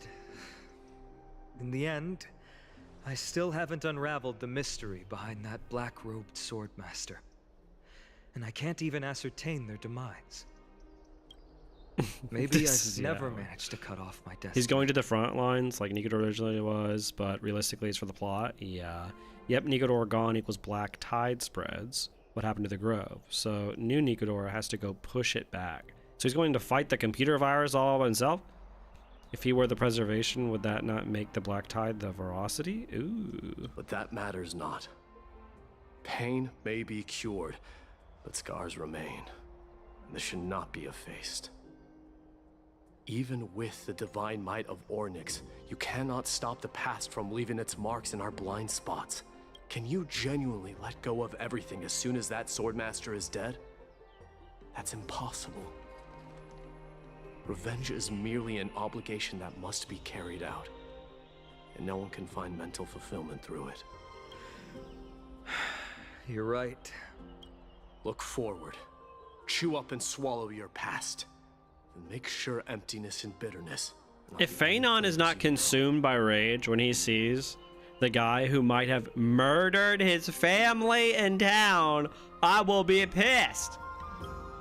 I hope he does that. Remember that there is a whole world behind you waiting to be saved.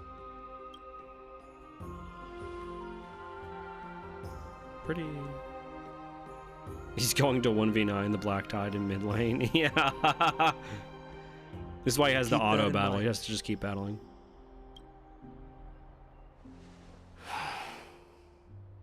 I have a final favor to ask. Please look after the Kremnoan warriors in my absence. They will undoubtedly face challenges while assimilating into Akama. It is my sole regret that I cannot stand by them during this time. Do not worry. Leave it to me.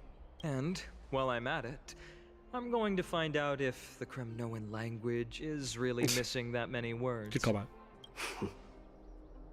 The Kremnoan philosophy can never be encapsulated in a mere dictionary, but if there's a chance in the next life, you should come visit my library.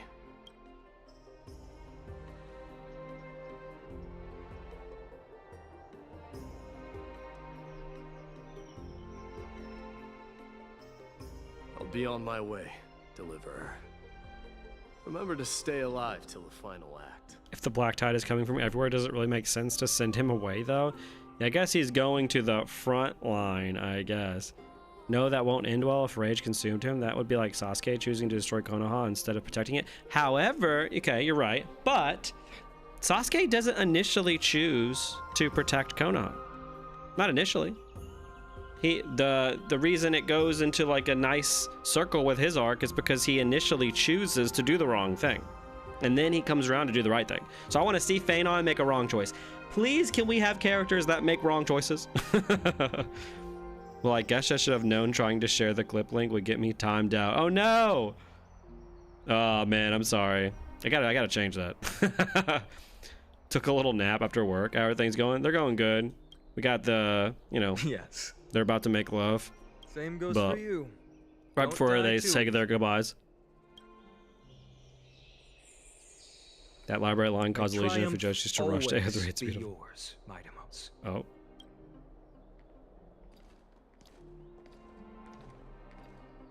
Was that Damionis? Oh, right. Oh, he's gonna confess. He's gonna be like, choose me! Pick me! Tell me not to go, Phanon. One last question. Go ahead. You better not leave any regrets behind. Did you ever really love me? Are you the one who told The wedding ring! About the signet ring? Well...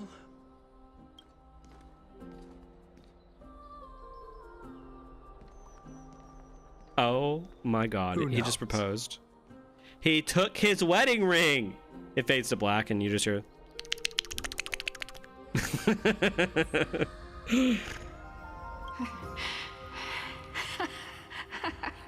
Faint on his Kevin. He's going to fuck up, don't worry. Good.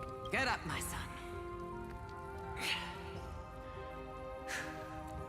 You showed great courage in today's Nah, it's fine. Probably better with the random Let's boss wrap showing it up up now for and now. then. Yeah. But if they make bad choices, they'll be totally unrollable, don't you know? True. Also feels like Phainon's mistake would be the way to reintroduce Mighty into the story. Right. Right. Yes, Mother. Mother, there's something I want to ask you. What is it, Midamos? Why must we learn to fight? Why does life slumber? For glory She's like, and honor, my what the fuck are you talking about?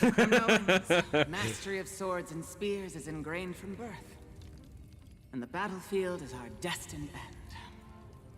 Is that really the way it is, Mother? What makes you say so? Because you don't sound entirely sure. You're right, Midamos. I once believed those words, without question. Until your father cast you into the Sea of Souls. It was at that moment I realized how everything I believed in was utterly hollow.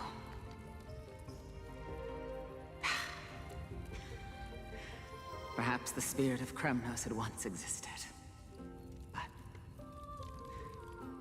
as greed bloomed in the hearts of humanity over the years, such spirit had long faded alongside our glory. I no longer put my faith in any oath or doctrine. Now I have just one role, that of your mother, Midamos. Your guardian. That dream always ends there. The journey back to Castrum Kremnos is proving to be longer than expected. Krateros said that shortly after my fall into the sea, my mother challenged my father to a duel. She died through father's treachery, and Yeah, I was about never to saw ask her that. face. Yet each night she would show up, waiting by the flickering firelight.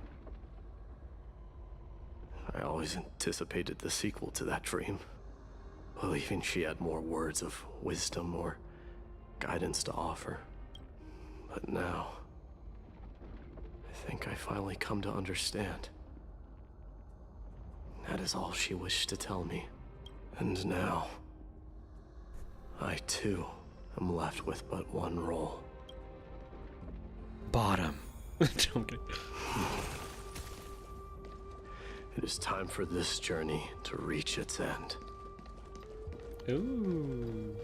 We're back at Castrum Kremnos. Oh, it is here. Oh! Look, Midamos is back. Perdiccas! Glory belongs to you. We've got Is that fresh Cartoon? That's pomegranate right there, juice. Want to try some? Pomegranate. No more pomegranate. His weakness is back shots. Kind of interesting that it seems like Kremnos was failing by itself without the Black Tide ruining everything at first. I wonder if that'll be a trend. Yeah. Come check out what I just wrote. Midamos, did you just come back from training? It's been a while. I'm gonna beat you at the Welcome home, Midamos. Have you found something? Oh, oh, cutscene.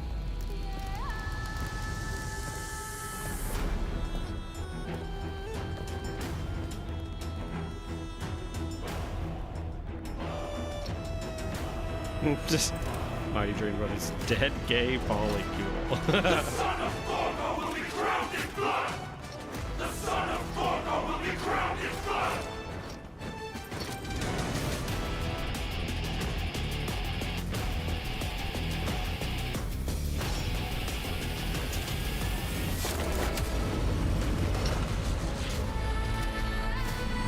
spreads. He's demigod. Mother. Mother. I am home. But that was actually supposed to be a clap. That was supposed to be before.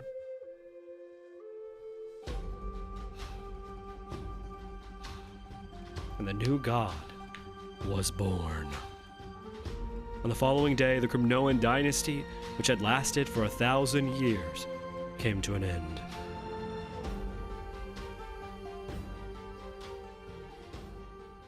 They said bye. Diabolical man spread. Tsundere service bottom or rude dom pot. That's for the fans to decide. In the wind of Akuma. He did say there's side flourish, dimensional ways, but Nikodor going mad would probably leave them irreparable. Yeah. This was your favorite spot, wasn't it, Trian? She's fine. She's a doll. Lady Trian. Why did it have to end up like this? Because Anoxa didn't warn her beforehand, you know what I'm saying? Take it easy, Cass. Departure is a part of life. It's just that ours isn't as tumultuous as it is for ordinary folks. This batch has like 4 endings. Yeah, this is some like Lord of the Rings endings. We've gotten like 15 endings to this batch. When we started our journey, Yanis had already provided their prophecy. Just like how that Titan divided themselves. Now her corpse is doubly a digital puppet. It's only natural for us to follow the same path since we inherited their destiny. The way I forgot there's still an entire treating- storyline left. That is insane. Are you still willing to unveil that past for us? The past regarding the prophecy? What do you seek to learn, Snowy?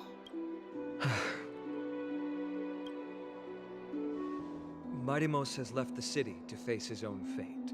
That is, the fate of every demigod. We will all eventually let go of our past to follow the same path as his. So, what I want to know is, as Amphorius' first demigod, what compelled you to take the first step on this journey? I wanted her to be like, I forgot. And what has sustained you to make it this far without looking back? Despite the fracturing of your body and the numerous departures you have endured.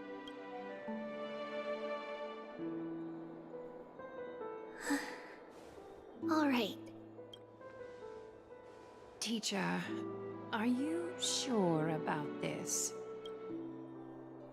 Dee is already doing what he has to do.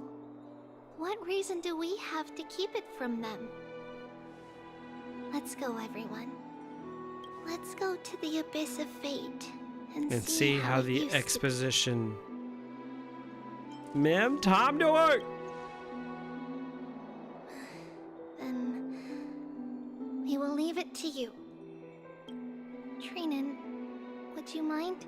Treeby, are you not coming with us? I want to stay here with Trian for a bit longer. I see. We'll be off then. Take care. Bye. Since you have made your decision, then let's proceed as you wish. See you later, teacher. Cass, are you not going It's with faded them? to black like 3 times. No.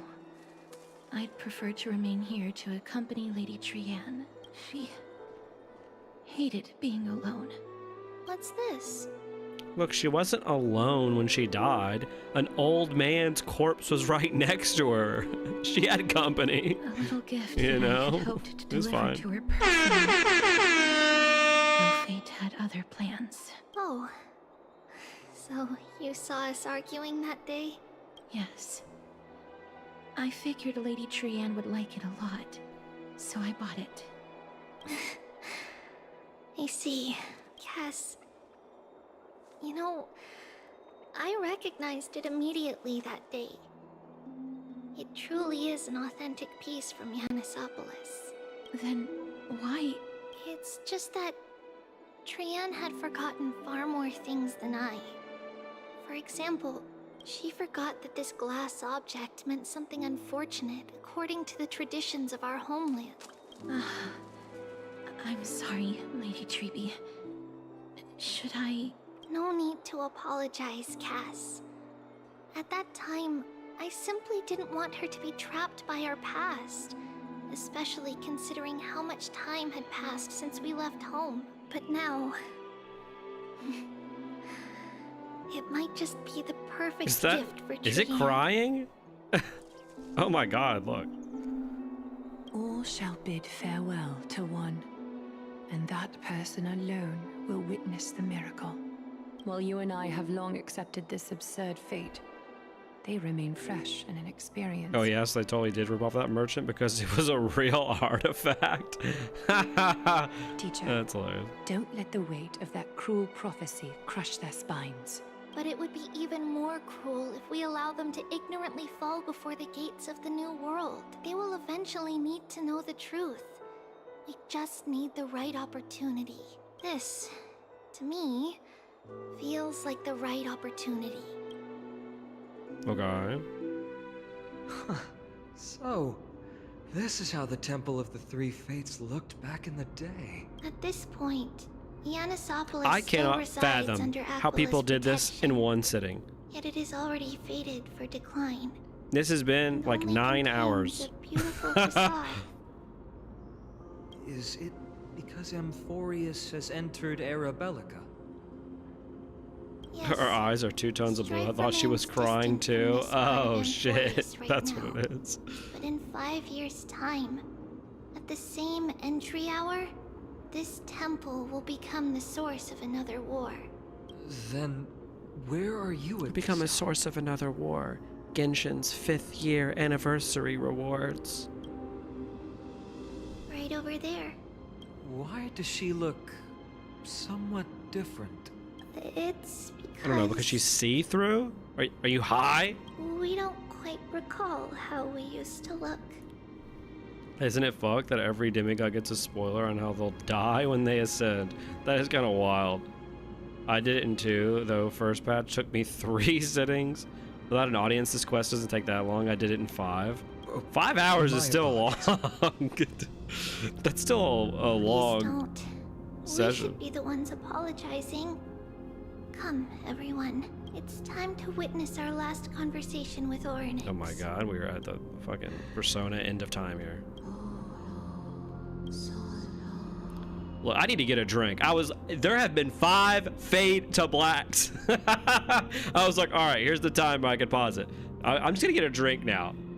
Hold on, let me do a poll. What's the poll I should do right now? I want to leave you guys with a poll. I need to go to the bathroom too.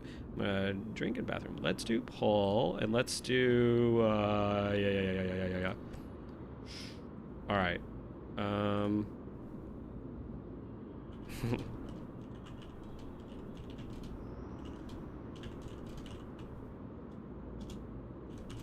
There we go.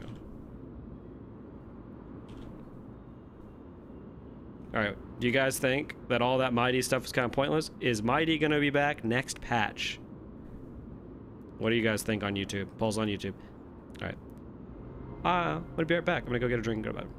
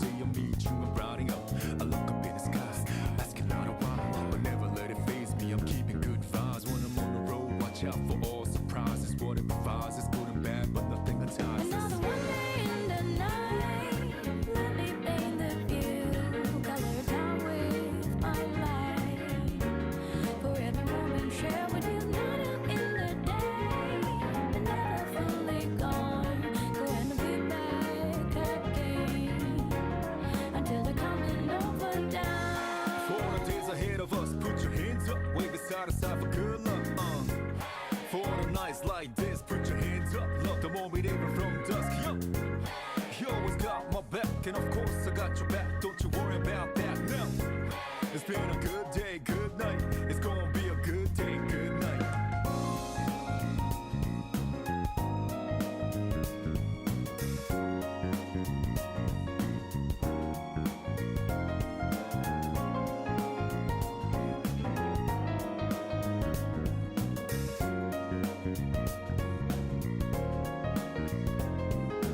Two hands meet at zenith. Nothing comes between us. Dancing like ballerinas under the moonlight all night long. How these plain and simple scenes get painted so vividly by you. I just wanna stay with you. And the water's rolling down, whenever our eyes meet. The more you leave me in that trance, it means everything to me. Looking down below, the one I seek to find. No matter where you might go, remember you'll be on my mind. Always watching over me, somehow you make me feel invisible. Power to my soul, yeah. I'm not easy things that used to bother me, cause your existence just lights me up, yeah. You always got my back, and of course I got your back. Don't you worry about that now. I am back. Good day, good night. Gotta be another. Be a good day, good night. In the heart of plead for you to talk to me. I wanna hear the good and bad, the stories you have. As I drink Let's see what this poll is at. 62% say no. So we will be absolutely shocked if he does.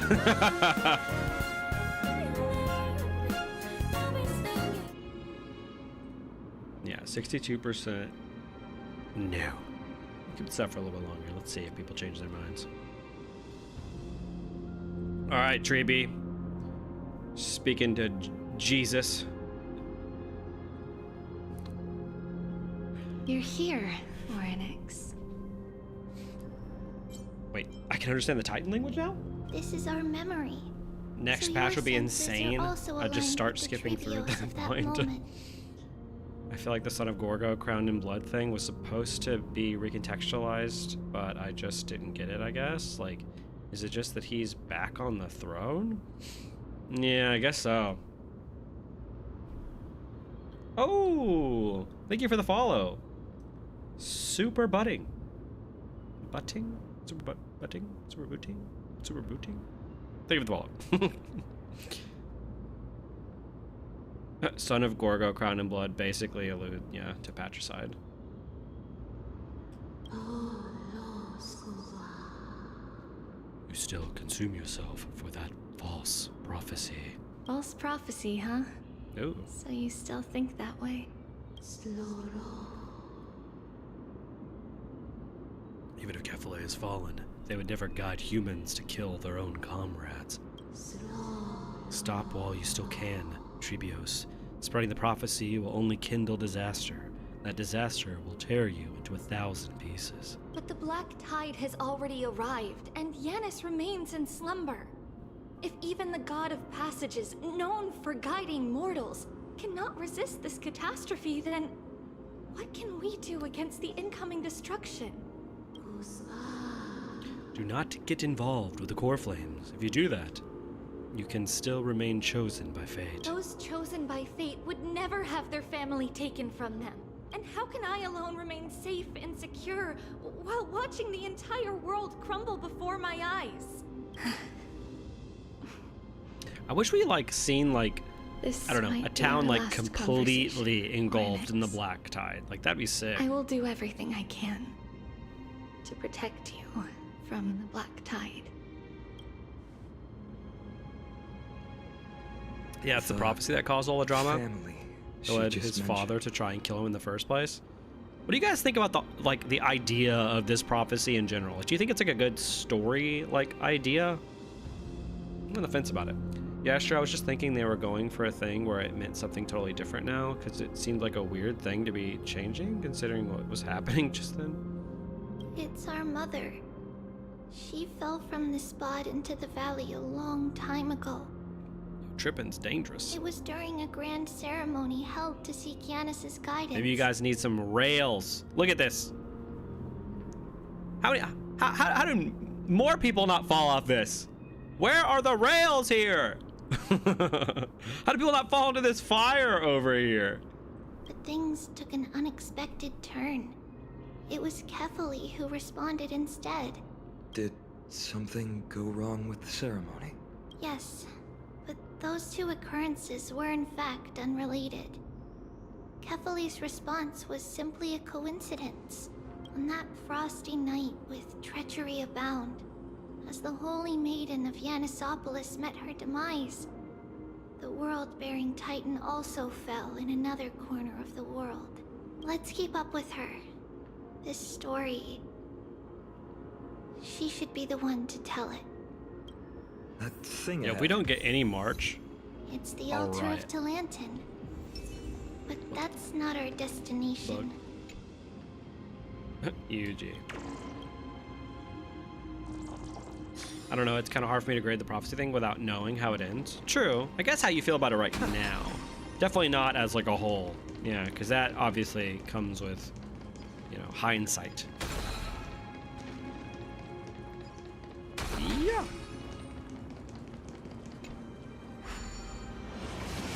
It's always meant that though. Every king fulfilled the previous king, and no one celebrated war, strive to them. It was tradition. Yeah. The whole thing was basically anti-tradition with Mighty. Everything in its place. Excellent. That looks sick. Needs rails. Star rails. Ayo! Roll credits. Literally, Star Rail will roll the credits. They probably would in game. This is the archive. Oh shit! What is this? I wonder if adhering to the prophecy will be revealed to have made the Black Tide worse. Ooh, I love shit like that, where it's like, oh, following the prophecy is actually what was bad. Not only that, I mean, if the whole idea is like, with Mighty is like relying on tradition is bad, why would relying on prophecy be good? You know? Isn't prophecy just kind of like a form of like, I don't know, some sort of tradition? Like, oh, you know, someone said this thing's gonna happen. Is it gonna happen? I've ever laid eyes on. I like the part of them knowing how they die. It's fun piecing together the evidence that Phanon is gonna be a villain, even if it's super obvious. Something like this in the homeland of puzzles, I suppose. Yeah, I'm not. So, yeah, how are we I'm not going to too solve mad when things are like obvious story-wise. Just follow the designated path and let the stone ball fall into the pool twice. Oh shit! pretty This is a Zelda puzzle. Mighty might be able to complete it in a single try. How could you talk shit about Mighty behind his back? You're his boyfriend. That's not talking smack. It's clearly a Oryx did tell Trivios to stay away from the prophecy, so maybe something will happen like that. Yeah, that'd be cool. I'm game for that. We'd probably take a lot fewer detours. Cause the Titans to be good, and we're just killing off the only hope that this world has. We just keep actually making the Black Tide worse every time we take a core flame.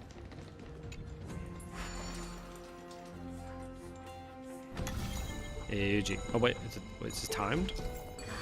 Press and hold to activate the rewinding power and rotate the maze. During rewind, let go of the button and the maze will spin in reverse direction. Come on, gravity with the maze's spin to guide the stone orb out of the maze. Okay. Yeah, here.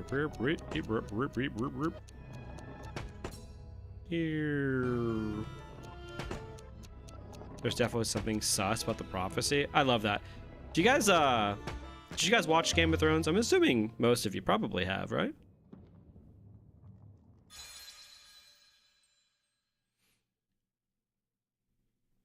Impressive. One of the encryption keys has You been have locked, the and the makings of a high confusion priest rumbles, now. becoming a new path. Let the stone ball fall to the pool once more to open the door.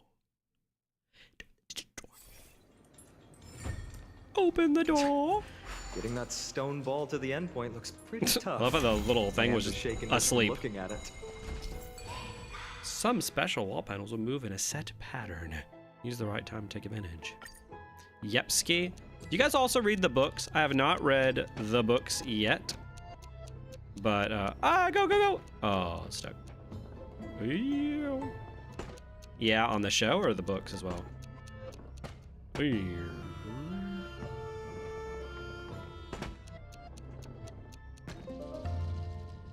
But yeah, I loved obviously the show, so I really wanted to get into the books. My biggest issue is that they will never end. George R.R. Martin is never ending those books. Like, the second to last book has been supposed to come out for the last, like, what? And you'll see the Like, place 12 where we grew years? Like, an insane amount of time. Hello, you think I can read? up. I become a priest. Oh my god. Maverick, see me? Bartolus might be here. Our best friend. Ooh. So many offerings. So little time. Oh. Loved the show. Hated the ending. Oh, the ending was absolutely god-awful. I absolutely hate that ending. Talk about, like, setting something up and then like, not fulfilling what you set up. Literally, that man is gonna die before it comes out. I think he has to know it at this point. The only, like, conspiracy theory I can come up with about Game of Thrones is that maybe he's intending on combining the last 2 books, and he's been writing both of them, like, together By the time for the we were last 12 born, years, but I highly the doubt role it. of the Holy Maiden had already diminished to a mere title. Do you guys do you watch House of the Dragon? Those in Have you seen tune that? with the Titan's guidance are bound to become messengers for others. He's too busy helping produce 5 of 10 spin-off series. Oh my god, so true. Biggest fumble in TV history, for real, for real. I agree. Like, it's legitimately shocking. An authority added some embellishments. And with Mother around, our childhood wasn't entirely without joy. Even so, I still find it hard to imagine. 20 years can go by in But no yeah, time. I think I talked about it in the video too about Penacony, like, how an arc or a story begins is almost as important as how, like, it ends, right? And so, like, Game of Thrones' beginning starts with characters we obviously never really get to know. It's these characters that are outside of the wall that then meet the White Walkers, right? Or, yeah, they meet the White Walkers. And it's just like, and they see the, like, symbol with the bodies, and it's just like this omega foreshadowing, this, like, looming threat that's over all of the main characters' heads, and it should be in your mind for the rest of the series, right? And then we immediately then go to, like, human political strife, right? Like, these, like, just human squabbles, right?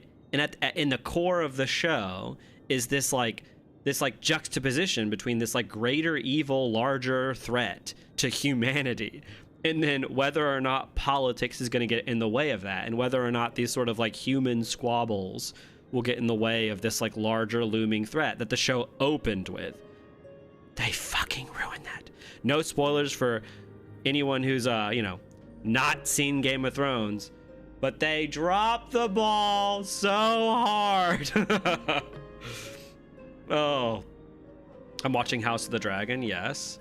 House of the Dragon Season 1 is good. House of the Dragon Season 2, on the other hand, even George does not like House of the Dragon Season 2. He recently did a post on his blog, like, where he, like, retroactively, like, gives, like, basically, like, awards to all the people who won, like, Oscars and stuff related to his shows, or, like, not Oscars, Emmys. And he's like, he names every single person who's ever gotten an Emmy except the showrunners and writers for House of the Dragon, even though they've won stuff. And then he made a blog post before that where he basically talks about how he hates basically what they did with the Season 2, and how he thinks that it will have, like, a rippling effect on the rest of the show. Right. I'm scared to watch anything that Game of Thrones related after that ending. Yeah, I don't blame you. Especially since House of the Dragon does make allusions to Game of Thrones, and I don't know why. I don't know why you'd even reference it. Gonna head out. Have fun. Have fun! Thank you for showing up. It's hard to believe it's been so long. Your power is exceptional, little Gray. This place looks exactly as before. Oh, she is a combo of Nahida and Klee. She has the bombs. Let's explore the room a bit. But she's also, like, sort of wisdom-y. She knows a lot. She looks like she's 5. Yeah. There's a blackboard here. I read that post. On one hand, a slay, but also, don't you have 2 books to finish, George? He's never finishing those books. You're so right. He spends his time on, like, what is it? Duncan and Egg or whatever the hell his, like, side series is called. That doesn't ring a bell. It should be something we invented during those 10 years. Those 10 years. It has been approximately 10 years between Kefali's prophecy and this moment when we are about to set out. What? We were raised in this temple complex and had never stepped outside the gate of infinity. To understand the outside world, we spent much of our time acquiring knowledge and developing a few inventions along the way. Sadly, the inventions served no purpose except to deliver letters, and the knowledge we gained has all faded away by now. Oh my god. I keep forgetting that Phanon is like a foot taller than Trailblazer. I feel mocked. Yeah. Oh, is this a... Whoa! Mama, look at this! It kept going wrong, but I finally made one that works. Is this a music box? Tribios, you're so talented. Now, whenever I'm telling you a story, we can have beautiful music playing in the background. I'm still not as talented as you, Mommy. You can take a whole block of redstone and slowly carve it into a crystal clear work of art. Next time I want to make a pair of gloves. That way, you won't hurt your hands next time you're polishing rocks, Mommy. Silly child. If I was scared of hurting my hands, why would I not just ask the old folks of the temple for a pair of gloves? Oh my god, what if she's like made from rocks? All these little tribbies. Honestly, you mustn't fuss over me. Just make sure you eat plenty, practice your reading, and read lots of stories of Amphorius. Nothing makes Mommy happier than seeing you grow and thrive. Oh my god, she made her. I have eaten plenty. Oh, I have eaten plenty. And I've practiced my reading lots.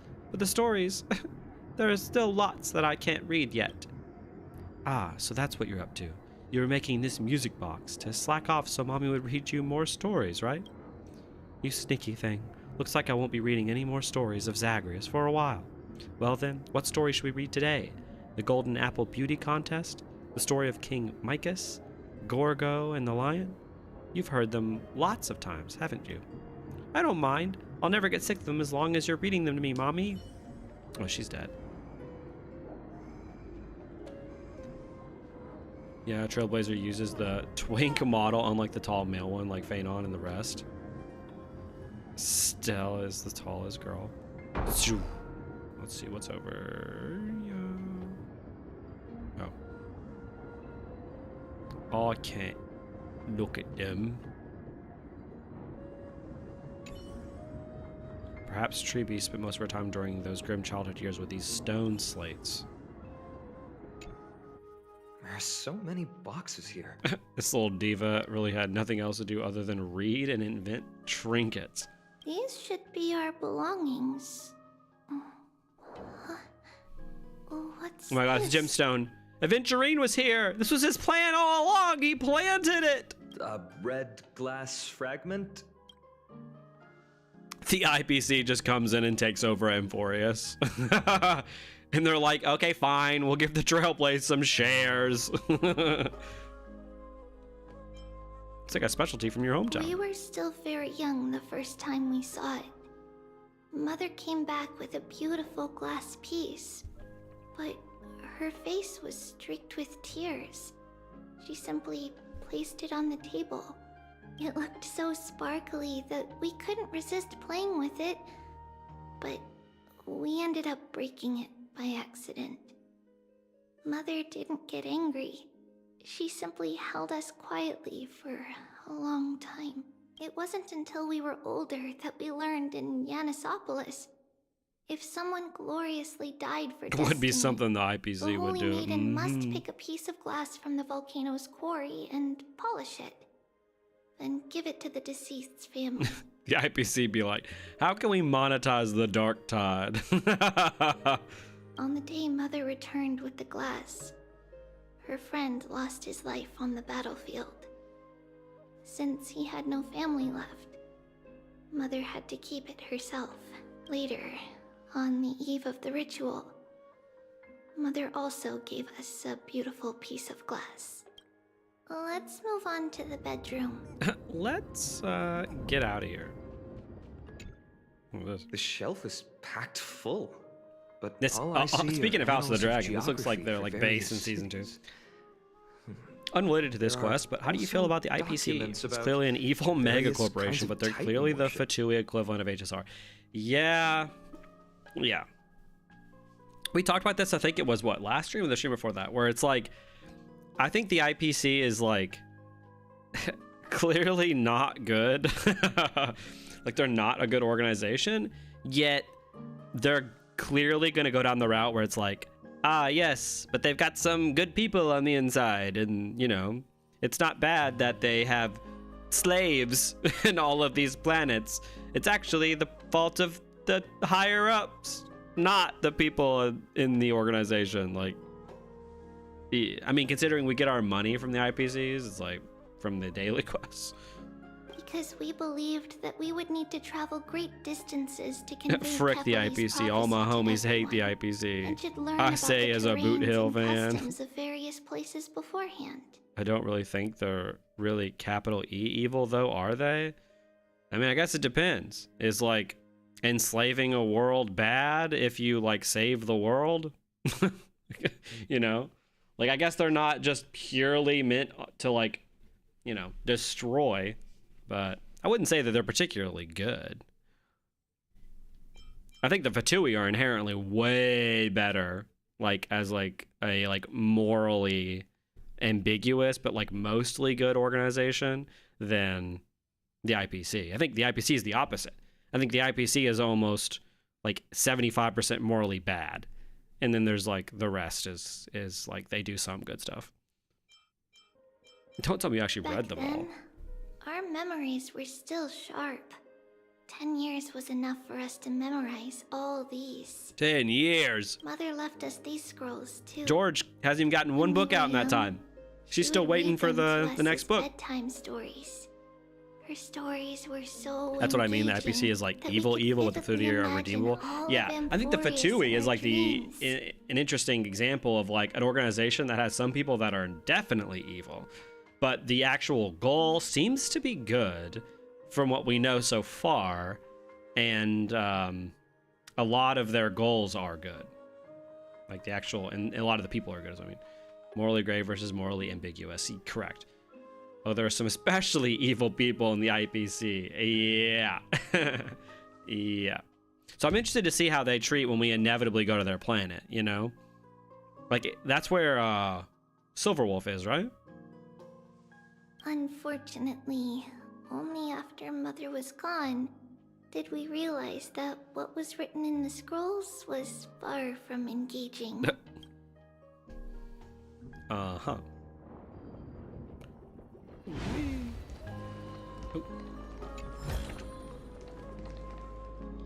Morally gay, more like it.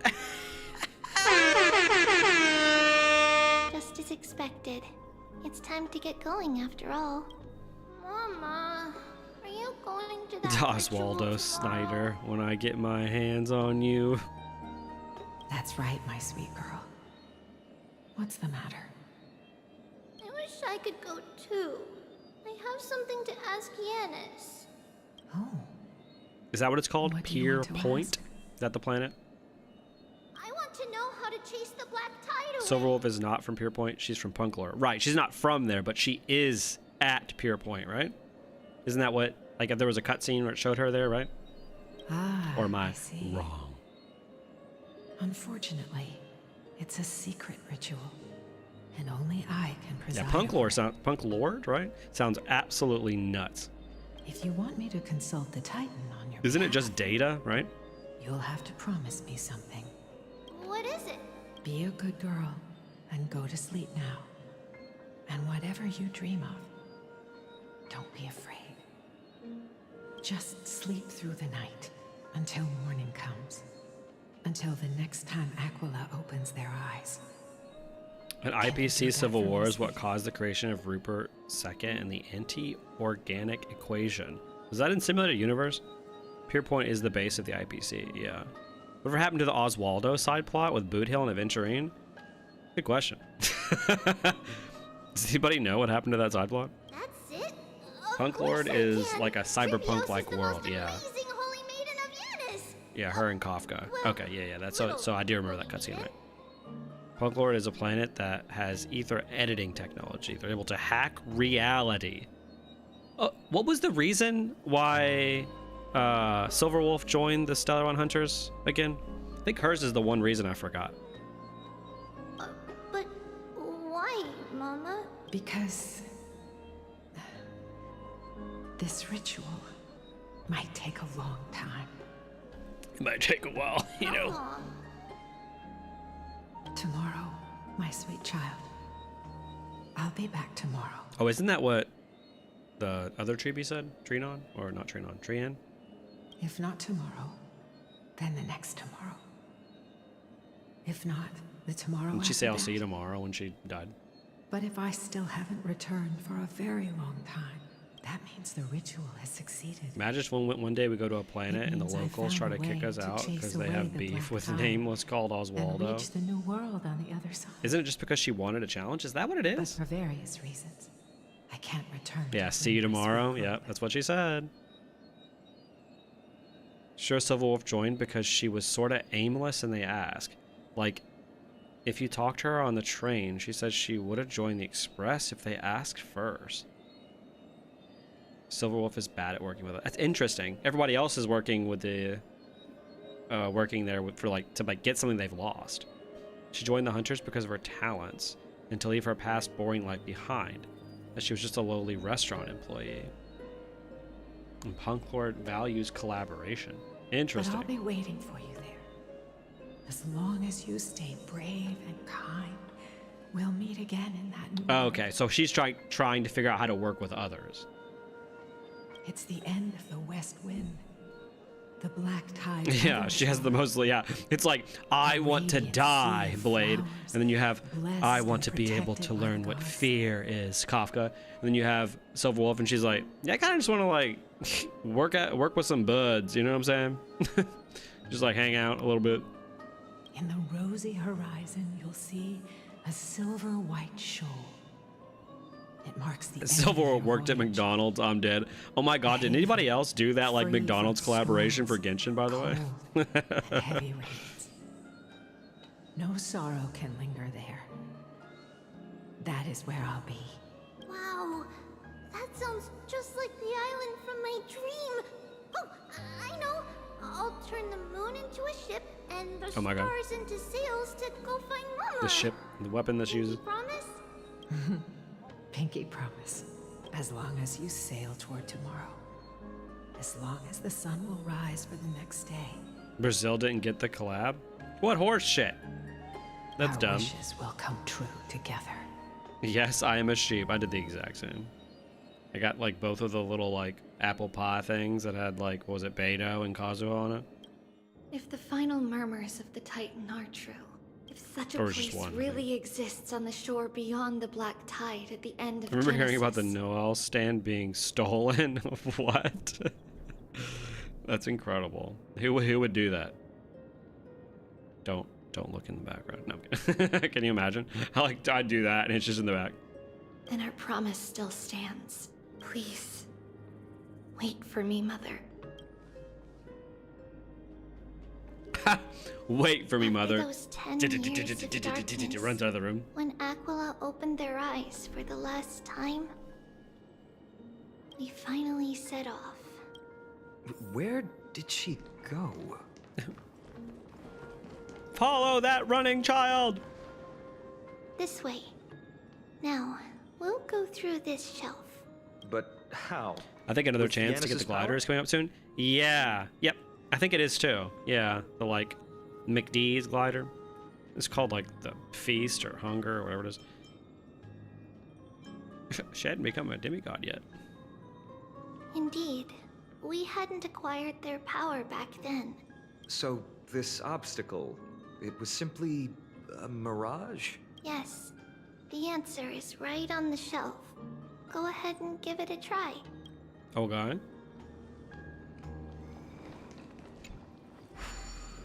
See, that's one of those scenes where it's like, I could have just walked up to here and pressed that.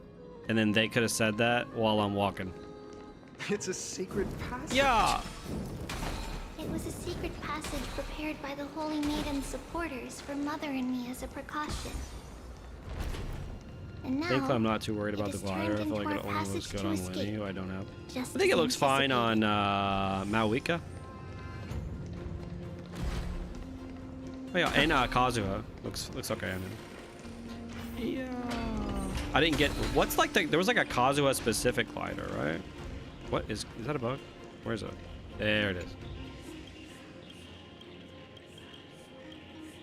Oh, just give me the bug.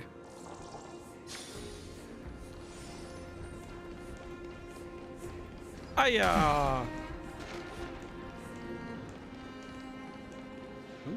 Murals. The path to the temple was No surprise at all. While others were willing to clear the way for the Holy Maiden. I can't move it. Time Titan? Someone will help me. Go, go, go, go.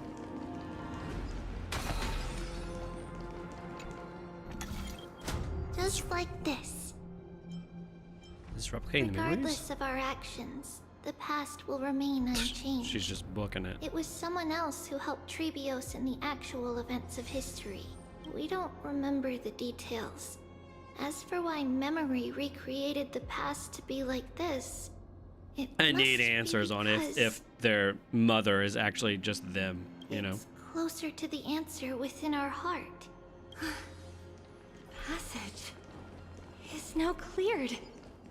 Go, go, go, go. I think I'm gonna have to do this anyway. Oh, wait, no. No, no, no, no, no.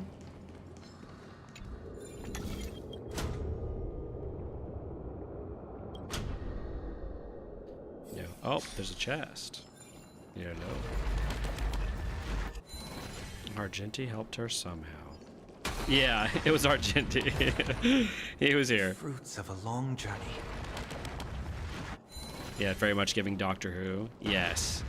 Yeah, giving some like Matt Smith Doctor Who storylines. What was the name? Stephen Moffat, the showrunner.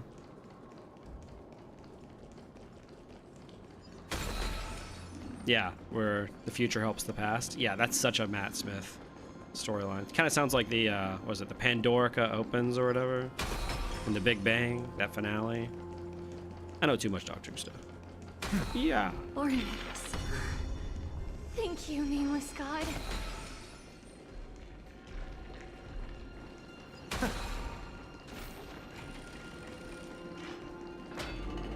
It would be very Argenti for him to travel 1,000 years into the past to help Trivius escape. Yeah.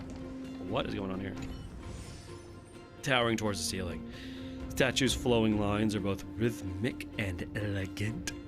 3 flame-like patterns spiral from the base to the top, converging eerily at the hood. Flanking it are braziers that burn with unwavering flames, their height unchanged no matter how long they've been alight. It's unclear whether the statue protects the flames or if the flames guard some ancient prophecy. Goat Genty. Oh god, you're right. This is giving a Moffat ass plot, especially if it ends up that she is the mom. Truly magnificent back then. Relax. You just need some like badass woman who's like all about sex appeal to like also like come along for the ride. That's definitely what Moffat would do. All these people. River Song. They're just civilians, not enemies, correct? Mostly, but it might not be the case later on. Oh, okay. And Argenti would be like, Lady Tribios, by your beauty, surely you have heard of the Aeon of Beauty, Adrilla. Are you coming? Hey, little ones. How did you sneak in here? She does not sound like a kid here. This is the mom. You had to be really sneaky to Right? get Am in I here. wrong? Or does her voice sound different? Okay. She even called them okay. little ones. This is not a kid. She's not a what kid. did She's you seeing sneak in herself as a here kid. That's the for? mom. That woman you're talking about is Phanon. Yep, yep. I heard there's a lovely holy maiden living in the temple, and I want to meet her. The little claps are Couldn't always stop hilarious. her, so I had to think of a way to sneak her in. Oh, really?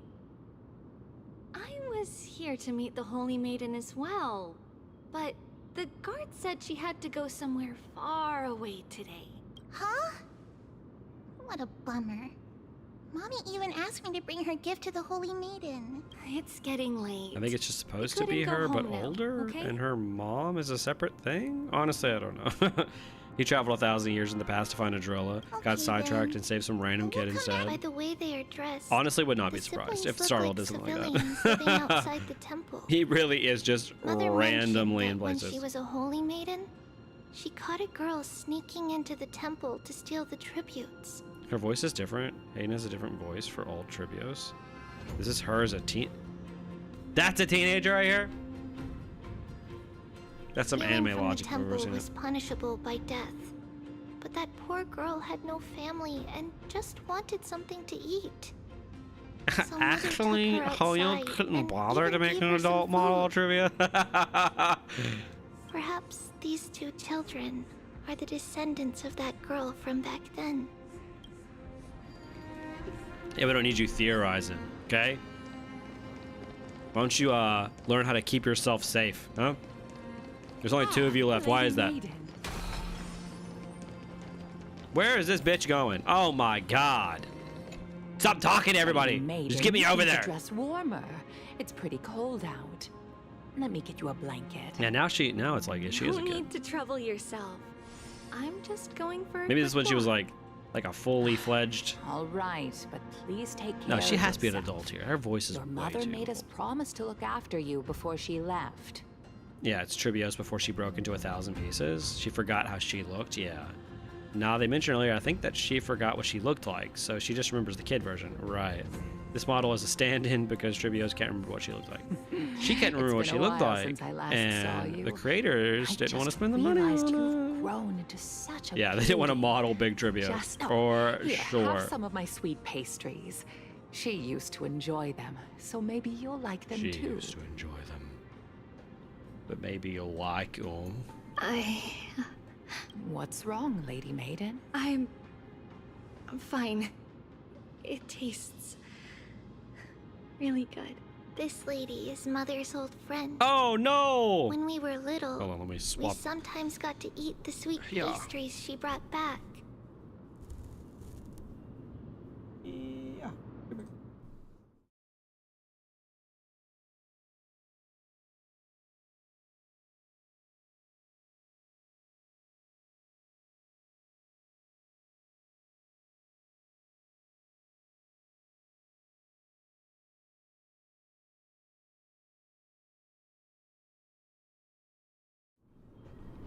Yeah. That one was a full battery too. I mean, it has been 5 hours. The Black Tide, yeah. We've always remembered the familiar. No, it's just a taste. Stephen Moffat And storyline. only One of now my do we 2 learn where versions it is came dead. from. This is the other me. This one is the straight version. Where them titties at?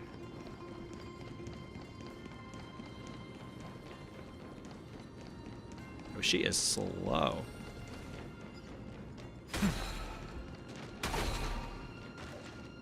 Apologies, Lady Maiden, but the Yanis vault is under maintenance today. Perfect.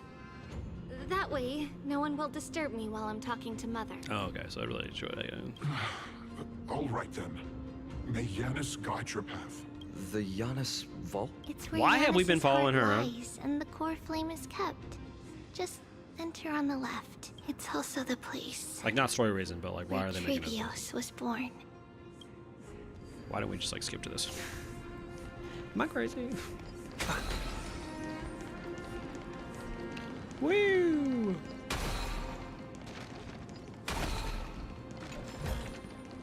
A melodious sound that soothes the soul.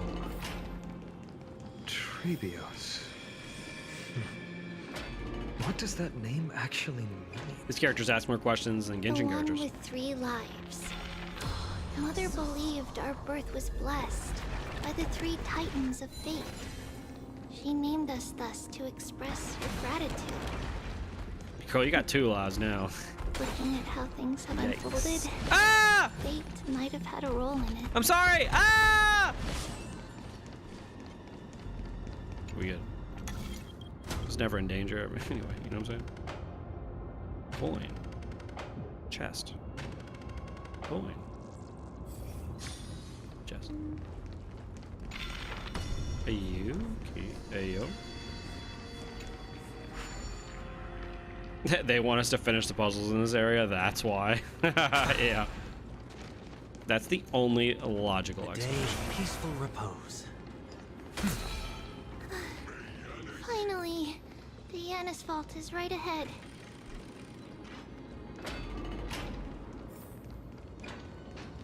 Go, go, go. At long last.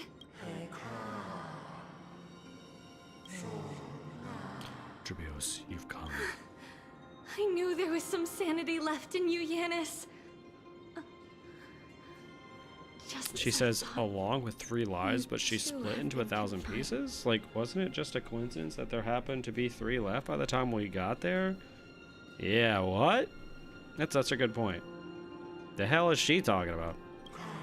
Well, it was, you know, she saw the future, and the most important of the Tribbies, of the 1,000 of them, was the 3 at the end, so then she named her daughter after the 3 at the end. That's why. It's in her character bio. No, Yanis. I've come here to take on your fate. I think the 3 lives are supposed to be a reference to the past, present, future, but maybe that's copium. And the strength of my That's probably like a blade-wielding good right enough hand. explanation, right? That's probably what they would say. Now that you've said it, that's what they would say. I am Trebios, the listener. Can't remember what those things the remind me of. announcer, and the witness of the prophecy. I, the holy maiden of Yanisopolis, the walker of the infinite paths. The breaker of chains, Khaleesi. One who guides the world shall see their soul shattered into 1,000 fragments, akin to glass, crushing upon the ground. Just as I wished. This journey promises to be a long one, with 1,000 selves to accompany me. Don't you also think you're like killing 1,000 people? Like, let's question that for a second. So if I were to make clones of you, right? Let's say that you like walk into a room and then you walk out of the room and there's like a bunch of clones now. Are they all you? Or are they now all new people? And I guess you'd say, well, these aren't clones, these are different, like they're the same soul but split. But even then, like, aren't they still different sentient beings since they can like react to scenarios unless the same person is controlling all of them at the same time? Maybe? No matter. My hands are not made for bearing arms. Uh-oh, she's anti-Second Amendment. She don't agree we got to bear arms. Destined to embark on a journey for the benefit of all. Damn libtard Tribios. They get 1/1000th moral consideration. Mav, you're developing a Doctor Who plot in real time. It's just that all of the Tribias, all of the different versions of herself start to like, they like create factions within themselves to like kill the main Tribi for like creating them and like wanting them to die. Like there's like 600 of them that actually don't want to fight in the war against the Black Tide. They just like want to live. That's a cool storyline. Can you imagine that? How cool would that be? Make me a writer. Put that in the bag. One who bears 3 lives. Art thou truly prepared? Yeah, you're right. They just said 1,000 lives earlier. That has to be like a weird translation thing. Without a doubt, Titan. Let the prophecy shatter me, so that I may open a myriad of paths for this imperiled world. Hee-haw. Overthrow the gods. Return the core flames. Oh, the spooky The spooky thing we saw in her dreams. Inherit divine authority. Forge godly miracles. Go kill. Go mourn. That's kind of dark. Kill my kin. Mourn our fate. Ferry the spirits of the gods. Nourish the land with divine essence. Yet thou shalt remember. Yet thou must remember. All shall bid farewell to one, and that person alone will witness the miracle. Only one shall live till the end, and they alone will witness Era Nova. Such is destiny. Beep, beep, beep, beep. I understand. Oh shit, it was the adult version! I called it! It was the adult! They drew it. But how do we know who's the real Tribby? At that point, they're all real Tribbies, right? Not legit. I think the 3 thing is they came up with the triplet thing before the splitting into 1,000 pieces thing. Akima's razor and such. Akima's razor is actually hilarious. Akima's razor is the simplest Tribby is the real Tribby. Thank you. Now, Screenshot. may you rest well. Am I the only one who thinks Yanis was actually crazy for this? Because what the hell? Kill my kin? Yeah, she doesn't sound good. And it also kind of comes off as a little ominous.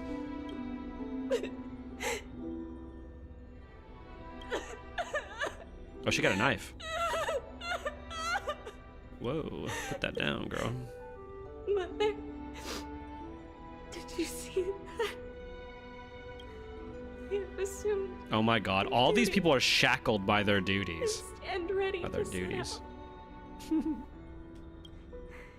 We will step over the gods' corpses and wander among humanity, and thus we shall sweep apart Amphorius's pitch-dark fog. May we... This is a little bit Natlin coded in that way. May the That they all world- are like connected to their like prophesized duties and lineage. But this is almost like more of a like cut those ties kind of thing. I think Mighty's is more of the like maybe we shouldn't adhere to tradition kind of All aspect. of the myriad paths trodden, and reunite at the end of the west wind. Guys, I know I said forgot what I looked like, but I just so happened to remember the moment we switched from 3D to 2D. Don't worry about it. Mother, did you see that? I'm gonna slay boots the house down. Adult Tribby looks exactly like her mom. I still don't know what's up with that. Yeah, is she like... Okay, so this version of her definitely had a mom, I feel like. But, yeah. And obviously, I guess that younger one with the mom was before she obviously split herself, obviously. Can't tell if I hallucinated this, but wasn't this prophecy from Kephale and not Yanis? Mother, I shall see you tomorrow. Matane. Oh my god. Dun, dun, dun, dun, dun, dun, dun, dun. It's not a game. We gotta capture. It's like the mission: capture the core flame and escape. The Holy Maiden? Oh, bug.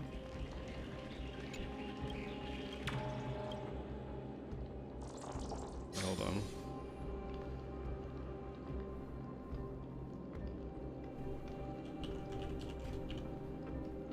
Give me just 2 seconds.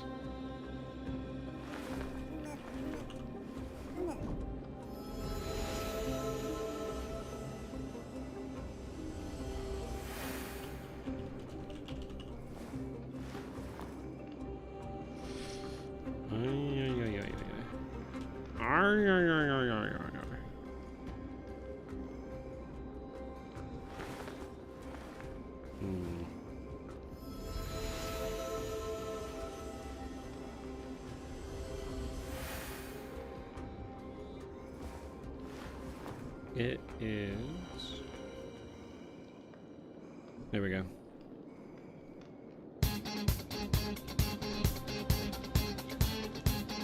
We got the core flame. We gotta get out of here.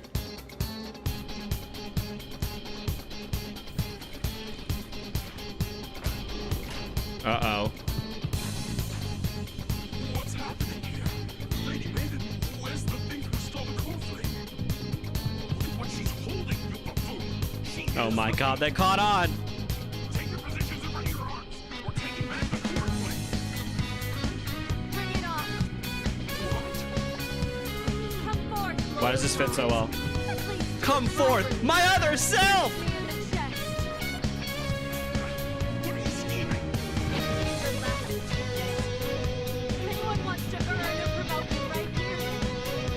She's awakening.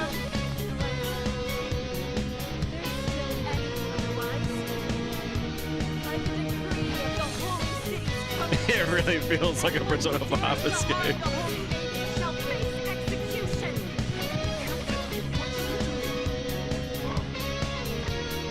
Uh-oh. Come with me. Take this traitor's head and wealth will be out. Can't just stand by and do nothing. This is too positive considering Trivios was literally crying 2 seconds ago. No, she was awakening to her true self. Oh, here we go!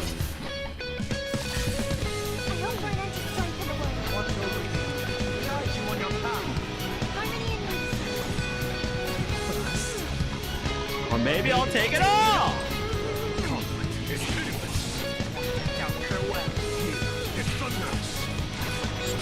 We gotta change the hearts of everyone in Emporius.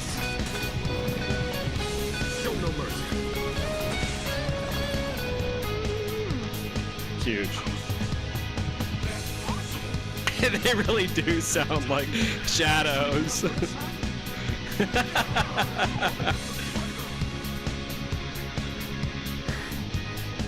should go. Let's keep up. Let's go! Oh no, we have dodge him! For me. Ah! It's me. Huge. Oh no! What's another good one? There we go. It's pitiless. Trinity is before me. Watch over you. Guide you on your path. This is the moment when shit gets real.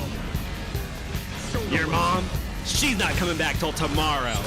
And right now, you gotta take the core flame out. But you have to deal with the shadows.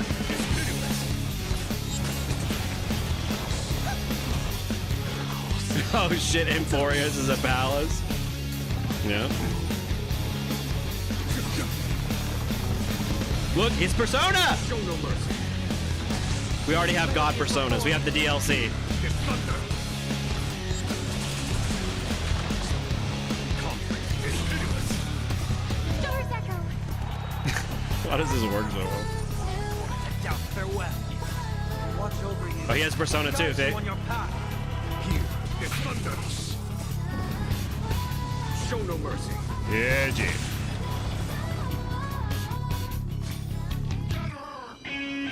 It's like, get her! Treevy, let's go!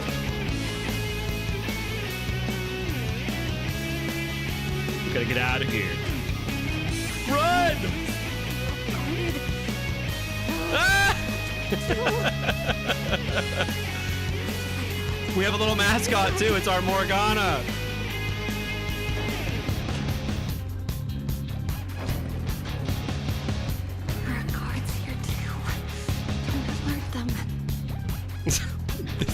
This is like the length of a palace. We gotta get out of here. Long last.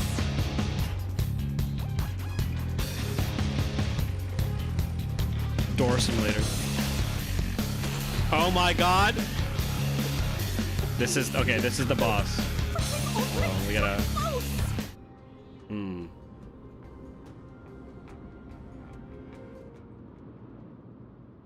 That's a good one. Here we go. This is the boss music. This should be the last fight. We have to help her get through. But I don't get it. This has been puzzling me for a while now. Who has been aiding Trevios in her escape? I skipped all the puzzles. Well, history might be blurred by memories. Seeing how the whole city is hunting her down, she clearly had no allies. If she pulled it off alone, are we too involved in this process? Trevios had been on her own since she entered the vault. But what did we truly mean to her? You'll find that answer at the end of this memory. Disturbing the peace.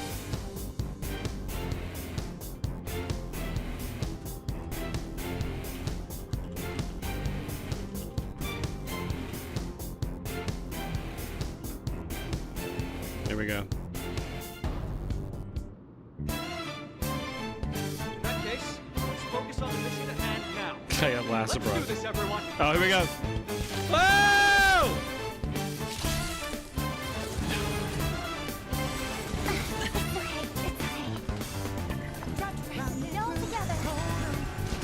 No dirty trick. GG. I've heard the call. Down, farewell. Follow my charge. Show no mercy.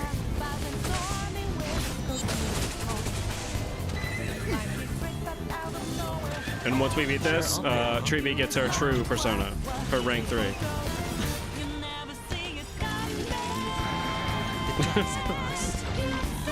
Or maybe I'll take it off. Watch your head. Someone might actually mistake this for Persona 6. Yeah, we gotta put the title on top of it. I should change the stream name, Persona 6. Leaks. Follow my charge. Watch over you. Guide you on your path. I want a noir theme planet with this kind of music. Can you imagine? Game land out. Do it deep. Get up 2 steps ahead. Show no mercy. That it. Watch your head. These guys have nothing on our true selves. Go in. Here is thunder. Down, farewell. Conflict is pitiless. Oh my god, we got an achievement. Persona Cloud would actually fit so well, but instead we got mid-ass fate. My bad, I've never seen anything fate related.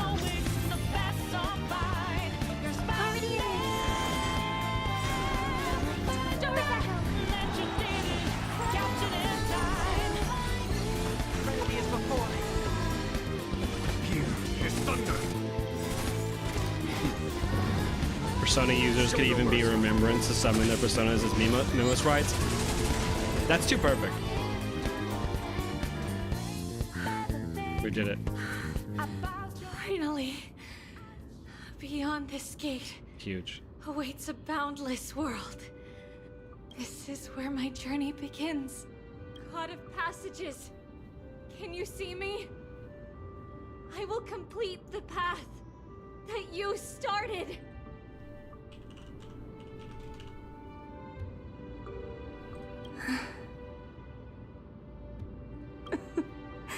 No response after all.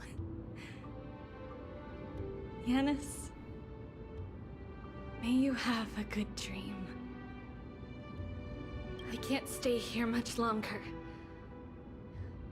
It's time to leave. Well, looks like this is the end of the memory. Not yet. The question that has been puzzling you.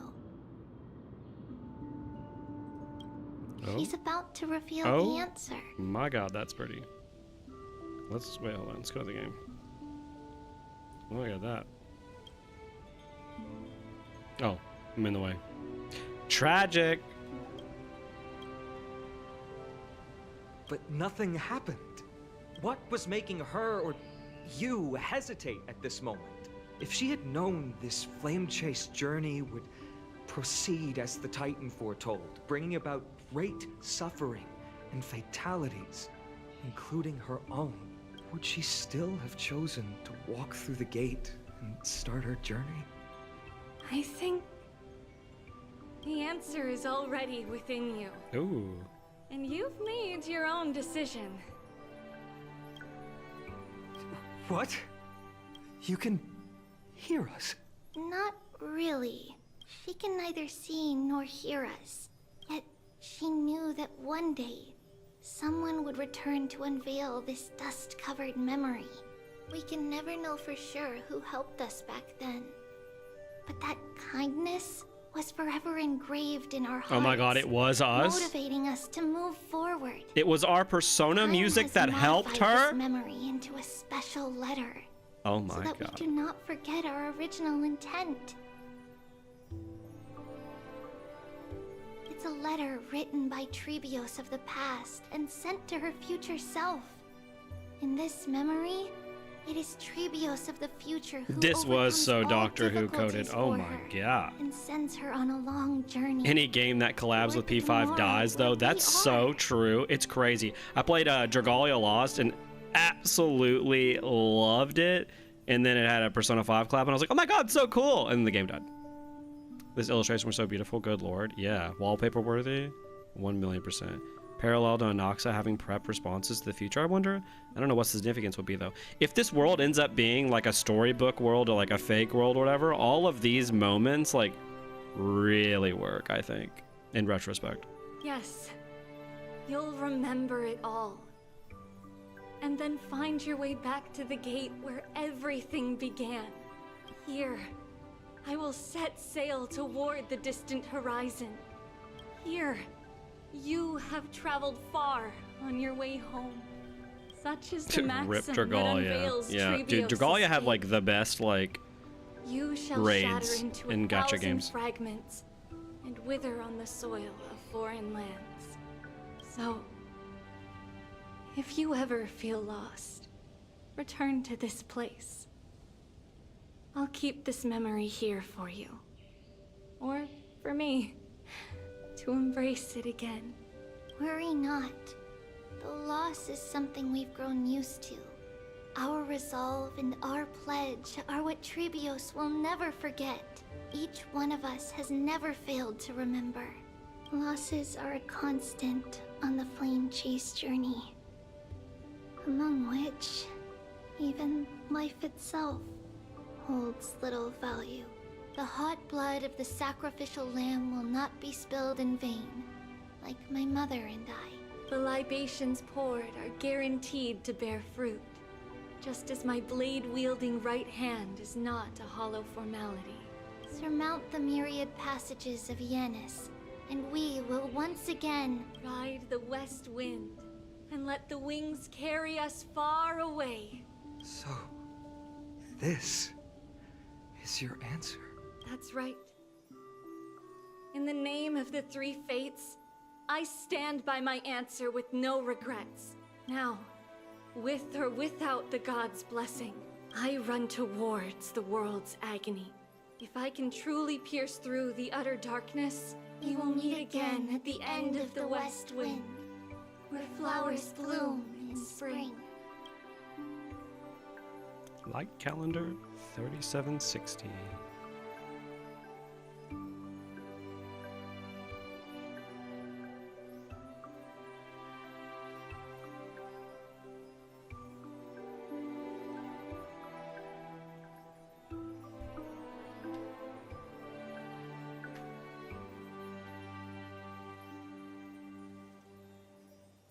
Ooh.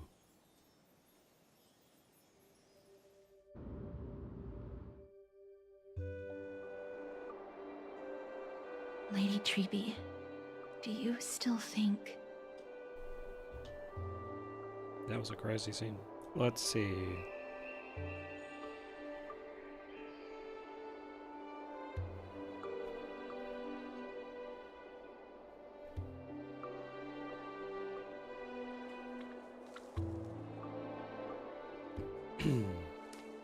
Dragalia was what a phone gacha game should be. 1,000,000%. Also, fun fact, she's married to Jing Yuan's, voice actor. Yeah, I heard about that. That's crazy. His conclusion really sold the Doctor Who thing for me. Like, I didn't know Stephen Moffat was working as a ghostwriter at Oyoverse, so. This is like the 3rd time they've said libations. This patch. That's the word of the patch. I think HSR made many art commissions for 3.1 and forward after so much backlash. Good first step. Yep. Yeah, that's crazy. I didn't know that. Interesting that she says she'll run towards the world's agony, and mighty is the agony this world needs. But again, I don't know what the significance will be. Tribios is like the only character who basically has an exact age. That's such a good point. That everything will be fine tomorrow. Like, how's Castrus? Like, I don't know. Or mighty? Yeah, that's what Trianne would say as well. With all due respect, Lady Treeby, you know perfectly well that see you tomorrow is nothing but a white lie. Oh my god. I hope your toughness is not a mask hiding a lonely heart. Tell her Santa isn't real while you're at it. Holy shit. That's not a lie. See you tomorrow is the greatest prophecy in the world. Prophecy? Listen, in every corner of this land, every heartbeat carries a prayer for that prophecy to come true. It may be that only a few heroes will bring tomorrow to the new world, but the prophecy of leading everyone to tomorrow That was a little dark. Yeah. to all in Amphorius. But not everyone has the chance to see tomorrow. How can See, like, such look, words be called this shit prophecy? is too long worded. This scene should have ended with "See you tomorrow is the greatest prophecy in the world." That is how this scene should have ended. That would be such a banger ending to that part of the story. Yeah, "See you tomorrow is the greatest prophecy in the world" is some peakery, I can't lie. Like, it's legitimately a great line. So, like, why not just end this scene on that line? Because people believe it will come true, and they are Like, trying hard to hold girl, on to that belief. I don't need you to explain this. This is some Pinnaconey shit right now. Even as the world teeters on the brink Oh of my collapse, god, we understand. everyone is pressing forward, Dreamy. longing to reach farther and move toward tomorrow. And that is why a holy maiden exists, to lead the world toward There's too many tomorrow. and that's whys And why in this game. Hemisopolis' You know what I'm saying? prophecy unfolds as passages. Like, and that's why this, and that's why that, and that's why this. Like, allow the reader some ability to infer or to, you know, make up their own mind on something. Fate is not about the outcome, but the journey. It's not the flowers that bloom at the end of the road, but rather the paths that lead beyond the gate, where people tread toward the sea of flowers. This is FF14 style writing. I actually enjoy this wordy shit. Yeah, I feel like without timed musical swells or other cues, they need to structure combos to be punchier on their own. I agree. I feel like this line would be more impactful if it didn't make me think of the Delta Rune is tomorrow people. What? So, Cass, if anything is troubling you, just set it aside for tomorrow. There's no difference between demigods and mortals. The troubles we encounter can only be resolved by our future selves. Reflect through the long night. Wait for the dawn as you think. And set off at daybreak. The hesitant part of us will be left behind in the dark, while the determined side of us will know no fear, because that's how Tribios has journeyed so far to spread the prophecy. Procrastination is peak. Beckoning the morning sun, and the tomorrow Yeah, right. it promises to You bring. lost me after the dope line. We will Oh, now continue I'm back. the journey and face our destiny. We will step over the gods' corpses and wander among humanity, and thus we shall sweep apart Amphorius' pitch-dark fog. And at the end, all will reach that silver-white shoal. That end of the journey, that new world and new tomorrow. It is a haven free from storms, cold, and heavy rains. no sorrow can linger there. Oh my god, is that Made her a mom with her promise other to self meet that again died? at the end of the west wind, where flowers bloom in spring. See you tomorrow, Brienne. See you tomorrow.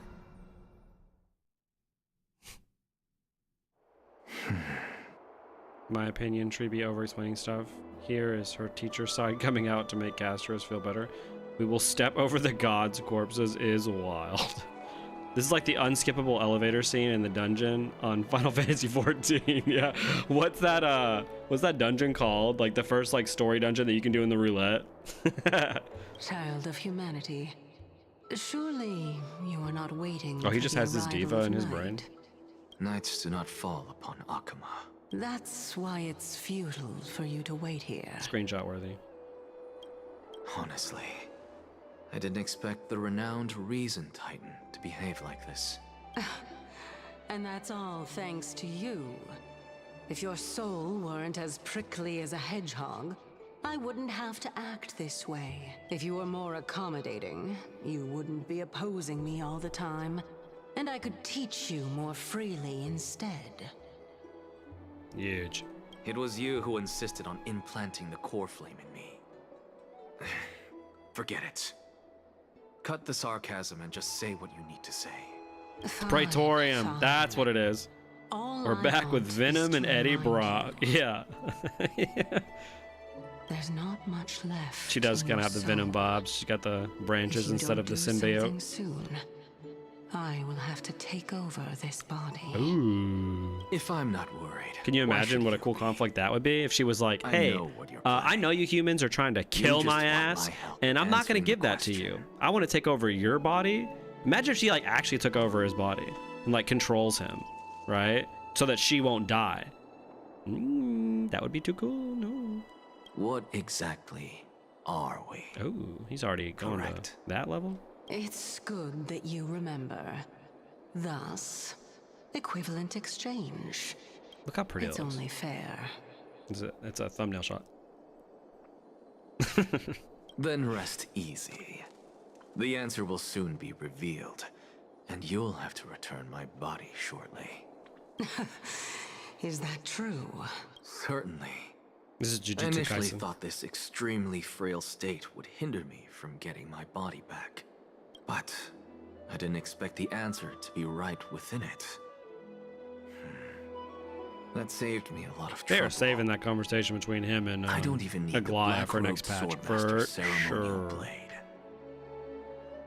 That's certainly worth celebrating. Regrettably, I can't carry out the upcoming experiment alone. The girl who's walking with death, is she fully prepared? Be patient, Titan. If we're always so guarded, how can death reach us easily? Unfortunately, on behalf of Okima, Oh, I must ask you JK. to slow your pace. I forgot about you. My apologies. A child's words are always carefree. I'll just dismiss these words as nonsense from a cheeky child. I'm just gonna automatically assume you hate the story and wait for your condensed thoughts. No, I don't hate it. I would say I've been generally up on this story. They just have parts that I'm not a huge fan of, but generally I think this, unironically, this has been the most I've liked a arc since Yurilo, probably.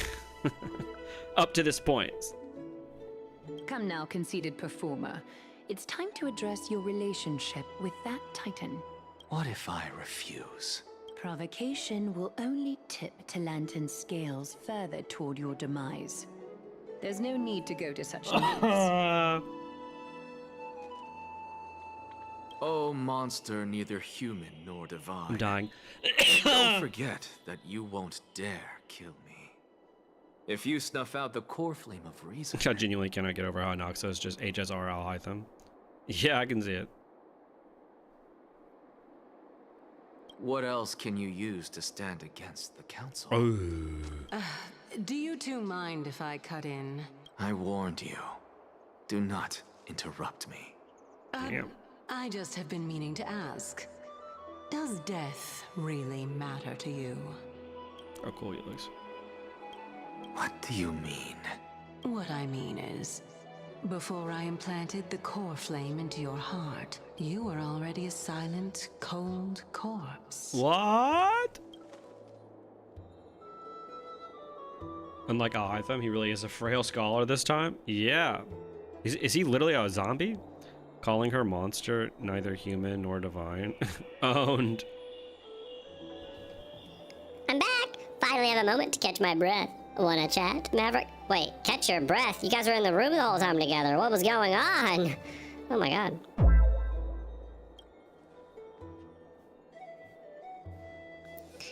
It's unusual to see Mim isn't with you. I can't control Mim. Since they're not here, let me ask you. Are you really sure you want to take on the trial of Oryx's core flame on behalf of the Chrysos heirs?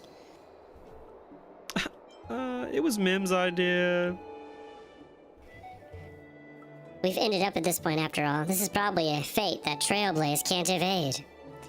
You should be extra cautious and watch out for yourself. Based on the experiences of those before you, the trial is no walk in the park. But what concerns me even more is that you'll further bind yourself to Amborius. If you truly assume that Titan's divinity, do you believe you'll be able to lay it down again? Lay it down, put it down on me, you know? Put it down on me, I'm down, huh? Forget it. We'll deal with that when the time comes. No matter what happens, I'll be right there with you. Oh, how sweet! But where were you earlier? I got held up by two people in guard uniforms and ended up missing Trian's farewell ceremony. He was getting double teamed and he missed a wake? Jesus. They said they were messengers of the Council of Elders and wanted to verify my identity. But I suspect we've been on their radar for a while, and they only made their move when you and I got separated. Their questions were quite specific, from how we arrived in Akuma to our relationships with each other, each Chrysos heirs. They even asked about what we did in the market. Luckily, those pawns aren't the brightest. I managed to brush off most of the questions, so they'll probably leave us alone for a bit. The Council of Elders, are they the bad guys?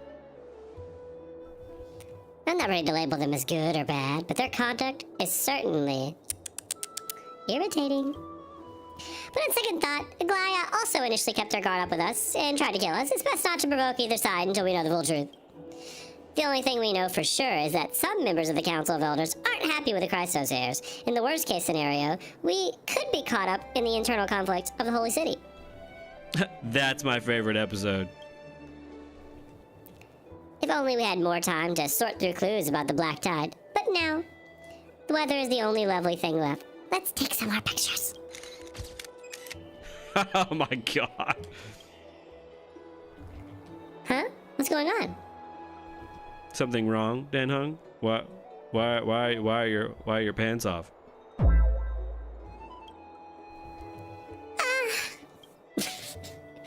The memory card is full! I bet March and the others are pretty worried too.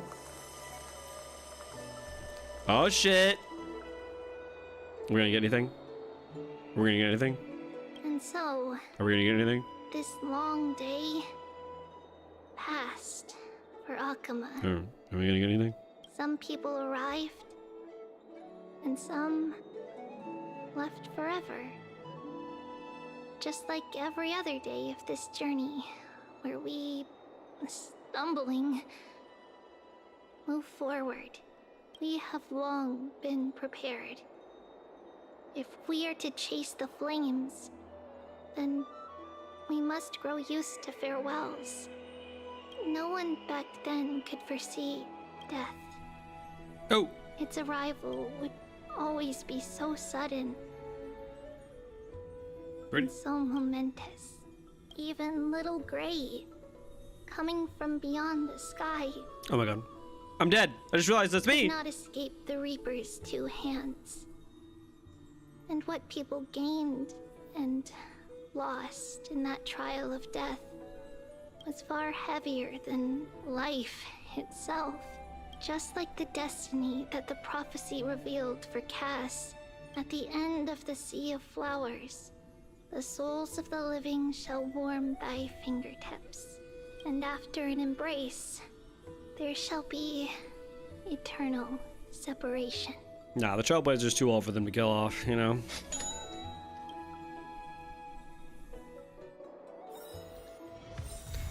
March! Are we gonna get anything? Stay tuned to find out what happens. I got the dead corpse of Trian and some music. Woo! Nameless recollection. The God King had returned home, and the messenger had departed. Their fates can no longer be scried, but are worthy of remembering. The testaments of character witnessed during your travels, heed to the book and write it down, and then take a picture for Marge. Whee! Yeah, Jay. Okay, let's go over here and...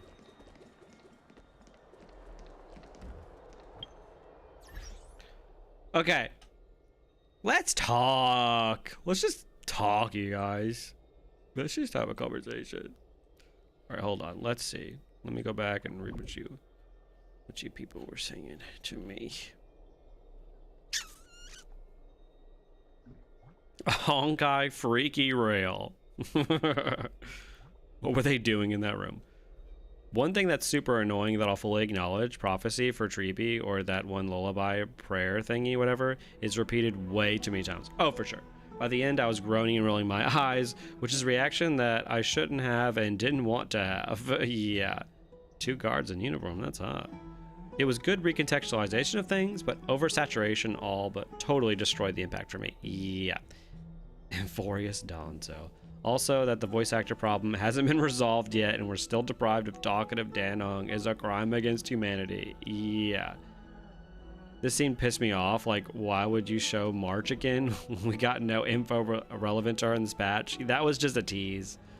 Honestly, though, I'll accept a tease like that more than the tease of like, wait, oh my god, I was about to say a bit more than a fake death. But they just showed the Trailblazer in a fake death. But to be fair, how many players are actually thinking that the Trailblazer is dead versus like on Pinnaconey, people were thinking that the characters were actually dying.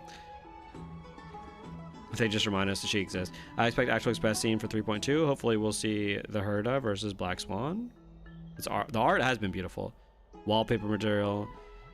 Gaining something heavier than life itself. Does that have to do with the scales trial we did with Oryx? The pictures. It was the camera. Wonder what happens to the Stellaron if the Trailblazer dies. Yeah, I thought it's supposed to like explode, right? Yeah, success. Having March not be here reminds me of getting a cliffhanger on a webtoon chapter, but the next chapter focuses on an entirely different POV, and now you're stuck waiting another week. I remember you saying at the start you wish the Trailblazer had more direct involvement with the story. I would say taking the trial of Oryx is pretty good direct involvement. Yeah, I guess my question here is, why are we doing that? Is it just Mim? Trailblazer just dies. You play as Kafka for the rest of the story trying to fix Elio's script. And Furious is not brought up until 7.3 where it said that they solved the conflict anyway. They used your corpse and they just figured that shit out. Honestly, playing as Kafka would be pretty cool. At least Trian actually died. Yeah, can we just... Round of applause. They killed off a character. Sort of. I still count her, you know, I count Trian as like kind of a character. Okay, they killed something off, all right? Like, something died. I'll do the Genshin 3 clap.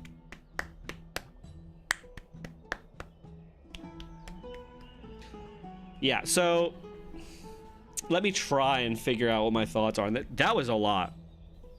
Like this and the last, what? Took me around like 10 hours? Something like that. Mim could potentially be a Chrysos heir. I could see it. Yeah, when she gets like a human form or something. Trailblazer is doing the trial because they directly got blessed by Oryx in the form of Mim. Yeah, but like what like motivating factor, you know? Like a character motivated reason. Yeah, in a patch where we find out that apparently fodder Chrysos heirs exist, it's kind of weird that we just get handed the Oryx trial, but I guess Mim is a special circumstance. Yeah, also, I guess, again, I might have been spacing out there. Why did we go into Treebee's mind memory space? Why was she like, oh, you guys are ready now? And they don't have a crisis there for the core flame of Ornyx. Yeah, Danhung and Trailblazer don't seem too stressed about being stranded, so I could see them taking on being a demigod to have something to do. They're just bored. And also the camera's full, so they have to do something else. I feel like they're not bringing up March and stuff because they realize they want them to come to the planet, but need to get rid of characters like they did with Mighty so it doesn't get overcrowded. It's definitely possible. Was Mim being blessed by Ornyx or by Fuli? Mim also has Cyrene's memories. Yeah. So let's go through each character. What do I think about what they did with Mighty?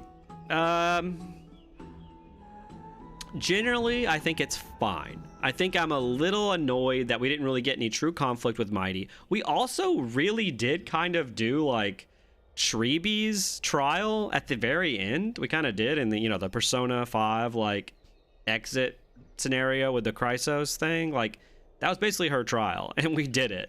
And yet we don't get at least one scene of Mighty at the end of his trial. It just feels weird to me. Like that feels like that should have been like a moment.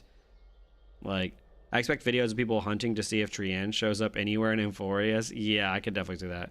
I forgot about why we did the Tribby thing. LOL. It has to do with the agreement she made. The Crimnoan guy. Yeah, why did we?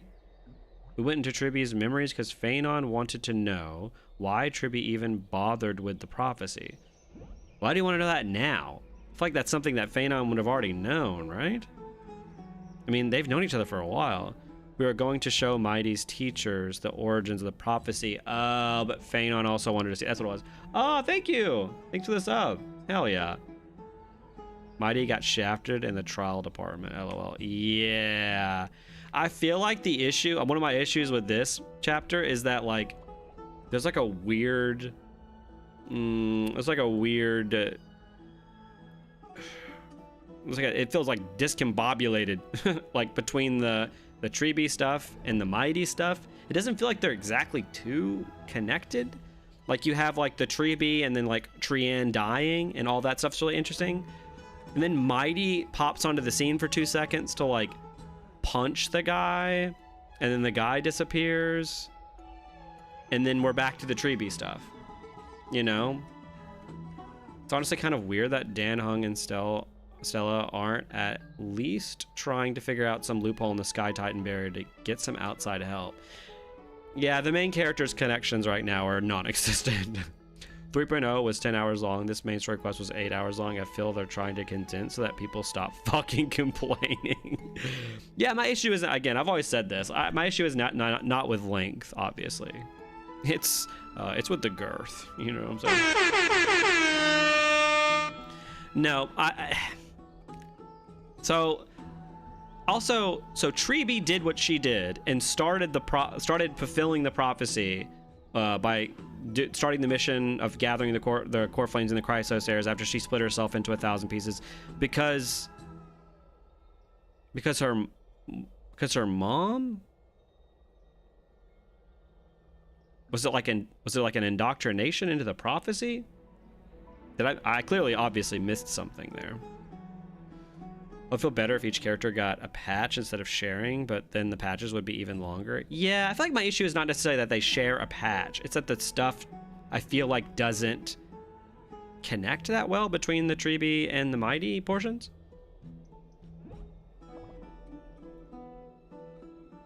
Hey, just hit me. So was Aquila the one who shot the train car at the beginning of all of this? Were they? Yeah, I feel like if the writing is iffy, the solution is not going to be more writing.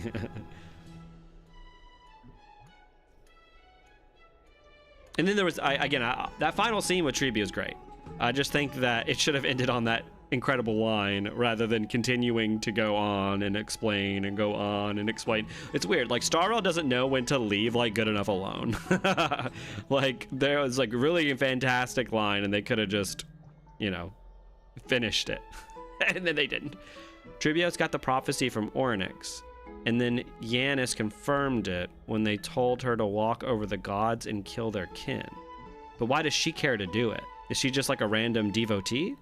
phone dying. I'll have to catch y'all in the VOD. Have a nice night. The Yanis priest are definitely sussy. The side quest before alluded to that kind of.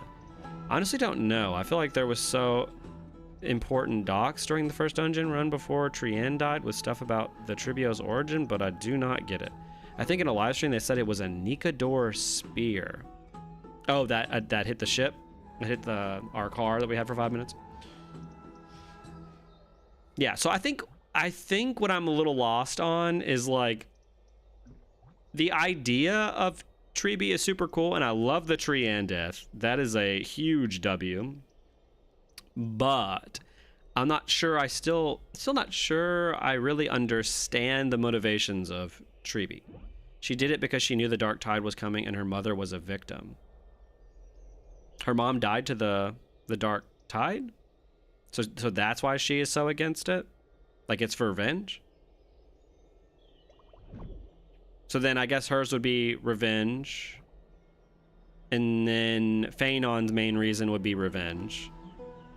I wonder if Aglaya and Castris have like revenge related reasons. And Mighty is sort of like the anti-revenge character. I mean, I think Tribi did it because the world would literally end.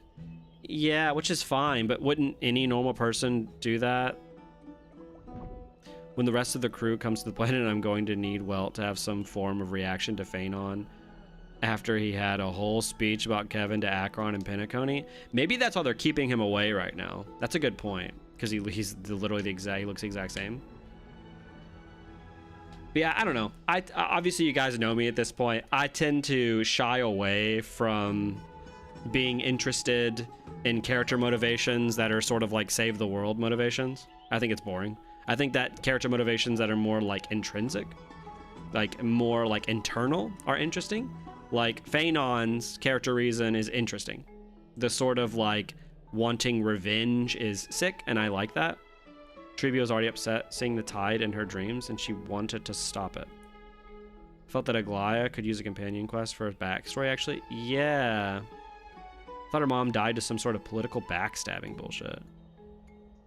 Yeah. So I just don't know if I fully buy the motivation of Tribi. Like what it is. It's just wanting to help the world. To me, that feels a little... I don't know. I mean, to each their own, I guess, on that. I prefer more of a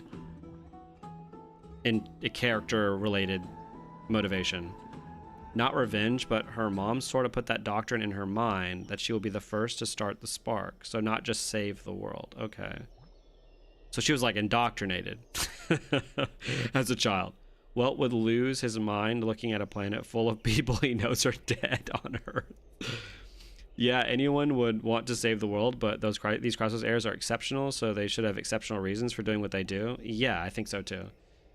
The note that they found in the temple was talking about how Tribio's mom and herself were ultimately pawns to some yet-known faction, wanting to control them for their own means. Okay. So I feel like then there's probably some more we don't know yet about her origins. I just think that like we had this like really interesting and like triumphant moment of like her deciding to split herself into 1,000 pieces, right? Which is like such a cool moment. And then this like idea that Tribi from the future helped the Tribi from the past, again this Doctor Who moment, to like complete the fracturing and to like steal the like heart of a god, basically the soul of a god. And yet for me it doesn't super hit because I don't really get why she cares. You know what I'm saying? Like that, I think that's where I'm stuck on the Tribi stuff. Is like also I really do feel like us going into her memory kind of comes out of nowhere. I kind of wish the way that they structured the memory portion of the story was that Trian dies, right? And Tribi finds her body or whatever, and all that stuff still happens the same. They come back for her wake, and like during or like a little bit after her wake, it's just Tribi that goes into her mind. I don't know why we have Phaenon and the Trailblazer there. You know what I'm saying? Like, I wish it was just a trivia-oriented thing, and that the trivia of the future helps the trivia of the past to fracture herself, even after a death of another version of her, right? This, like, she's, like, completely, solidly in the mission.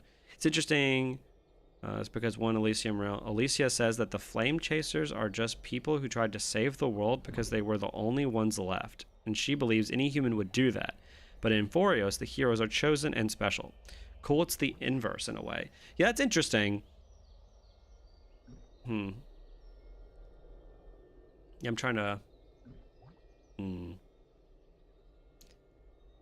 so confused on, like, the curses or whatever. Like, Trivia's soul split when they took the core flame, but Castris already has her death touch thing. I don't know if I missed lore or was explained in the story. Yeah, it seems that some people got cursed previously, like because of their blood, right? Because obviously Mighty was cursed before he ever even got to touch the core flame. But isn't trying to save the world motivation enough? Like, if you look at it, Amphorius is actually pretty similar to Aurelia's 6 setup while, with there being only one city left in the world. That's safe. Yeah, but imagine if, like, you take away Bronya's mother, and then you, like, just have Bronya wanting to save the world, and, like, that's why she goes against some, like, random monster that has the Stellaron. Like, wouldn't that take away a lot of the interesting motivation and, like, character depth from Bronya? Like, to me, what makes Bronya really interesting is that she's willing to go against her mother, right? That she, like, learns from this, like, mini journey that we go on with her, the truth of the world, right? And that like, her internal motivation is to, like, save people and protect the world, but she comes to realize that the true way to do that is to go even against her mother, which I think is really interesting stuff. Castris hasn't been explained yet. Yeah, I'm fine on the non-explanation of Castris right now. What you just mentioned could work, I guess. After all, we apparently helped her get past the guards thanks to wibbly-wobbly, timey-wimey stuff. Right. So why not just have Treeby do it? Well, isn't it a little more motivational if she herself was the one that helped herself, you know? They did say something about how she was born with her thing, though, right? Yeah. We're most likely going to Adonia next patch for Cass. Man, I can't keep 8 hours of HSR dialogue in my head all at once. Yeah. Well, good thing we're going to have a whole year worth of motivation to grow through then. Oh, God help me. I hope, right? I'm a little worried with how they treated Mighty here, because I think that there was a lot of potentially interesting conflict that Mighty could have had, and I feel like they kind of, for the lack of a better word, they kind of finished him off here, you know? Like, if you were to tell me that, like, Mighty is done, I think I could believe you, and I think that that's a little tragic that I could believe he's done. You know what I'm saying? That, like, if his arc is truly about indecisiveness and deciding what to do about essentially, like, you know, his religion and his people, and he makes all of those decisions here in this patch, and he essentially gets rid of the, like, monarchy of his people. He gets rid of all of this, like, this violent cycle, and he goes to, like, fulfill, you know, the ultimate sacrifice of, like, stopping the Black Tide. Like, I feel like he kind of finishes his character here.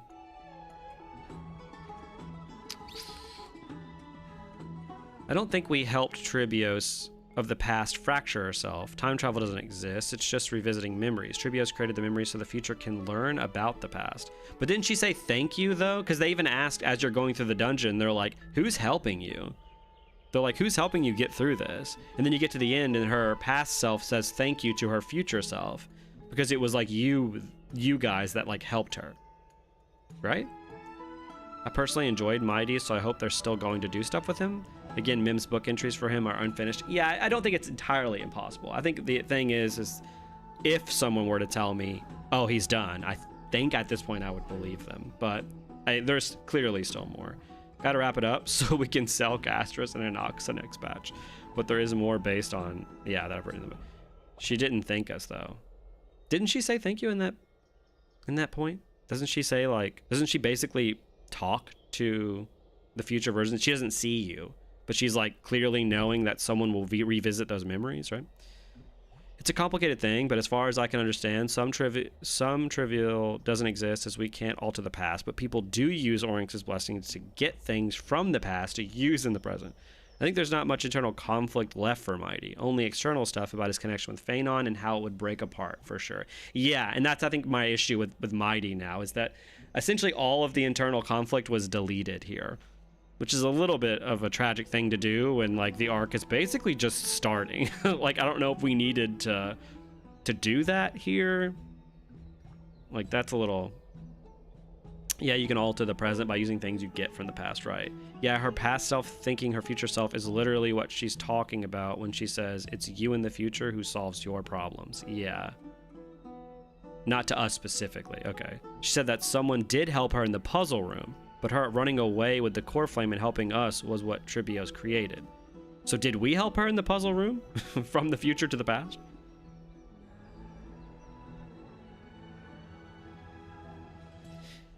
Yeah, it's interesting. This patch has pretty great moments though. I love the introduction of this villain.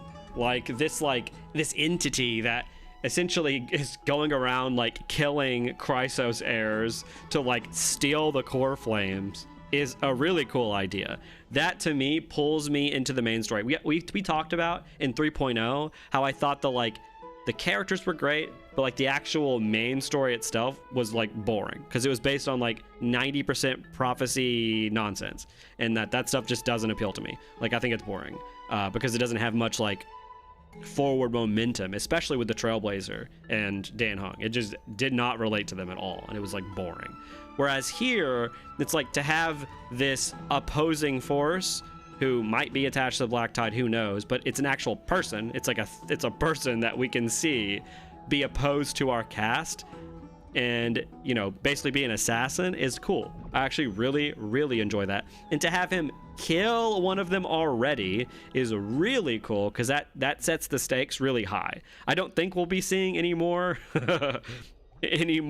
death, but it's not impossible at this point, and it's nice to know that it's happened, and so the stakes really do feel real for once in Honkai Star Rail. The stakes feel real.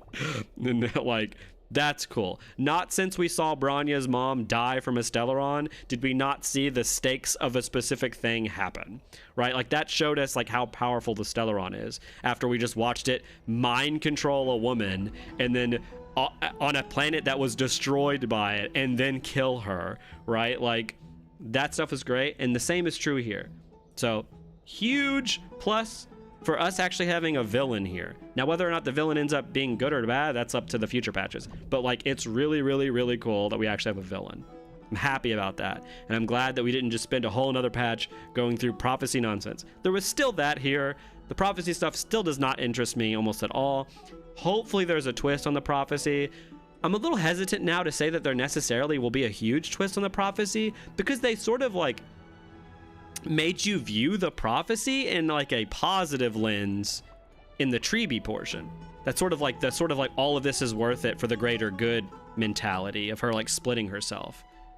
So like it could still be interesting, but you know, I don't know. I do wonder if the Flame Reaver is able to get the core flame out of someone who's already a demigod. I hope so, because he did say that his weapon can like consume it. So I assume if you kill someone with that weapon, you might be able to take it. Ting Yun technically died too. Yeah, well. Yeah, we see Trian die in the initial Amphorius trailer, and I for real thought she'd get brought back. I did not see that. I'm glad I didn't watch that.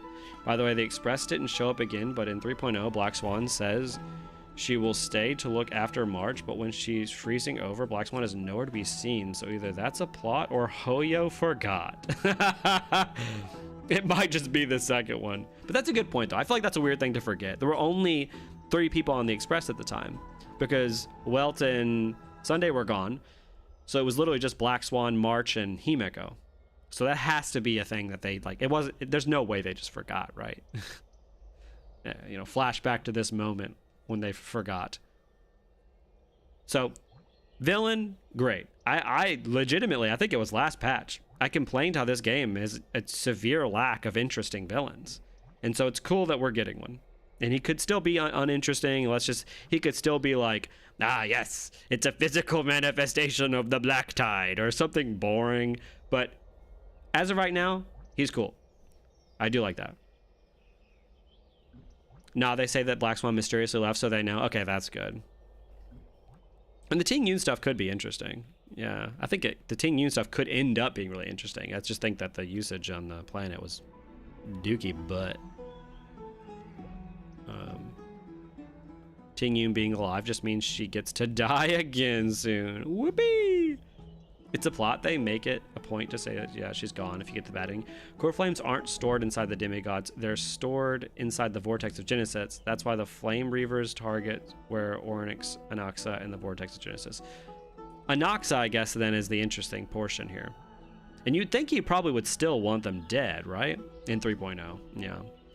The readables talk about prophecies being tampered with. Oryx already doesn't want Tribios to go on the flame chase, but she chose to for humanity's sake. Like, regardless of prophecy being real.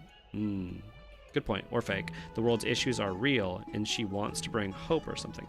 Okay, that's true. We make it a point of view to do the fake out ending to see that if you leave Amphorius, Black Swan disappears from the Express. So it's definitely on purpose. Yeah, that's crazy. I think in the Cienjo arc, March mentioned that Herda doesn't like Garden of Recollection, so probably Black Swan just escaped. Yeah, I feel like that'd be a weird way to do that, though, right? I feel like this story is too Genshin coded to be pro fate / prophecy. Yeah, I could see that. I do smell like the start of an anti-prophecy story here, and I'll be super happy when that happens, or if that happens. I gotta bounce, but I'll join the Discord. I've been looking for people to talk to Honkai Star with. Hell yeah. And I'll have my stream schedule up on there as well. Yeah, if anybody hasn't already, you can join the Discord. It'll have my stream schedule up on it. But great villain. Interesting stuff there. The scholar journey that we did previously that I already talked about, not a fan of it. Thought that was dumb. Wasn't a fan of it. Treeby, her whole character, I feel like I really want to like her. You know what I'm saying? Like, I feel like that scene was cool. And the idea of, like, going back to this past memory, although the past memory feels like it really does come out of nowhere, like, story-wise. Like, I get that they set it up with the Kratos guy and, like, 4 or 5 hours ago. But he doesn't even go with us. And then Phanon just brings it up out of nowhere. He's like, oh, yeah, by the way, do you want to, like, tell us how the prophecy started? And she's like, oh, yeah, let's go. Like, it kind of feels like it comes a little bit out of left field. It feels like they didn't know how to implement it here, which is weird considering you're at Trienne's wake, and you could have just had Tribby do it on her own. And that would have, I think, made it more impactful, especially since we also did a portion of this quest as just Tribby. So it's not like they're opposed to showing us just her perspective. I want to smell Mighty's muscles. That's 10 out of 10 in the story. I think my least favorite part about the year for Amphorius is that they keep nudging at whatever Luocha's doing, and now it seems like they could be straight up still years away from being resolved. Yeah, it's you know, it's Hoyo coded. Like, Hoyo, I don't care if it's bad. Please pick up some of the plot threads. I'm starting to fall over them. Yeah, why didn't we bring Kratos to the memory? He's literally alive. It feels like the writers, like, wanted to kill Kratos off, but then they, like, didn't because they wanted the Mighty conversation with Kratos to show that Mighty is now anti-tradition, like the anti-tradition from before. I don't know. It's like they wanted their cake and to eat it too there. That was a little... not a fan of that part. Anaxa was pretty pointless, obviously, in this whole thing. He basically existed to have the core flame in him and to basically exposit that the other guy, that the bad guy, the Reaver or whatever, is looking for core flames. That's basically his whole only role, which is fine. I think we're waiting clearly for the next patch for him. Yeah, Kratos should have stayed dead. I agree. I think him like trying to save Trian and then dying in the process is actually tragic and like kind of a good story decision. Like that'd be kind of sick. I also feel like maybe if Trian had died pre-Mighty getting his abilities, wouldn't that have made more sense? Wouldn't that have been a big thing to push Mighty to get the core flame?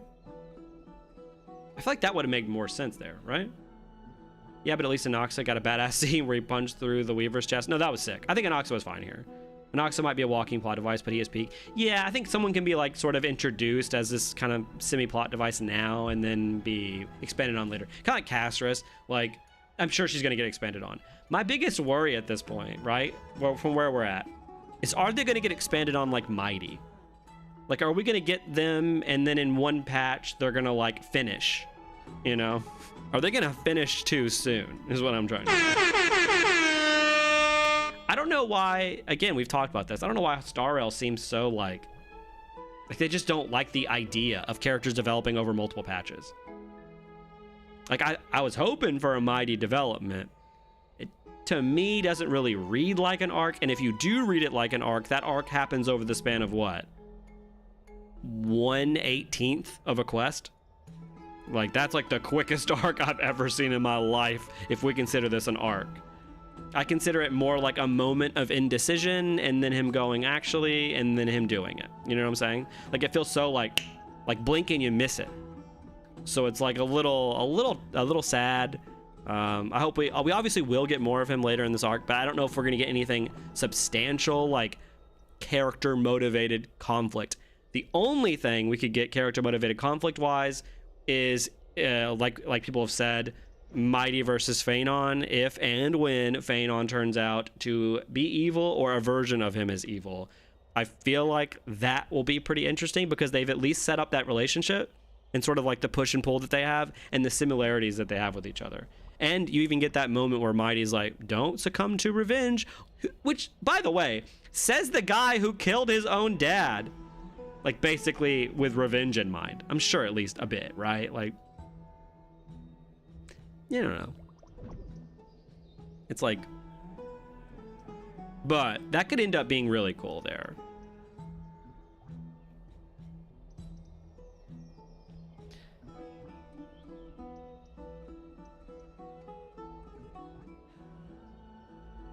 Kratos dying in the process kind of just justifies his criminal belief that death is ultimate glory. Yeah, but imagine if in the process of him dying, he doesn't think that. He's just like, I don't want to die, or something like tragic.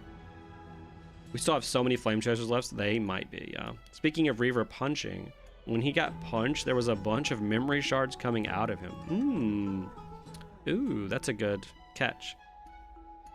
Mighty's book still has more slots, so yeah, we're going to get more Mighty. Yeah, I just don't know if what we're going to get of him is going to be substantial. Also, Kratos doesn't trust the prophecy, and that flashback would show that, but it would theoretically change his mind because of Trivios' dedication to humanity, which by proxy makes Aglaya not sus? Yeah, that's a good point. It's interesting logic MiHoYo is trying for. That's kind of holy. Dan Hung will get his character motivation if Trailblazer does end up dying. Yeah, that would do it. Or, again, if we knew what was going on with March, it's such a weird story decision to have the March encased in ice thing happen right after we get to Amphorius, so that our cast doesn't know it's happening. Like, that to me just screams weird choice, in my opinion. Why not, again, have us on this planet, like, specifically with the intent to help March? Like, that's like our goal. But I feel like the writers are like, well, that they might think that might feel too urgent, and that if it feels too urgent and we have to like pull that urgent plot over the span of a year, it might get to be too bad. Like, it might feel bad, but it's like you're already rubbing it in my face as a viewer. Like, the fact that they showed March at the end of that quest is actually really funny. It's like to remind us, like, we know that she's like chilling in her ice bath. Like, we get it, you know? So it's like, why not then just let the characters know that that's happening? I don't know. That part feels a little weird. Another thing that feels weird, the trailer moment. We have to talk about it. The fact that Phanon's trial ends in a cutscene where he stabs Mighty for 0.2 seconds. We then essentially flash forward to after the trial and after any contentious conversation could happen between the two, to then the first conversation we get between Mighty and Phanon is them having a bath together. They have a bath battle. What the fuck was that? I waited this entire quest. I was like, there's no way that that's where that ends. Like they're gonna have to flash back to show us what happened immediately after this, the potential stabbing. No, it's like there's a throwaway line, I think, where Mighty says, "Oh, you kind of lost your mind a little bit from the trial, Phanon, and you succumbed to fear, and you failed." What? We're really, again, it's just a trailer moment. It's like in movies when they or like a TV show when something crazy happens, but it doesn't stick and it doesn't matter, and you specifically have that crazy thing happen so you can put it in a trailer. Like, that's what it feels like. Like, it feels like it put it in trailers so we could go, oh, characters have conflicts with each other and they're fighting, and then it turns out they actually didn't. They really weren't fighting, and it's like, that I wasn't a fan of. That was weird. You know what I'm saying? I hope other people felt like that was weird too.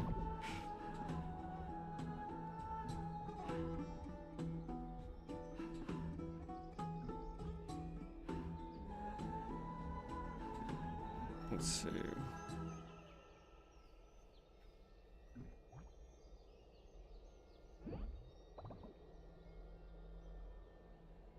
Dan Hung will get his character motivation if he finds out March is frozen, but he has no way of finding that out, so he's just kind of sat there. Yeah, I'm begging the herder to show up next batch and set up communication with the Express. I agree. Welt and Sunday need to hurry up and contact us. Yeah, isn't it a bit weird that, I mean, Sunday has to be involved in this planet, right? It would make no sense if the patch right before this planet is a Sunday focused patch about him joining the Astral Express, or at least joining just the train to like travel with us, and then for him to not get anything on this planet would be wild. Obviously we have a whole year. I'm holding out on that stuff, but I feel like that means he has to. Not showing any of the immediate fallout was beyond lazy. Not only is it lazy, it feels a bit cowardly. It's just like it confirms my suspicion that that conversation to get the Chrysos, the core flame, should have been an actual conflict between Mighty and Phanon, but the writers didn't want to do that, so it turns into a you get it, no, you take it, no, you take it, right? Like it just was zero conflict. What makes me angry is that the shadow outline doesn't even look like Phanon stabbing Mighty. The silhouettes look like Phanon stabbing another Phanon. Yeah, I don't know what's going on there. I actually don't believe Welt, who continually asked to go to the planet, will be willing to sit there with no communication while March freezes. Yeah, hatred and loathing. Feels like it was rushed due to the feedback from last patch. Yeah, it's like some of the Mighty stuff feels rushed, but then we spend a lot of time on the Treeby stuff. Like, we legitimately do. Like, I feel like if they were to have removed anything, but based on like people being pissed last patch, it's probably the puzzles. I was able to skip over 90% of the puzzles this time, like 95, honestly. There were very, very few puzzles that existed that were required. Whereas in 3.0, there was actually a decent chunk. And I think that's what people were pissed about. So I think that they did listen to that. But I don't know. The same problems I've always had with HSR still peek their heads up here. There's like no conflict between nameable characters. The main Express crew still does not have legitimate main motivation or worth on the world. Now, to be fair, we're about to get some from the Trailblazer and the fact that he can become a Chrysos heir, but that seems to happen out of like circumstance. It's not because the Trailblazer wants to be a Chrysos heir. It's because Mim happened to like be birthed by us, because Fully happened to like, you know, shoot us all like, and then it just resulted in us having Mim, right? So it's like, it doesn't feel like there's any character related motivation for why we want to become a Chrysos heir. It's kind of just like, all right, we're doing it. So we still don't have conflict. We still don't have a legitimate reason for any of the Astral Express characters to do things on the world. They skip over weird parts. Some parts are elongated. Some of the dialogue is elongated to unnecessary degrees. Some of the lore and exposition is unnecessary. The main plot about the prophecies to me still isn't interesting, but could absolutely get interesting. Now, that's all the stuff I don't like. Stuff I do like right now. The characters are intrinsically more deep than any other characters in any other arc. I even think Eurilo 6, at least on a surface level, like if that makes any sense, at least like on an initial view, these characters are deeper than any others we've ever seen in the game. Now, obviously that worries me because of the way that they treated Mighty here. They completely, basically, it's like he's like this, and then they just went over it and they just like dumped a bunch of like dirt in the hole, and they're like, there we go, and they just patted it down. So like it feels like, oh, there was so much there you could have filled with interesting things. Instead you filled Mighty with something else, you know? You didn't fill him the way I would want you to. So there's that. But again, the characters are legitimately interesting, especially like on a first. I still think Aglaya is really, really interesting. I think Treeby is an interesting idea of a character. I think Mighty is still interesting. Phanon is super interesting, and they could do a lot with him. Anoxa seems really interesting at first glance. The stuff with the council is super interesting. There's a lot of potential here for conflict. This enemy could be Phanon. You have the Anoxa and Aglaya stuff. You have this like simmering, like sort of like Civil War style stuff going on with Aglaya and the council that they've been setting up. That could be really, really interesting, and they could deal with that in an interesting way. I think that the world looks incredible. It sounds incredible. All of the like they definitely did more of the drawings this time around, and while I think some people could say, oh, it's lazy, I think it looks great. I think it looks incredible. I love that stuff a lot. The pictures are just beautiful, especially to go with the incredible voice acting and the incredible music. I think that killing off a character is a huge plus to this game. They need to do it more. Again, like I said, it sets up the stakes. This arc does now have stakes. I don't think as much with the Black Tide. We really haven't seen the Black Tide do anything, if I'm being honest. Have we seen one character die from the Black Tide yet? Or NPCs or like anyone? So the Black Tide I don't think is that daunting yet. We just like hear about it. But the Assassin I think is really great. I think the dungeon design has actually been like good if you go off and do the side stuff. It was better in 3.0 because they actually required you to do things. They took the fans with saying that basically they hate puzzles to heart, and they made you do nothing in 3.1. What else do I love about 3.1 so far? Again, Mighty's backstory was great. I think Mighty's backstory was told legitimately pretty well. I don't like the fact that we skipped over his trial. I don't like the fact that we skipped over all conflict with between him and Phanon. But I do like the fact that he has all these great moments about his backstory with his crew, about him murdering his father. Like, that stuff is actually told well, and it was told in a way where we actually got to see the moment where Mighty kills his father, where instead of us just being told about it, right? I don't know how I feel though about like Mighty's first time with his powers as him like fighting the faceless bad guy he doesn't have a connection to. That's whatever though. That's still fine. Like, let's see.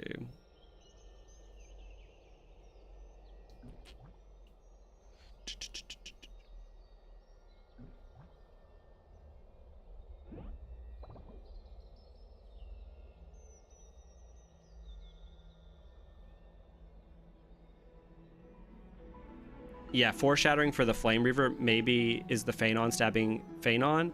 I think what's interesting about that, the biggest foreshadowing you could tell in this was when Mighty was like, hey, my weak spot is right here on my spine. And then he says that to Phanon, and then the Reaver tries to stab him right there at his spot.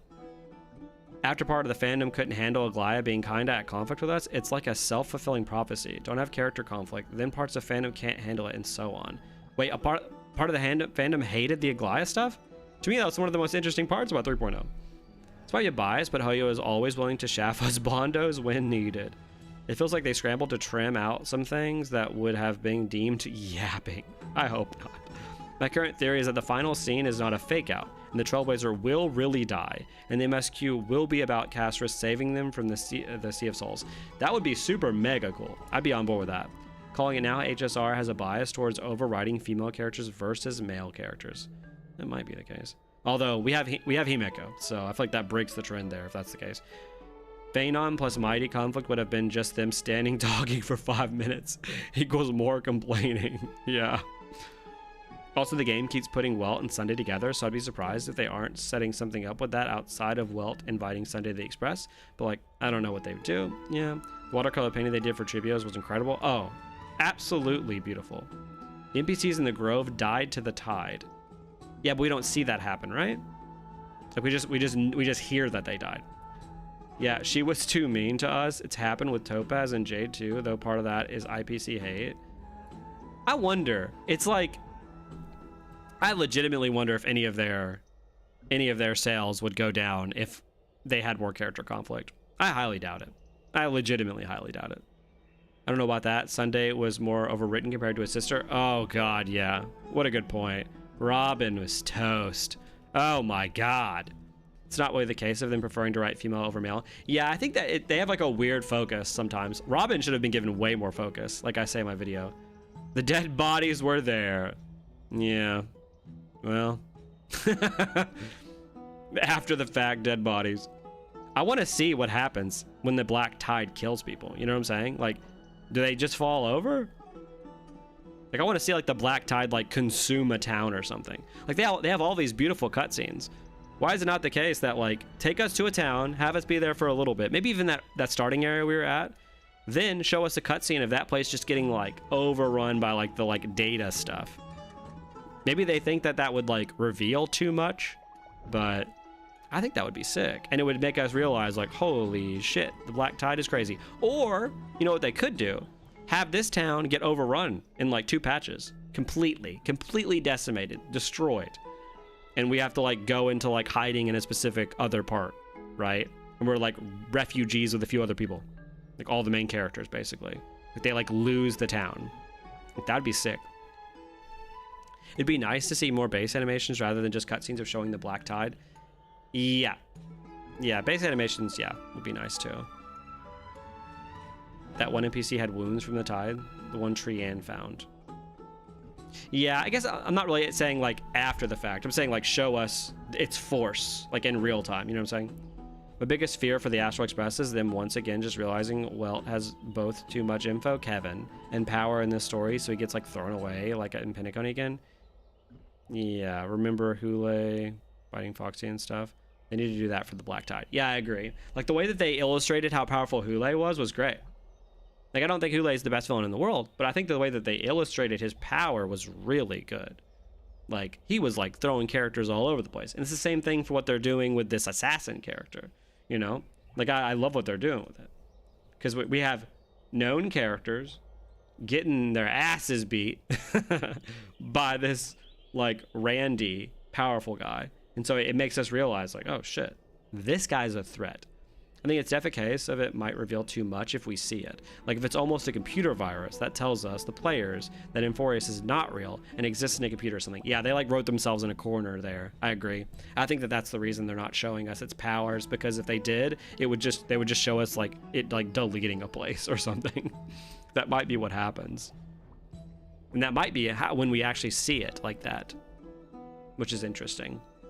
Again, I think at this point, if I were to like power rank who I think are the most interesting characters, it might actually be Aglaya near the top. I think she's super interesting. Aglaya and Phanon are the 2 characters right now that I'm like most interested in.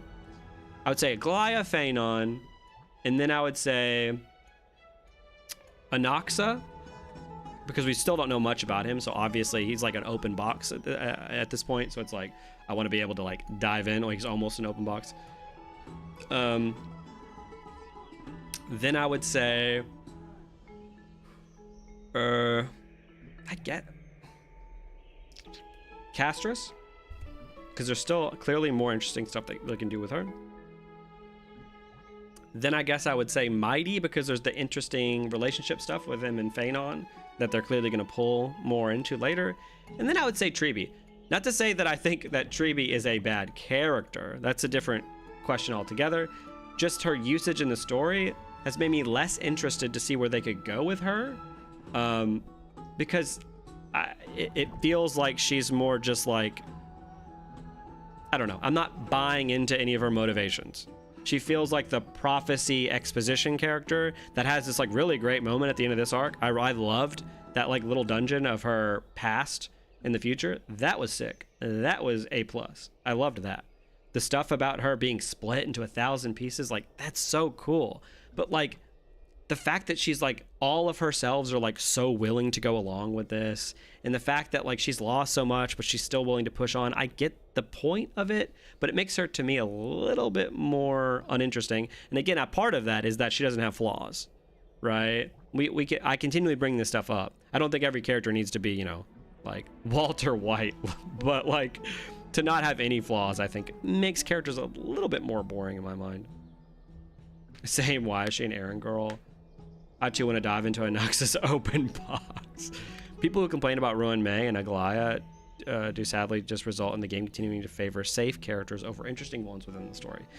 Yeah, which is a little tragic. And the thing is, I don't even think you need these sort of like dommy mommies to like make interesting characters. I think they are interesting, but I think you could do more of like, you know, the Phanon being unable, like Phanon's interesting because of his flaws. He failed a trial. I love that. He did not accomplish the goal he wanted. We need more characters failing things they want to accomplish because of their own flaws. Because of his fear and his insecurity, he failed. Unequivocally failed. I love that. That's like my favorite thing. Because then it makes me, you know, not only does it make people relate more to Phanon, like, tell me, which is more relatable? Someone wanting something and yet their insecurities stop them from getting it, or someone being so in love with the idea of humanity that they split themselves into 1,000 pieces because they want to save the world, and then they go out and all of their pieces start to die and there's 2 left, but they're still fine with it because their goal is to save the world. Like, to me, that character is so immensely more uninteresting than Phanon, who is someone who fails and fails and fails because of his own insecurities, and might even be stricken by revenge soon, where Mighty even has to tell him like, hey dude, revenge isn't the answer. And I love that. If even with Mighty saying that, Phanon still like succumbs a little bit to revenge and fails like once or twice and is like unable to like accomplish a goal because this guy shows up, this like assassin, the Reaver shows up, like, I would love that. Like, that's sick. So and again, Aglaya is super interesting because she's someone who wants to be like Tribby. She wants to be this person who's like full of like humanity to save the world. But like, she knows like consciously that her humanity is like dying. She knows it's fading. And so she's having this like squabble with the human population and the council, who like rightfully don't know if it's okay that all of these like demigods have all of the power and say so in the city, and she's like willing to sacrifice people like Phanon in the trial so that Mighty could get the soul. Like, that stuff is interesting. I love that. That's so cool.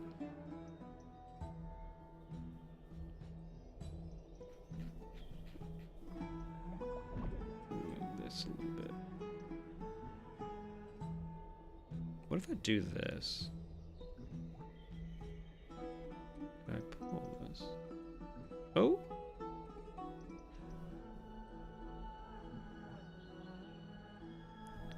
Oh, that's what you do. Huge.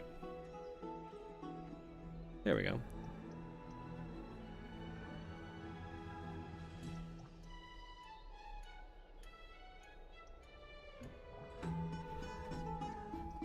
Let's see.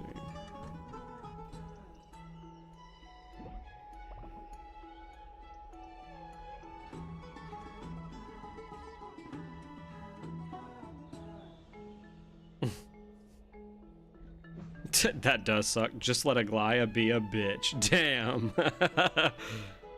Like, people said Ruin May was too evil because she abandoned a cat or something.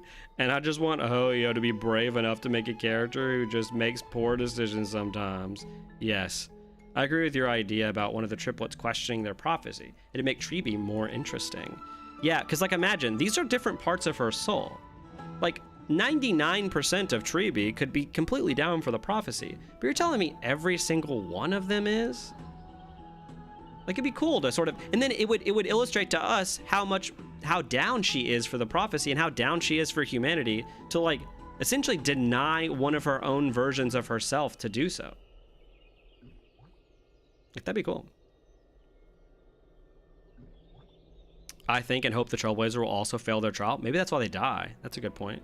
Thinking of this because Honkai and Impact the Third parallels, but Elysium Realm had such strong character writing because it felt like selling the characters was secondary to the story. And the men weren't to be sold at all. Alicia is kind of flawless and perfect, but it works because she's called the flawless. It works in favor of the story because she was intentionally perfect. Even then she was vain and avoided truth. Yeah, that's a good point. Yeah, again, that's where I think we're getting Tribi here. And so I don't want to like, you know, shit on her too much. The point is that she's supposed to be like the one. She's the teacher. She's supposed to be the one that's like the prophecy one. You know what I'm saying? So I get what they're doing with her. I just think that there could have been a way to make it a little more interesting, especially considering it's not just that she's the one for the prophecy. She was like split into all these 1,000 Tribis. And I feel like I would have much less of a problem with Tribi and how she's being treated if these other characters had a lot more flaws and a lot more of like an interest in like other things, which I think Aglaya and Phanon actually do.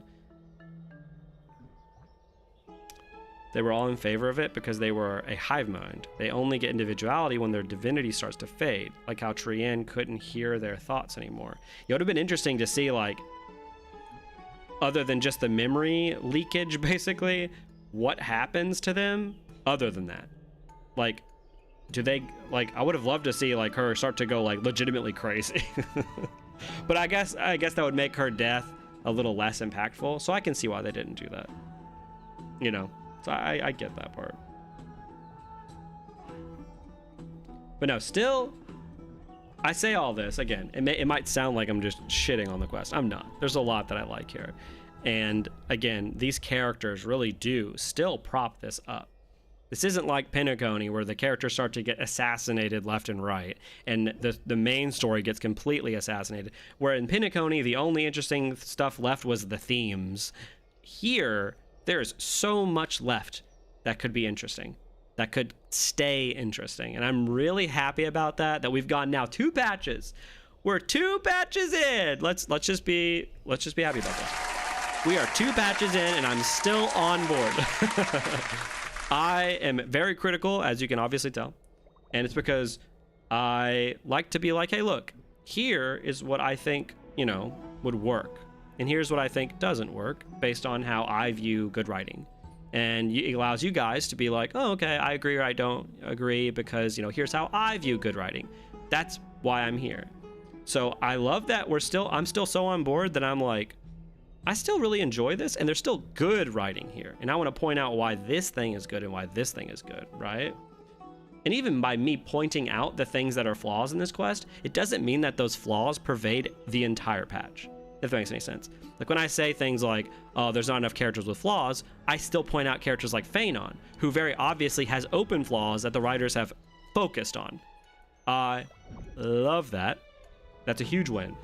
Like, think about, like, again, Penacony. Flawed characters went out the fucking window early. I mean, I guess Sunday was literally it. And that's, like, someone who's telling you everything about how he feels. The nightmare scene was a good visualization of their breaking point, I think. Yeah, I think so too. I could rant about Elysia Realm forever. Like Mobius wants to experiment on people. Kalpus has massive anger issues. Pardo is lazy. Cosmo has severe social anxiety, etc. Real and deep flaws.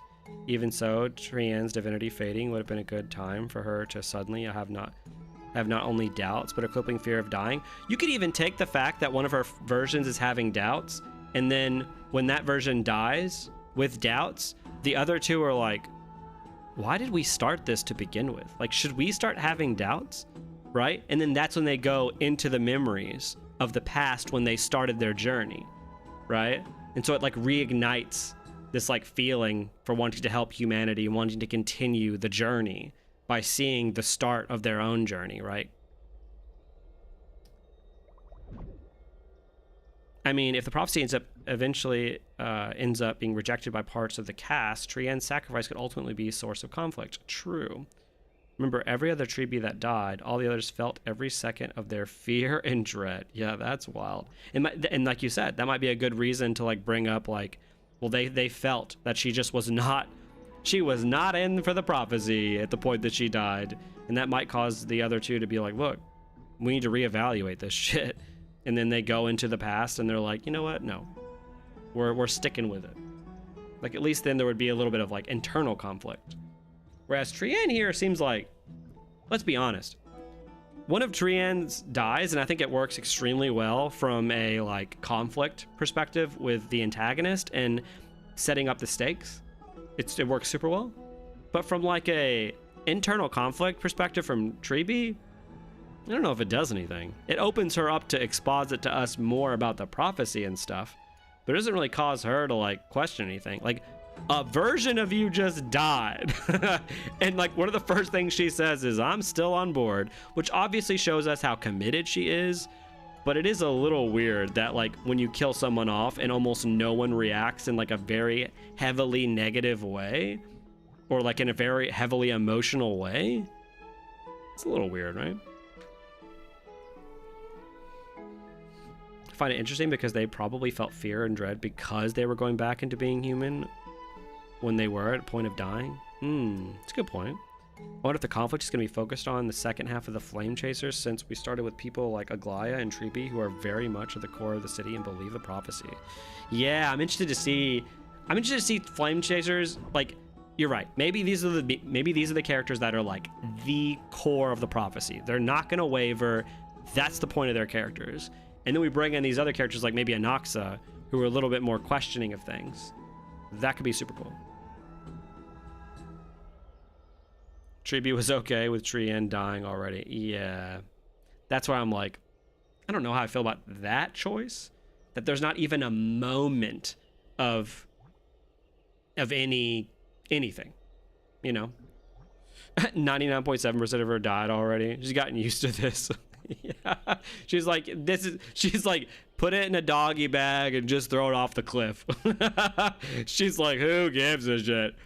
Also, I feel like they're using Anaxa as the character opposed to the Flame Chase journey, so having one of the Treebies opposing it as well would have been too much. Yeah, that's totally fair. If they use Anaxa that way, all of these issues completely fade. It's kind of like how I talked about Pinnaconey in 2.0 when I brought up a million different mysteries, and I was like, look, if these mysteries end up being solved like ass, this arc will suck. And the mysteries were solved like ass. So the same is true here.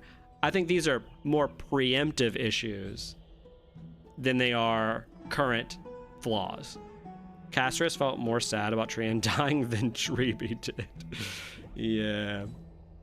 Yeah, again, it could just be that the reason we're shown this is that we are shown that Treebie is the one that does not break.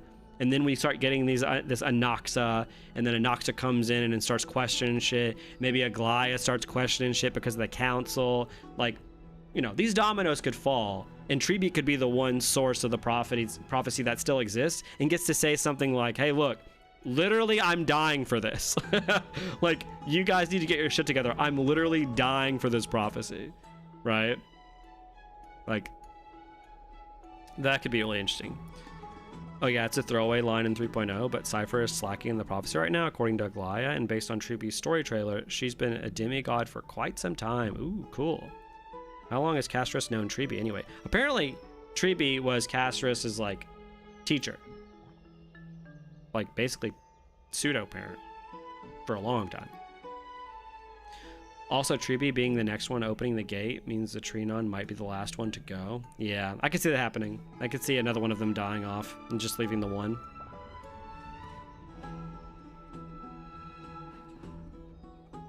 Yeah.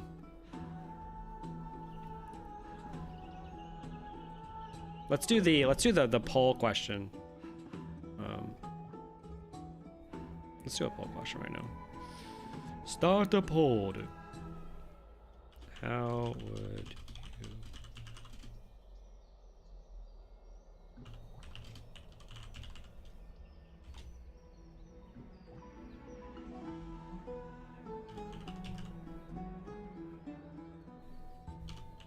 Okay.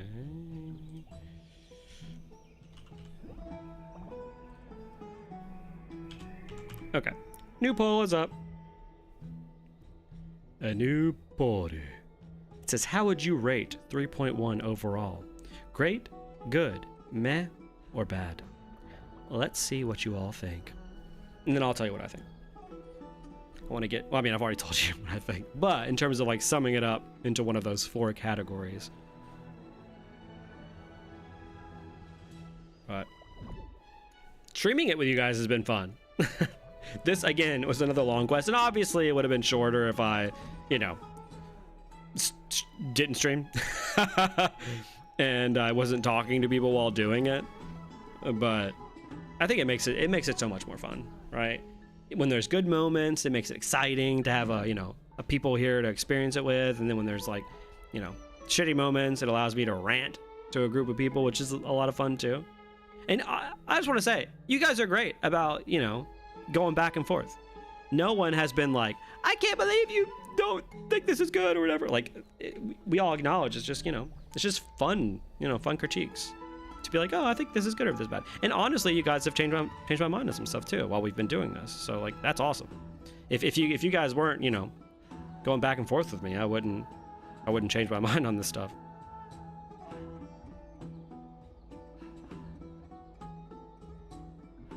I want to say peak for Anoxa, but that would make 3.2 beyond peak. So good will do. A good first step, I'd say 7 out of 10. Also, I'm sorry I missed 90% of the stream. I was sleeping. I will be there for all 3.2 aware. No, it's too late. You're getting blocked. Bye. No, I appreciate that you're just here. Oh, by the way, while you guys are doing that poll, don't forget to follow the Twitch. Woo! Follow the Twitch. Yeah, when I get to 50 followers on Twitch, I can be an affiliate, which is sick. But for some reason, like I don't know if I guess, yeah, it does. Like the bar is 42 out of 50. But look, why is that in the middle? How is 42 half of 50? What's going on there? Like, and then sometimes the bar would just be full, so I don't even know what's going on with that bar.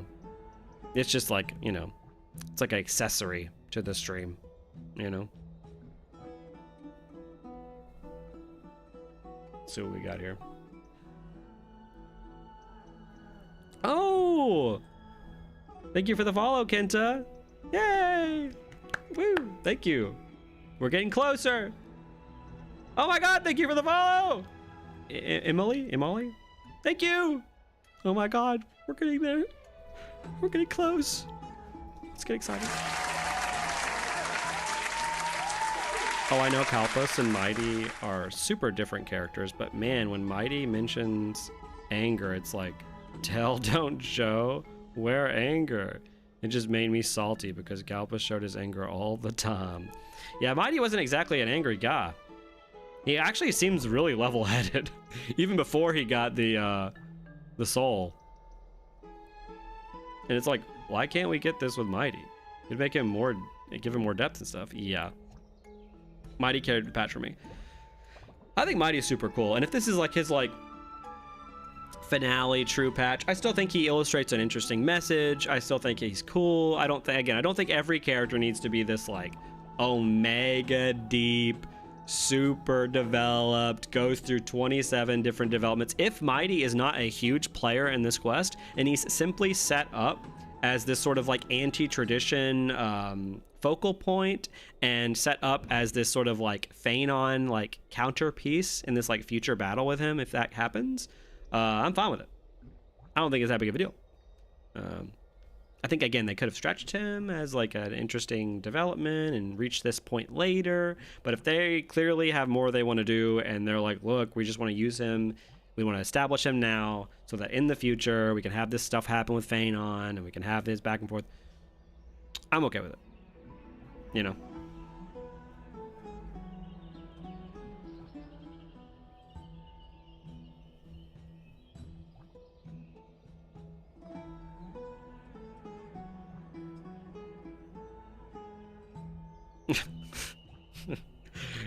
When you said, are you going to do the APOC reset?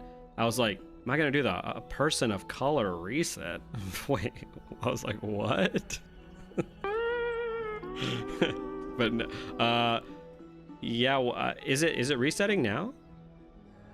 Because Mighty is evocative of Kalpa, despite being so different, I had trouble liking him as much as I should because my brain kept defaulting to Kalpas, and I'm severely Kalpas brain rotted.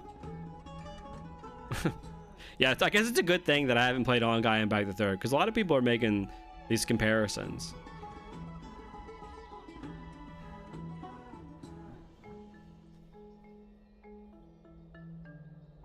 Also, those little dancing dinosaurs on Twitch are incredible. Do they dance when they're on the screen too? I didn't even notice.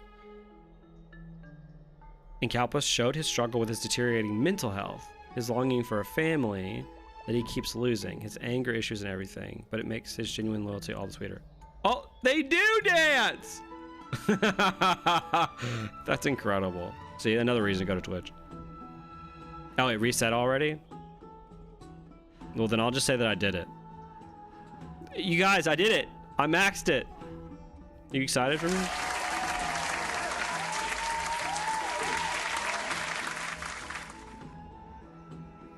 I need to be on the ball. Holy shit. All right, let's see what this poll says. To the poll. All right, here's what we got. We've got 0% bad, huge. 0% meh, huge. 47% good, 57% great. All right, now I need to decide where I fall between good and great. I hesitate to say great yet, not knowing where this story goes. If Mighty is used like how I just said he's going to be used, and he's essentially this like foil for Phanon in the future, this stuff is great. If Mighty is utterly pointless and isn't used for much later and kind of just jumps in every now and then, I don't like how they dealt with this character here.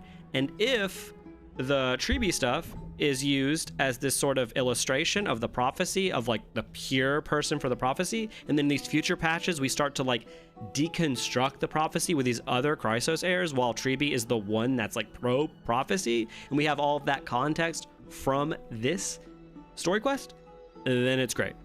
Right now though, I will say good, because all the stuff that I've illustrated, I still think I'm not at the great just yet. But I also said that the last patch was good too. And for me, good is between what, like a 6 or a 7? That's generally considered good. I would say great is probably 8, 9, 10. Or maybe, maybe 8 can be considered good as well. I would say 8 is considered a great. That would be, if I'm being honest. 8's great.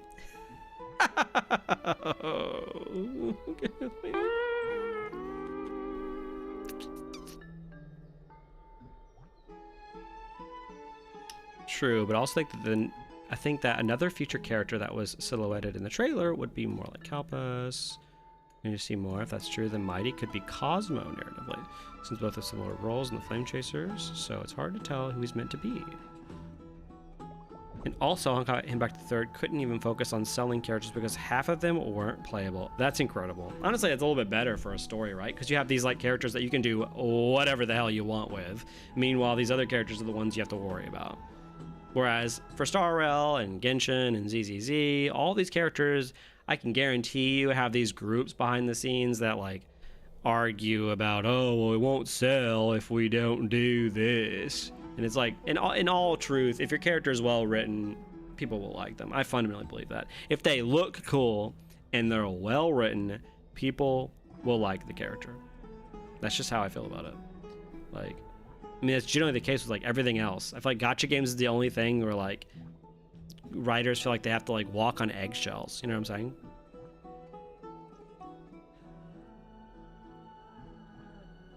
So yeah, I would go with good, but I'm teetering on great. Again, I will say great if this stuff ends up sick as hell. You know what I'm saying? Like if this stuff ends up all working out and this was the building blocks to a really nice looking tower, then I'll be like, yeah, But if this tower crumbles, this stuff is still good, but not great.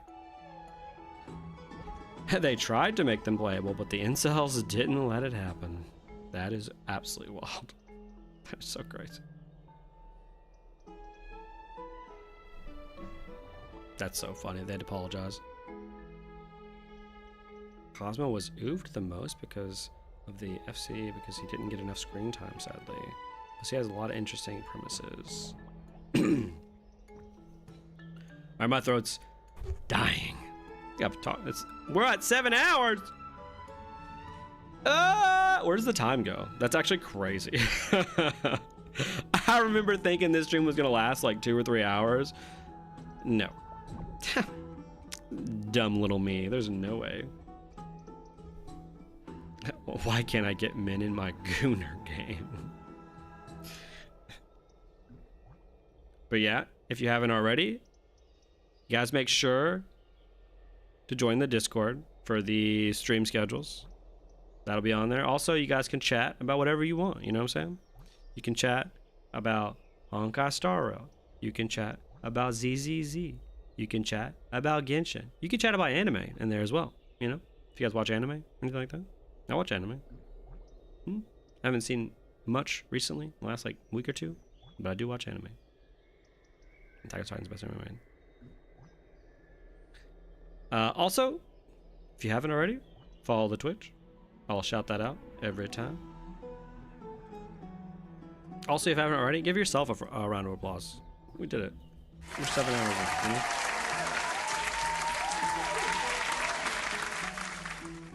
This is a fun stream. Holy shit. Alright.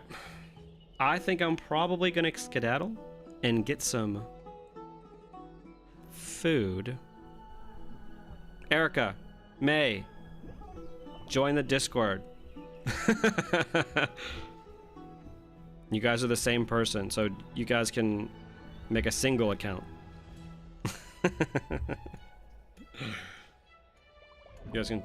I'll make a Honkai Impact the Third channel. No, I won't. You can just do it in the Honkai Star Rail channel. No one's gonna know what you're talking about anyway. Now, thank you everybody for chatting, for having a good time. If you didn't chat and you lurked, thank you so much for watching. You're amazing.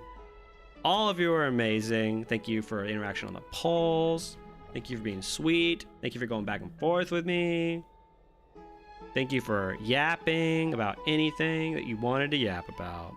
Yapping's all right here, you know? This is a free yap zone. You can, I mean, pro yap zone? Yeah. I haven't slept in 28 hours, probably. I don't know how long it's been, but I've been awake a while. But all the stuff is in the description. I will leave you guys with my thanks for watching screen. Love you all. Bye bye now. Bye bye. Bye bye now. Bye bye. Bye bye